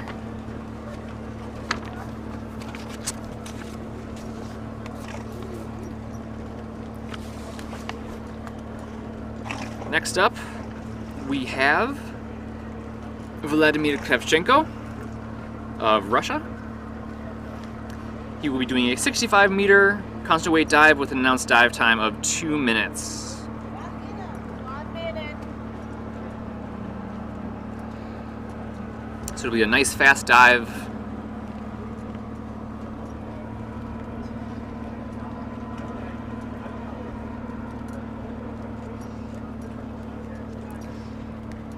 If you take a very close look, you can see the goggles that Vladimir are using are going to be fluid filled. They have those very round little circular lenses in front. Those lenses actually refract the light. There we go. In a way that even though the goggles are full of water, and normally you wouldn't be able to see see clearly, those goggles, once they are filled with water, will actually let you see more clearly. I feel so tough.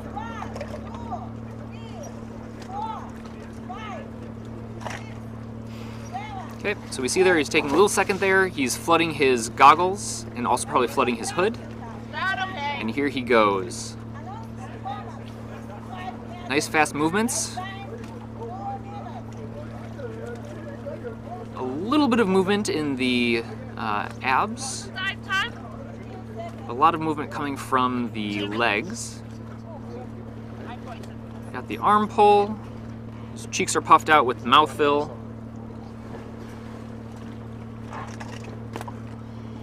And we should see him slowing down here a little bit. Unless he wants to just power all the way down. Oop, we got an early turn here.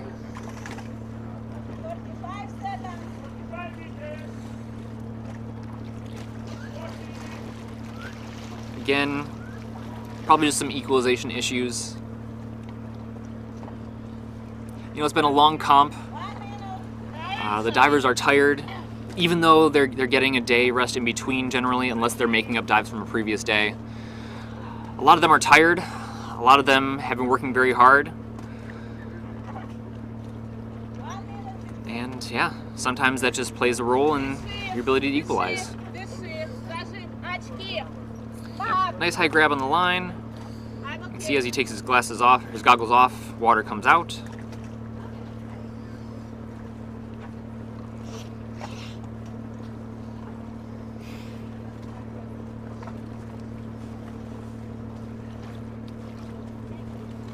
Big smile on his face though. Maybe he's thinking about the after party. So we got a yellow card, which will mean that some of the points will count in his overall standing, but obviously not as many as a white card would have given him.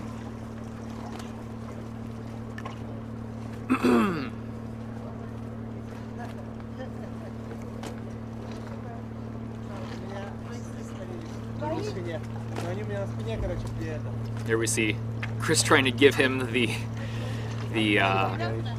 carabiner for his lanyard. 50.7, 510 on B1.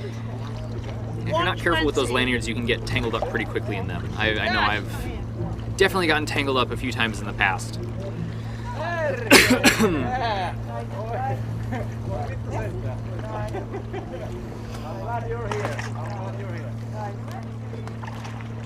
Sorry, I was going to help you, but it's okay.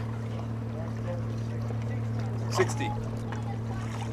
My hands are 60, so that's okay. Next up, we have Yunam Cha of South Korea. Doing another 65-meter dive with an announced dive time of 2 minutes and 10 seconds.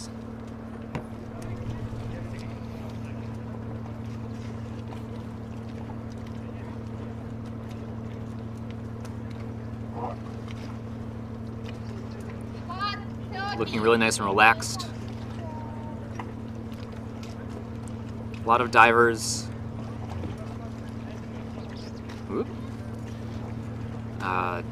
again spend time on the surface here. They have 5 minutes on the line to do a breathe up. Divers will do everything in that time from relaxing to, as we said with Vijamir, thinking about family, thinking about things that calm them down. I believe I forget who I was talking to yesterday.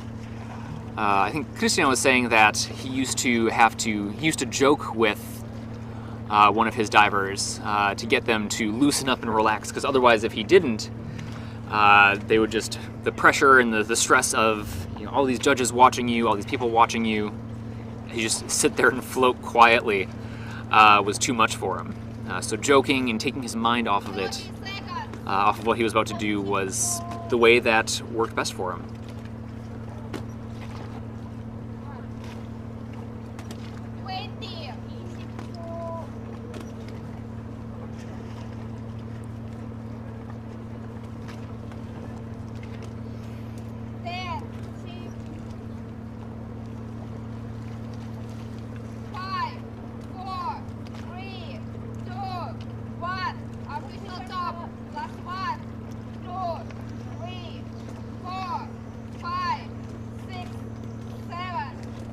Taking a nice full breath in.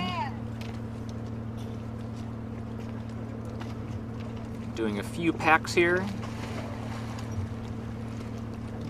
Again, packing is a technique used by professional athletes to add a little bit of more air into their lungs, not only for the oxygen, but also to make equalizing at a deeper depth easier.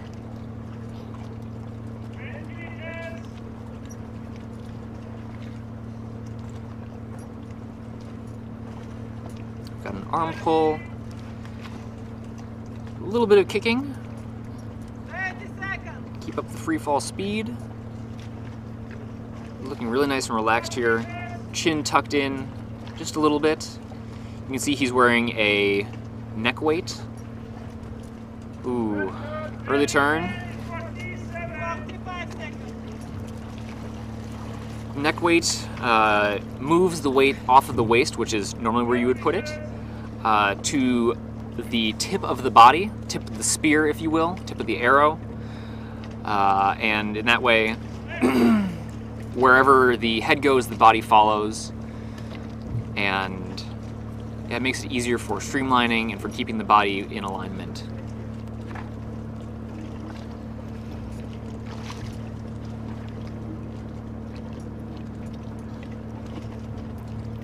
Nice easy kicking. Nice and high on the line. He's okay.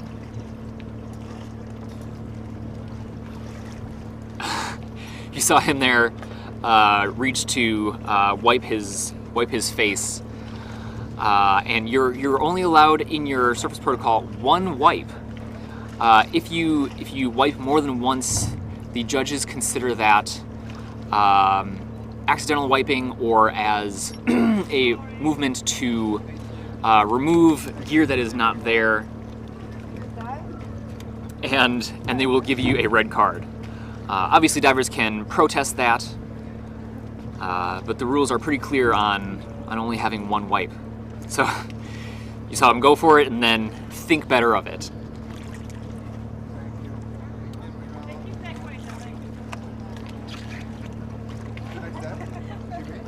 Still a strong dive though. Again, getting to the end of the competition, everyone's tired, myself included. 10 meters, yeah? 10 meters, yeah? Okay, Nadia. Very nice attempt though.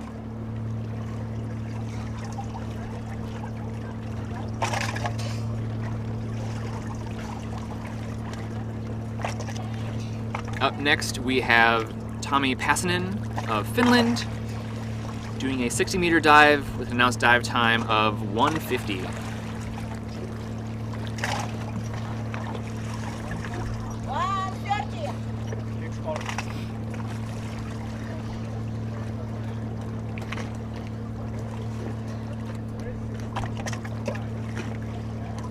Tommy's PB in constant weight is 52 meters using the monofin. and 58 meters using bifin.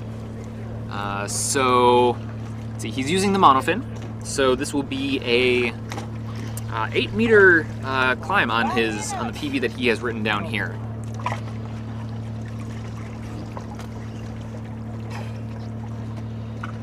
And again, I will mention this every time, Tommy is the absolute beast and machine of a person who did 101 meters dynamic bifins under ice.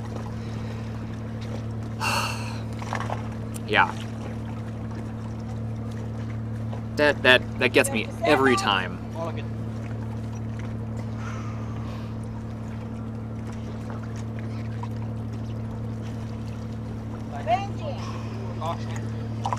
He's been doing a lot of training depth during the Finnish Open water season, which he notes is way too short. And then he's been doing a lot of RV dives, which is residual volume. And if you push all of the air out of your lungs, if you're sitting down in a very safe space, you're not driving or anything, if you push all the air out of your lungs and then hold your breath, that is what residual volume feels like. So he's been doing a lot of RV dives for adaptation and for training his mouth fill. And he has really enjoyed the results he's found so far.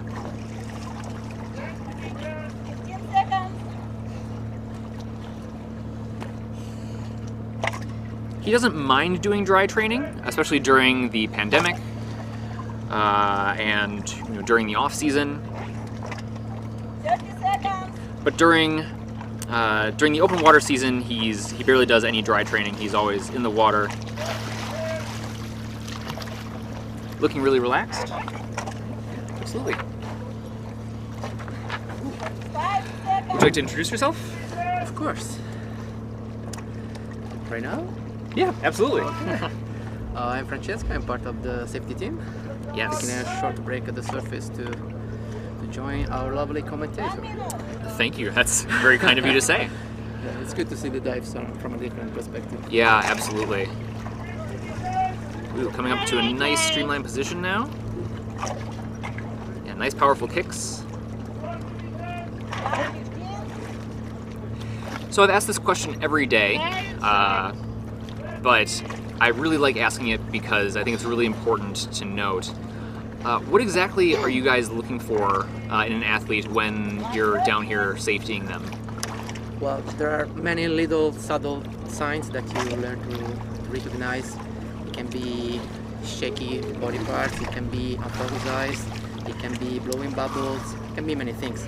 Changing techniques, slowing down, or abrupt changing the pace, like going faster.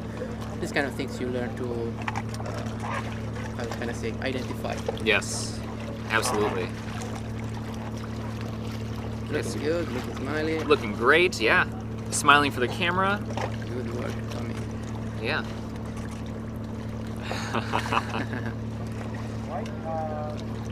Oh yeah! Woo-hoo. Yeah, and a white card. Fantastic. Very nicely done, and his goal here was to get lots of white cards and to have some awesome experiences with fellow freedivers. So I think he has definitely achieved that. Oh yeah. And coming soon will be the after party where we will all hang out together. It's gonna be fun. Yeah, absolutely. Absolutely. Cool. What other questions do I have for you? I don't know. Do you have any questions for me? Dive 13 on B2. That's how it Dive time I don't think that's probably not how it works. You want me to do your job? Kind of, yeah. I'm getting a little questioned out. I see. What's it like diving so much during, getting out here so early, then doing all these safety dives, and then sticking around towards the end? It's tough. I mean, it's tough physically, but mostly mentally. It's difficult to keep the focus for so many hours in the water. So we try and look after each other. We eat constantly. We drink constantly. We try not to run out of energy, both mentally and physically. Yeah. Yeah, I'm often seeing apples and bananas and bottles of water just being thrown off the side of the boat. Yeah. And then a safety diver hand will just reach out, grab it, and then and go back again. But once you get into the rhythm, it's fine. It's been a long competition, but we managed to get through it. So. Absolutely, absolutely. I mean, yeah, day 8. We have one more day tomorrow. I think we have about 14 divers completing dives tomorrow. Okay. Maybe a little more, maybe a little less. Right. So, yeah, have a shorter day tomorrow, and almost there. And then we'll be done. Yeah. Yep. And it feels so weird too because, you know, on the one hand, I know it's day 8. Yeah. But on the other hand, it feels like we only started yesterday. Really? I mean, well, for me, I mean, I know my legs don't agree. Yeah, that's fair. I mean, my job is just to sit up here and talk but at I a camera. get what you mean. I get what you mean. Yeah, time sort of dilates a little bit. Yes.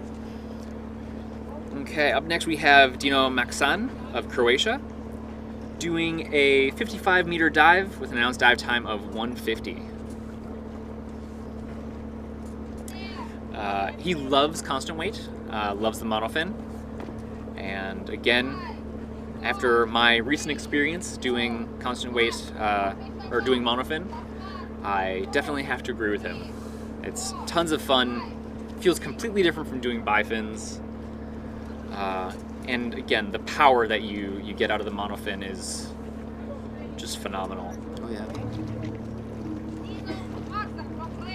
I actually changed my fins today because yesterday it was so difficult to stay close to some of the athletes. Oh, they were really? So fast. So Yes, yeah. I got another pair where I'm more fast myself. Okay, yeah. Do you use shorter fins usually? I or? used to use shorter fins that are more, I don't know, comfortable, like especially when you need to intervene and to move faster, stuff like that, or rescue from depth. But these guys with monofins are really, really fast. So they're very fast. I yeah. could use some more speed. Yeah, there were a few divers who outran the dive eye today. Oh yeah. Yeah. So. Oh, early turn. A little bit of an early turn there.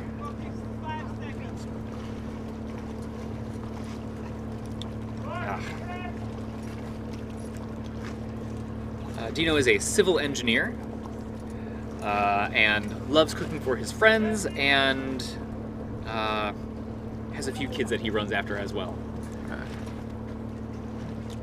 And sometimes when he can, he spearfishes. Okay. Yeah, I know he's done a few spearfishing competitions. Excuse me.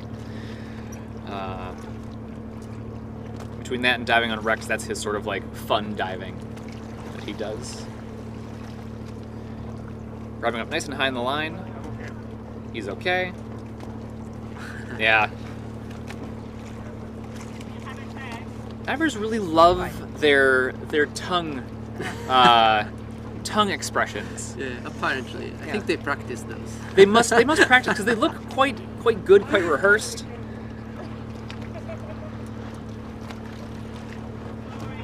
Yeah, probably an equalization issue. Yeah. Most likely. But yeah, I mean, day of the comp, yeah, you're rubbing a little bit. And as I've said numerous times, I will continue to shout until the day I die. It's always better to turn around early and protect your ears, protect your eustachian tubes, everything, than risk a injury. Yeah, definitely. You can ruin months of preparation for one bad dive, so yeah, it's never wise to push. It's not worth it. Really not worth it. Up next, we have Huang Tian Hao, Jan for short, from Taiwan, doing a 50-meter dive with an announced dive time of 2 minutes. So a nice slow dive for this depth. 2 minutes, I think, is a pretty short dive, yeah? Yeah. So hopefully we'll see some power. Really just a nice relaxation.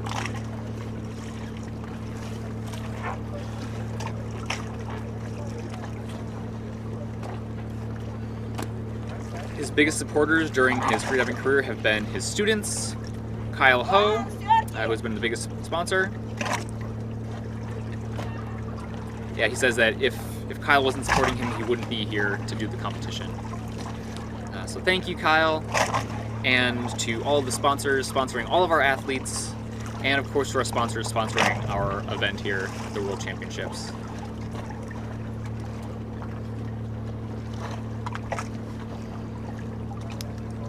Jan also has a really incredible Instagram, takes lots of photos, has lots of really good stuff, so please do check out orange_dive on Instagram. And as I said the other day, he just turned 32 years old. So happy birthday once again to Jan. Wind is picking up a little bit. Yeah, it's windy up here. It's a little windy. Actually, would you mind closing that that umbrella? 30 seconds. Cool.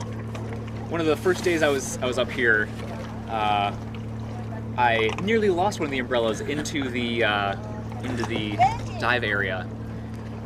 But I was able to catch it and struggle with it, and then we ended up being okay.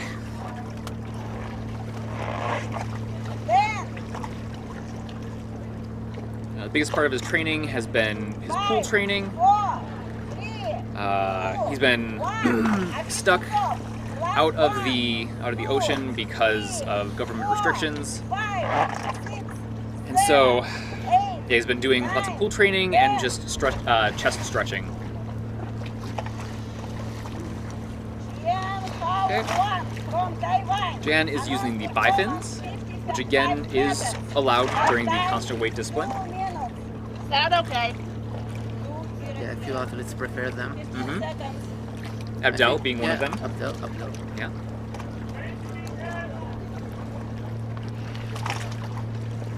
Okay, free fall.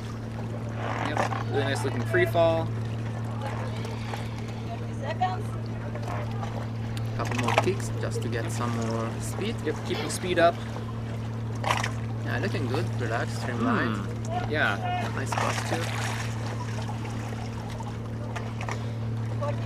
He started swimming at 12 years old, and he has allergies.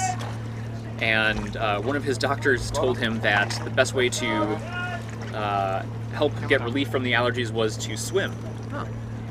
And I can actually, I agree with that. I have a really bad postnasal drip, and probably some allergies in there, and whenever I swim, everything clears up right away. Probably has something to do with the breathing through the nose as you're doing laps. That makes sense. So, yeah. Dive inside. The safeties. I think this is Philip from our team. Okay. 1 minute 30 seconds. Very nice guy, always laughing. Yeah, very nice. Very energy. funny. Yeah. And really, the whole safety team is just lovely, fun to hang out with. Thank you. Yeah. Well, it's true. This is Natsumi. Yes. Safety number 2 on this dive. She has amazing fins. Yeah. I love the decals on her fins. Here, number 3, you can see Chris, which is actually our chief of safety for this competition. Yes. Okay, he's okay. Tag in the hood.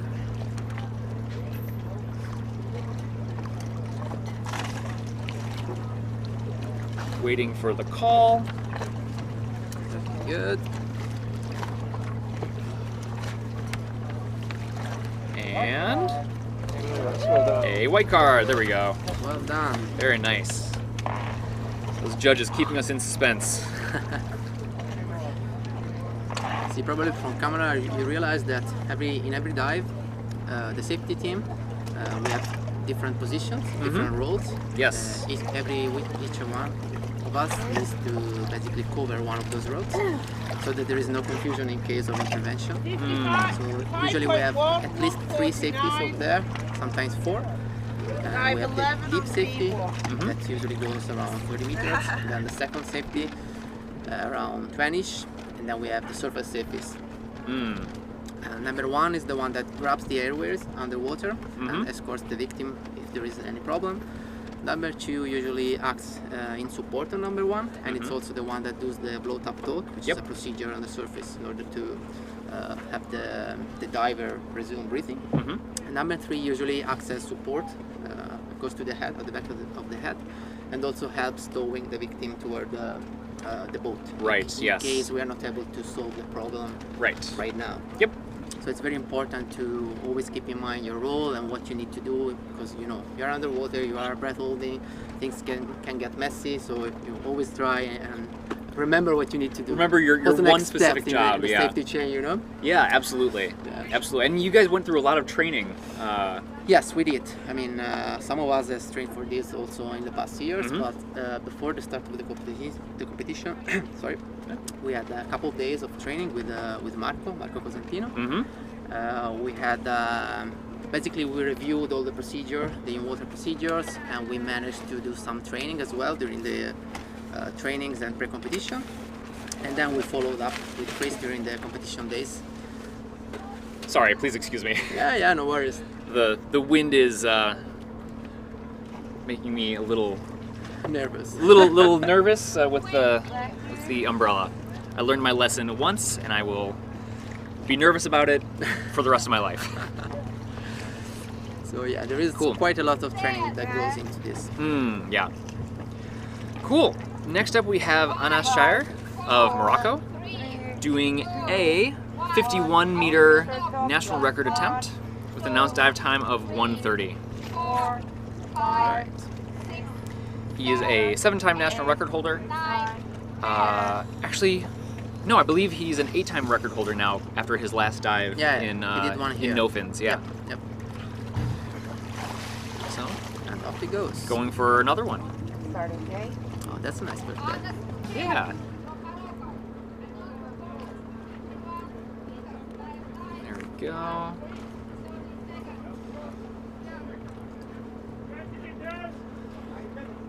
Anas is in the middle of creating a nonprofit that will work to bring more access to freediving in on the continent of Africa. Oh.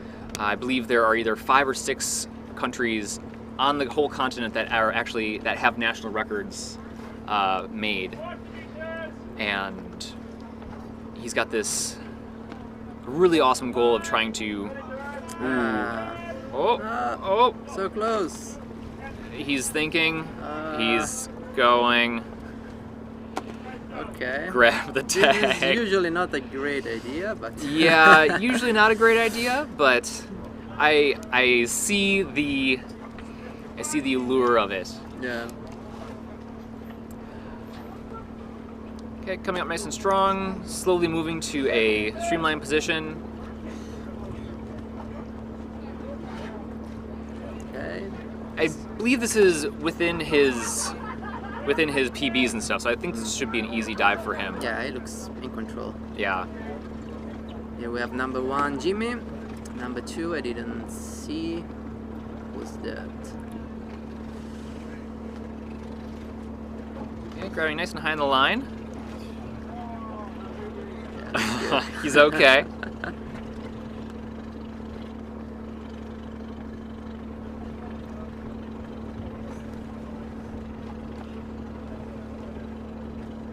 And he said his goals during this competition were to gain recognition from both Morocco and also in Africa as a whole. So that is a new national record for Morocco by Anas. Well done. Very nice, yes.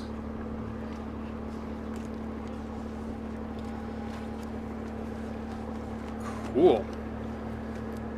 Getting close to the end here.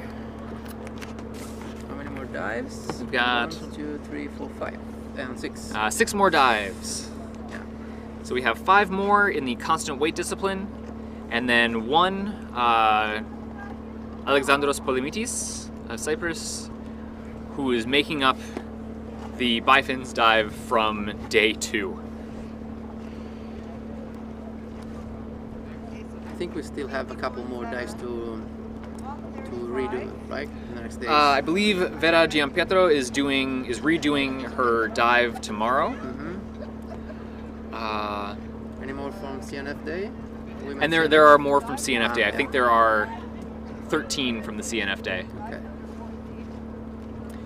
Next up we have Matti Eronen of Finland doing a 51-meter dive with an announced dive time of 2:15, so 45 seconds slower than what Anas announced.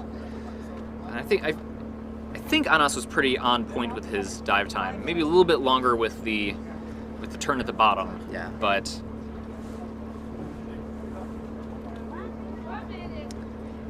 Maddie says that his dive style is too slow. So we'll see that now, I'm sure. But I mean, again, you know, it all comes down to personal preference. Every diver is different. Every diver has, you know, either likes to have a more relaxed free fall, a more relaxed dive, or a faster dive. Yeah. Really depends. All different. Yeah. All different. Exactly. The way they move, it's a repercussion of the way they think. I mean, this is what I think. Mm-hmm. So, but a nice, I like nice as low. So I agree with Maddie. That's a good way to dive. Yeah, definitely. I also love the slower dives. Yeah.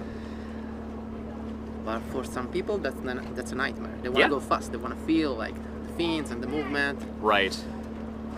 For me, when it's like this, it becomes more physical. Too physical for me. So I like more to close myself and just relax and slow down. 3, 4, 5, 6, 7, 8. Maddie has 2 national records in constant weight bifins. And I do not have any information on this discipline, constant weight for him. You didn't do your homework. I tried, but he didn't write anything down for me. Not okay, by the way. Okay, good. Doing bifins. So nice and relaxed. You know, you were talking about dive time. Dive time is actually very precious information for the safety team because we need to be at a certain depth at a certain time. And so one of the information that we use for this is the announced dive time and the time that you need, you need in order to get a certain depth. Right. But then you also need to stay alert because you can have an early turn, you can have different information from the sonar, from the dive eye. So yeah, there are so many you guys are always in the ready to jump into action. Yeah. Okay. Looking good. Getting to the bottom. So you can see Maddie is diving with gloves on. I mean, and then alternatively, we had Sergei the other day do a dive with no wetsuit on. Ah, yeah, I saw that. It was on the other line, but I saw this. That was fun. Yeah, you look nice and relaxed. Yeah. Here we see Natsumi and Chris in action. Mm-hmm. And so all the safeties are rotating through the different positions as you guys go. Such a way that you have a chance to rest a little bit in between the deeper dives. Right. Yeah, because there is a bit of a risk for you guys when you're doing, like if you're only doing the one position and only doing the deep dives. Yeah, that will be nice. It will Yes. be risky for DCS, decompression Yep, sickness. decompression sickness. And also you will get tired very, very fast. Exactly. So rotating is actually very, very good. Yes, absolutely. And something that we have done also in these competition days was to use the scooter quite a lot. From time to time also on dives that wouldn't normally require a scooter, but also to save some legs and energies. Sure, yeah. So it's a long game, so Definitely. You guys have had a long comp. Yeah. So yeah, good on you guys for keeping yourselves safe. So we have a white card for Maddie, which is amazing. What we'd love to see.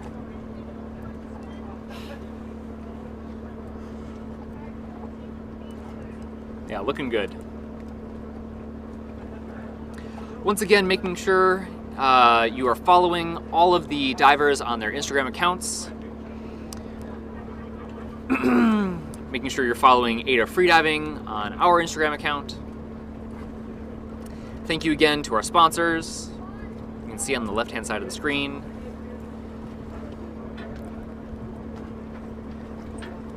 And thank you once again to all of the sponsors who are actually sponsoring all the athletes as well. Again, huge support. Really means a lot to all the athletes. Let's see, I'm gonna scoot over here so we can welcome Anas up to the crow's nest. Try we not to go. kill yourself. Yep, Brandon. doing my very best. Okay, so I'll sit down on my little pipe here, and then we can all scooch over. Woo. Congratulations on your new national record. Thank you. I think. Well done, man. Thank you so much. This is the first national record that I'm actually breaking. Okay. So it was held by Fuad Zaro since 2006, and this is the first time that I'm actually breaking another record apart from my own. Okay, very nice. So you now have 8 national records. 10. 10 national This records. is the 10th one. Well, I suck. I'm sorry. What happened down there? A little bit of equalization Yes, problem? I had a bit of an equalization issue, and I decided to turn. But then I saw that the tag was right there, so I was just like, okay, keep sinking. Because I was a bit stressed during the dive. I was not relaxed. So when I heard the alarm, I thought it was already the 40-meter alarm. So I was like, okay, if I'm already feeling so let's just turn. But yeah. Okay. It was okay. Yeah, you pull it off. My ears are fine right now. Very nice. That's good. Yeah, so we have Michel Filinis of Brazil doing a 51-meter dive with announced dive time. Sorry, no, a 50-meter dive with announced dive time of 1:40. Michel has 6 national records, or had 6 national records. 6-time national record holder. There we go. 1 time in constant weight. Looking really nice and relaxed here. Hands placed nicely on his thighs, keeping himself in a nice streamlined position. Okay. Grabbing a tag coming up.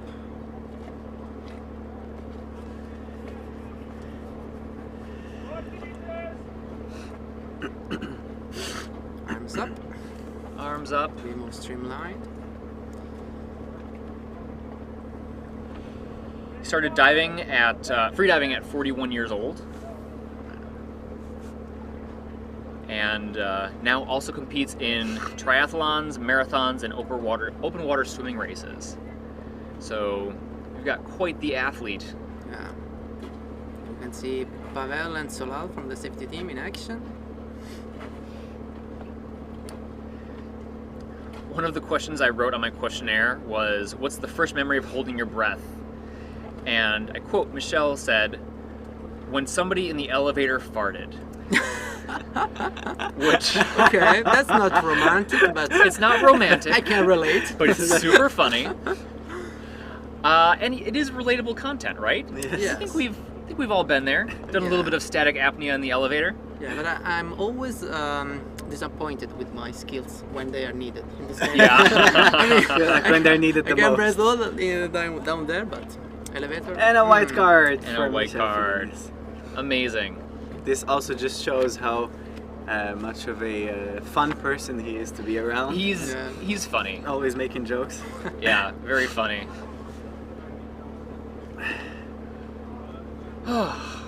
Yeah, so also I'm even though now my ears are a bit exhausted, but I was quite happy with this dive today. It's also a very special dive for me today, as I mentioned, first time breaking the record, and also my sister is celebrating her 4th year anniversary cancer-free, so this is to you, Sarah.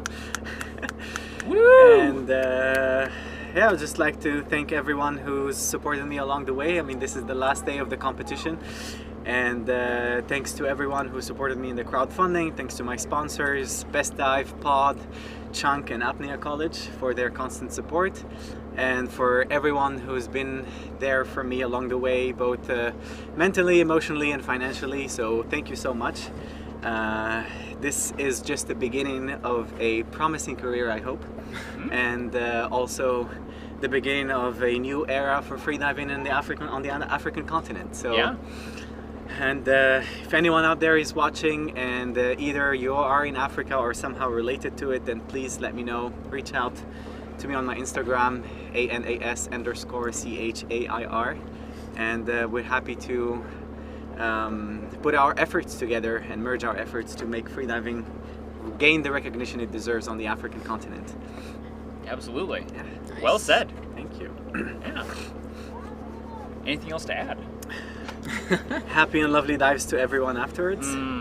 You've had some really amazing dives today. I think only 2 blackouts, maybe 3? I don't remember. I've seen a couple. There have been a few, but they've been very, very easy blackouts. Yeah. Yeah, lots of white cards, a few yellow cards. Yeah, overall, pretty smooth day. Yeah, absolutely. Up next we have Pavlos Portelas of Cyprus. Amazing person. Yeah. He's the first person I dove with when I came to Cyprus because I was in Larnaca, and they're very fun to be around. So, and he also borrowed me his monofin to train with. Oh! But actually today the one I dove with was from Christopher Friedrich, so thank you, Christopher. Very nice, very nice. Cool. He's going to be doing a 50-meter dive with an announced dive time of 2 minutes.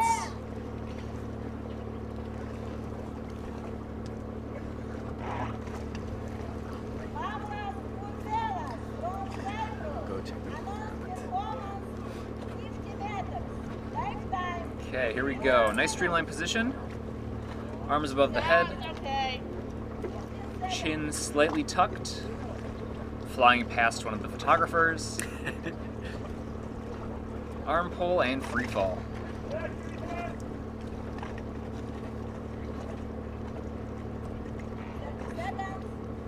We've been seeing a lot of divers doing little kicks here and there as they descend to keep up speed.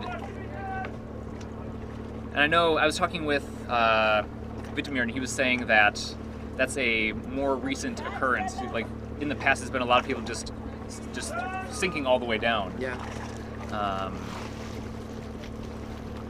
Yeah, it's a tweak that can help maintaining speed, saving a couple seconds in the overall dive time. And also it can be helpful mentally. Yeah. Because you break a little bit of a pause in the dive, right? Right. Rather than just having one long free fall, you have short free falls with a little bit of kicking in between. Yes. So it can be helpful. Alexei, for example, I think it used to kick quite deep time to time. Coming up.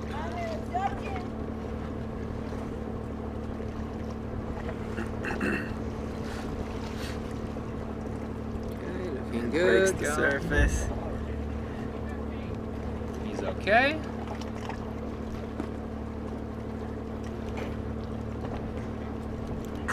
Yep. Letting the water out of his outer ears.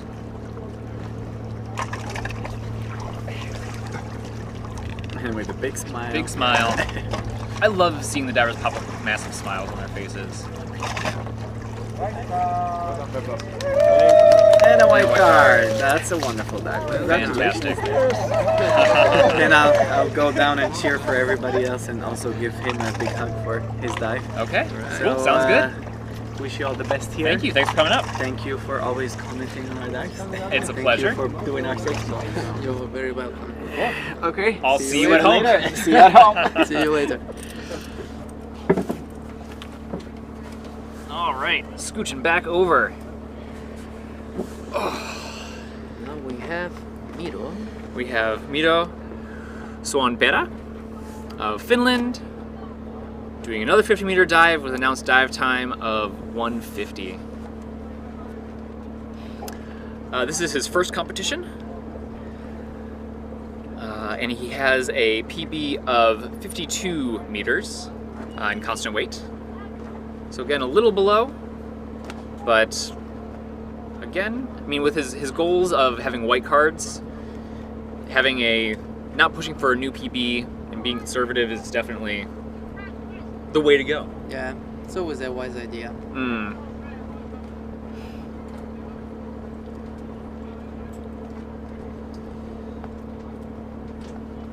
Yeah, when he's on the surface like this, he was saying that what he's trying to do is just shut everything out, keep everything as quiet as he can, and yeah, just stay relaxed. You can see with the pool noodles under him, definitely a nice relaxed position. Yeah, the #1 tool for freedivers. I for know. competitive freedivers. I know. But it can turn in a tricky enemy because it can happen to get entangled. So we've seen that. We saw somebody bring a pool noodle down to, I think, 40 meters. Yes, constant weight. That happened. Or not constant weight. Free immersion. Free maybe. immersion. Yeah, Yes, that was the free immersion day. Yeah.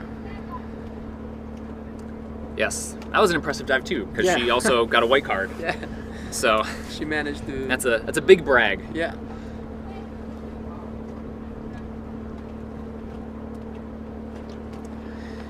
Mito started diving at 26. At 16. He's 25 now, and started realized he wanted to start competing at 23.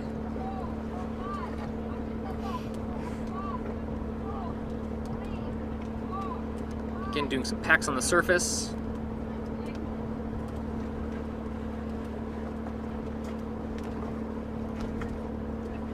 And here we go.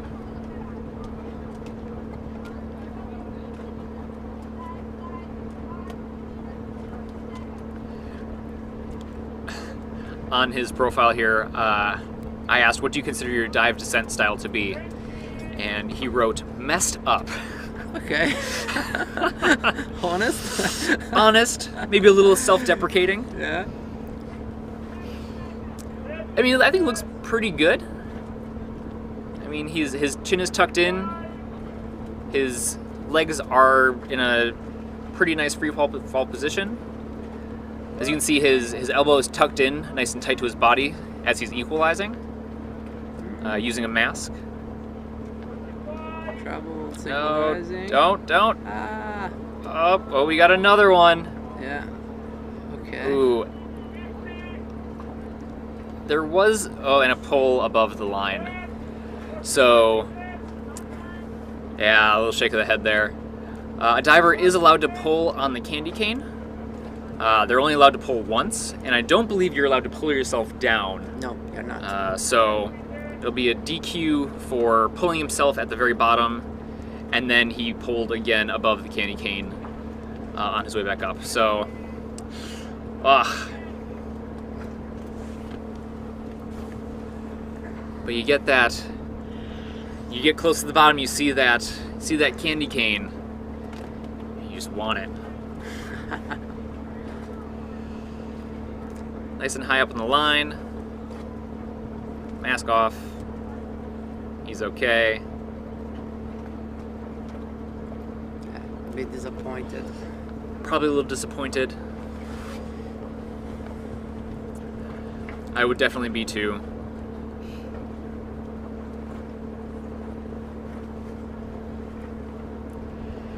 And it's surprising too how, like,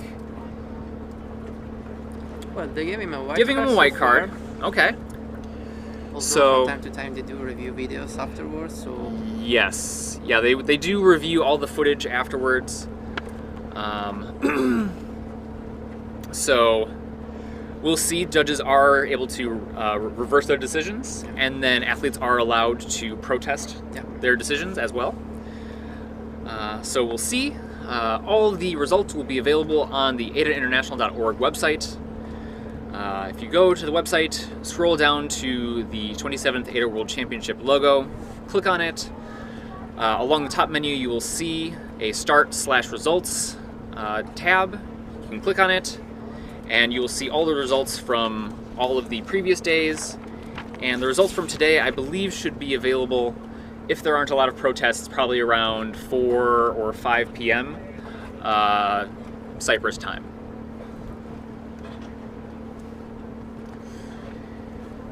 okay, Christian up next. Christian Maggie Yosilla. Not Yagi Mosilla. That's not right.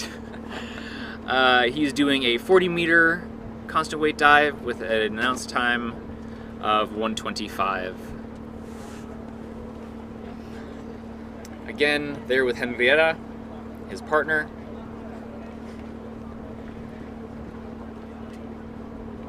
Again, always in the water for each other, always supporting. always on noodle duty.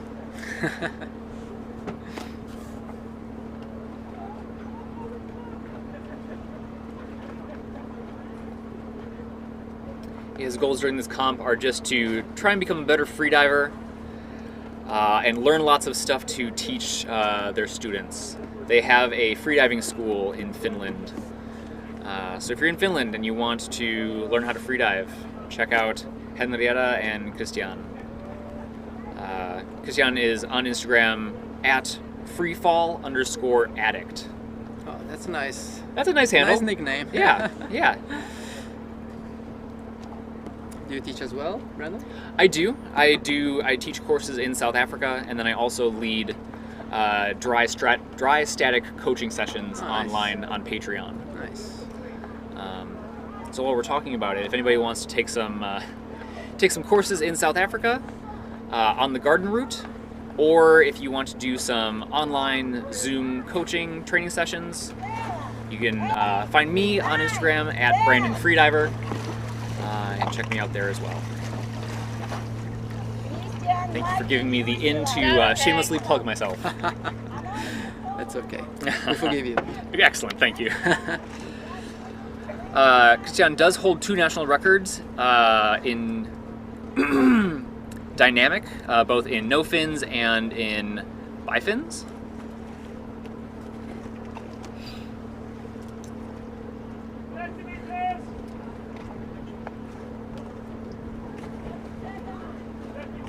Be nice and relaxed.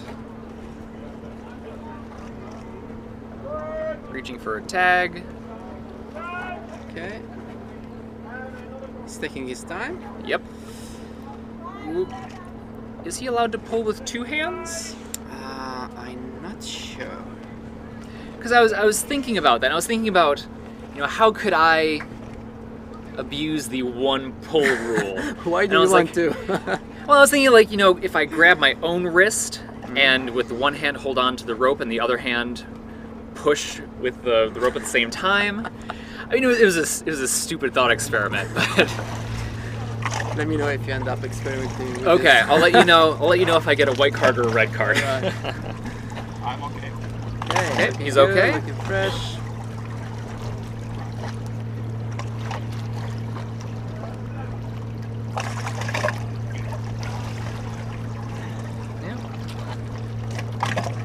Nice and easy dive for him.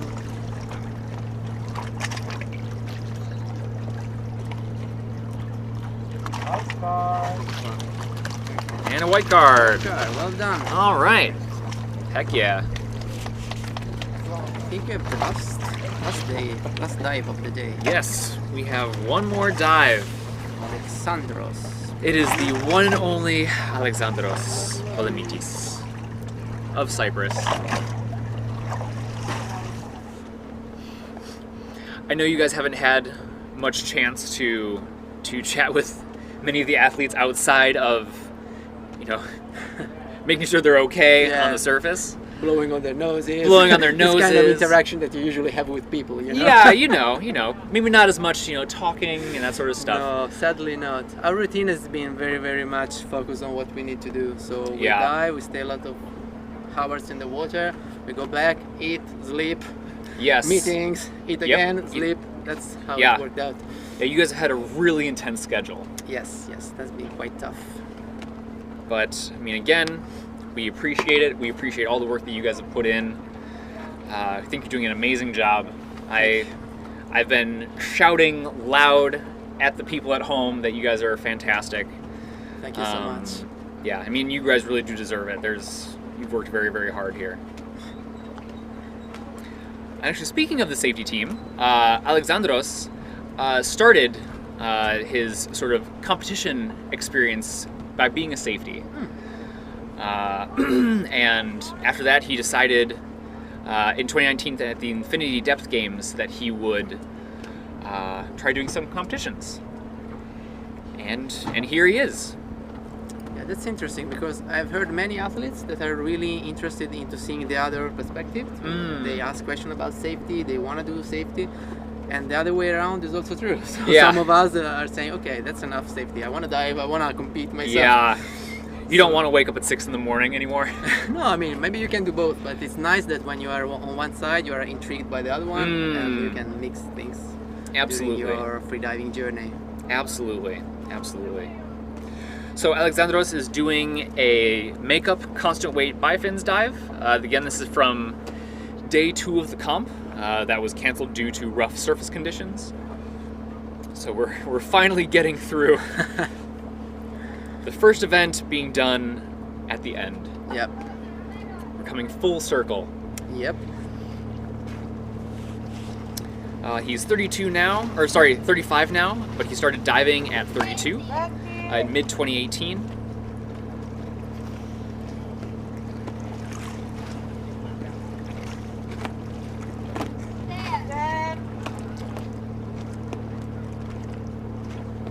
Five, four, three, two, one. Opposite up. Plus 1, 2, 3, 4. One more time for those who have just joined us, a diver has up to 30 seconds after the official top to begin their dive. Anything after that is a did not start.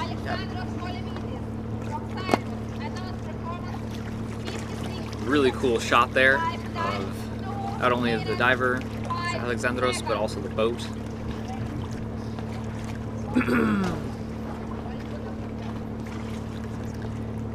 See one of our photographers, that might be Dan. Cyprus man. Yes.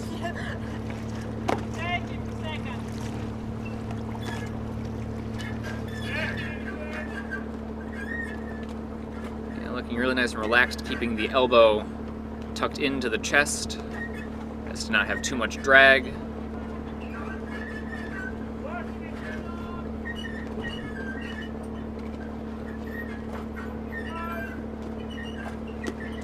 Taking a little look to see how far from the bottom plate he is. And I have to say it's very deceiving in this crystal clear water. Yes, you it look is. and you're like, oh, I'm right there. And then you have another like 10, 15 meters of free fall before you actually get to it. We've had amazing visibility in some of these days, like 40, 45 meters visibility. That's bonkers. Yeah. Absolutely bonkers. Okay, he's got the tag, he's coming up. You can see his weight belt, the dangly bit is tucked in. What I always tell my students is you should never cut off that extra piece, because in a emergency where a safety diver might need to rescue you, it's really easy to grab on that tongue and just pull and drop the weight belt. Yeah. Versus if you have to actually like fish for it and there's only a tiny little nub there, it's much more difficult. Yeah, that's definitely a good advice. Yeah. So even though it sometimes flops around, best not to tack in and do weird things with it. Yeah. Yeah. Exactly. There we go. He announced 2:05 on this dive, so he is right on schedule. He's up nice and high in the line. Doing his recovery breathing. Okay. He's okay. Well done, Alexandros. Yeah, very nice. And his daughter had a birthday about a week ago, I believe. So happy birthday to his daughter as well. It's the last of the Got the tag. I'm okay. Alexandros. Yeah, if you get a chance, hang out with this guy, because he is hilarious. Absolutely hilarious. And super sweet, too. Really nice guy. Look at that, making that eye contact with me. I know it's for me. You like to think so? I like to think so, at least. Yeah, maybe it's to somebody else, but in my heart of hearts, he's looking into my soul. Now let's go play. Okay, amazing. I mean, that's it. That's day 8. We're done. My gosh. Amazing day. Wind is picking up now, so we've got a little bit of movement on the surface. Yeah. But, you know, overall, a smooth day. Smooth day. Very few blackouts, very few red cards. Which again, what I like to see. Yeah. Awesome. Be sure to once again Follow the AIDA Freediving Instagram account for all the updates on everything going on behind the scenes. Make sure to check out the AIDA International website, aidainternational.org, where all the results are posted. And yeah, thanks one more time to our sponsors, everyone sponsoring the event, sponsoring our athletes. Yeah, we'll see you guys tomorrow for the makeup day. I don't know when exactly it starts, but following AIDA Freediving's Instagram account, you will see when we are starting. Cool.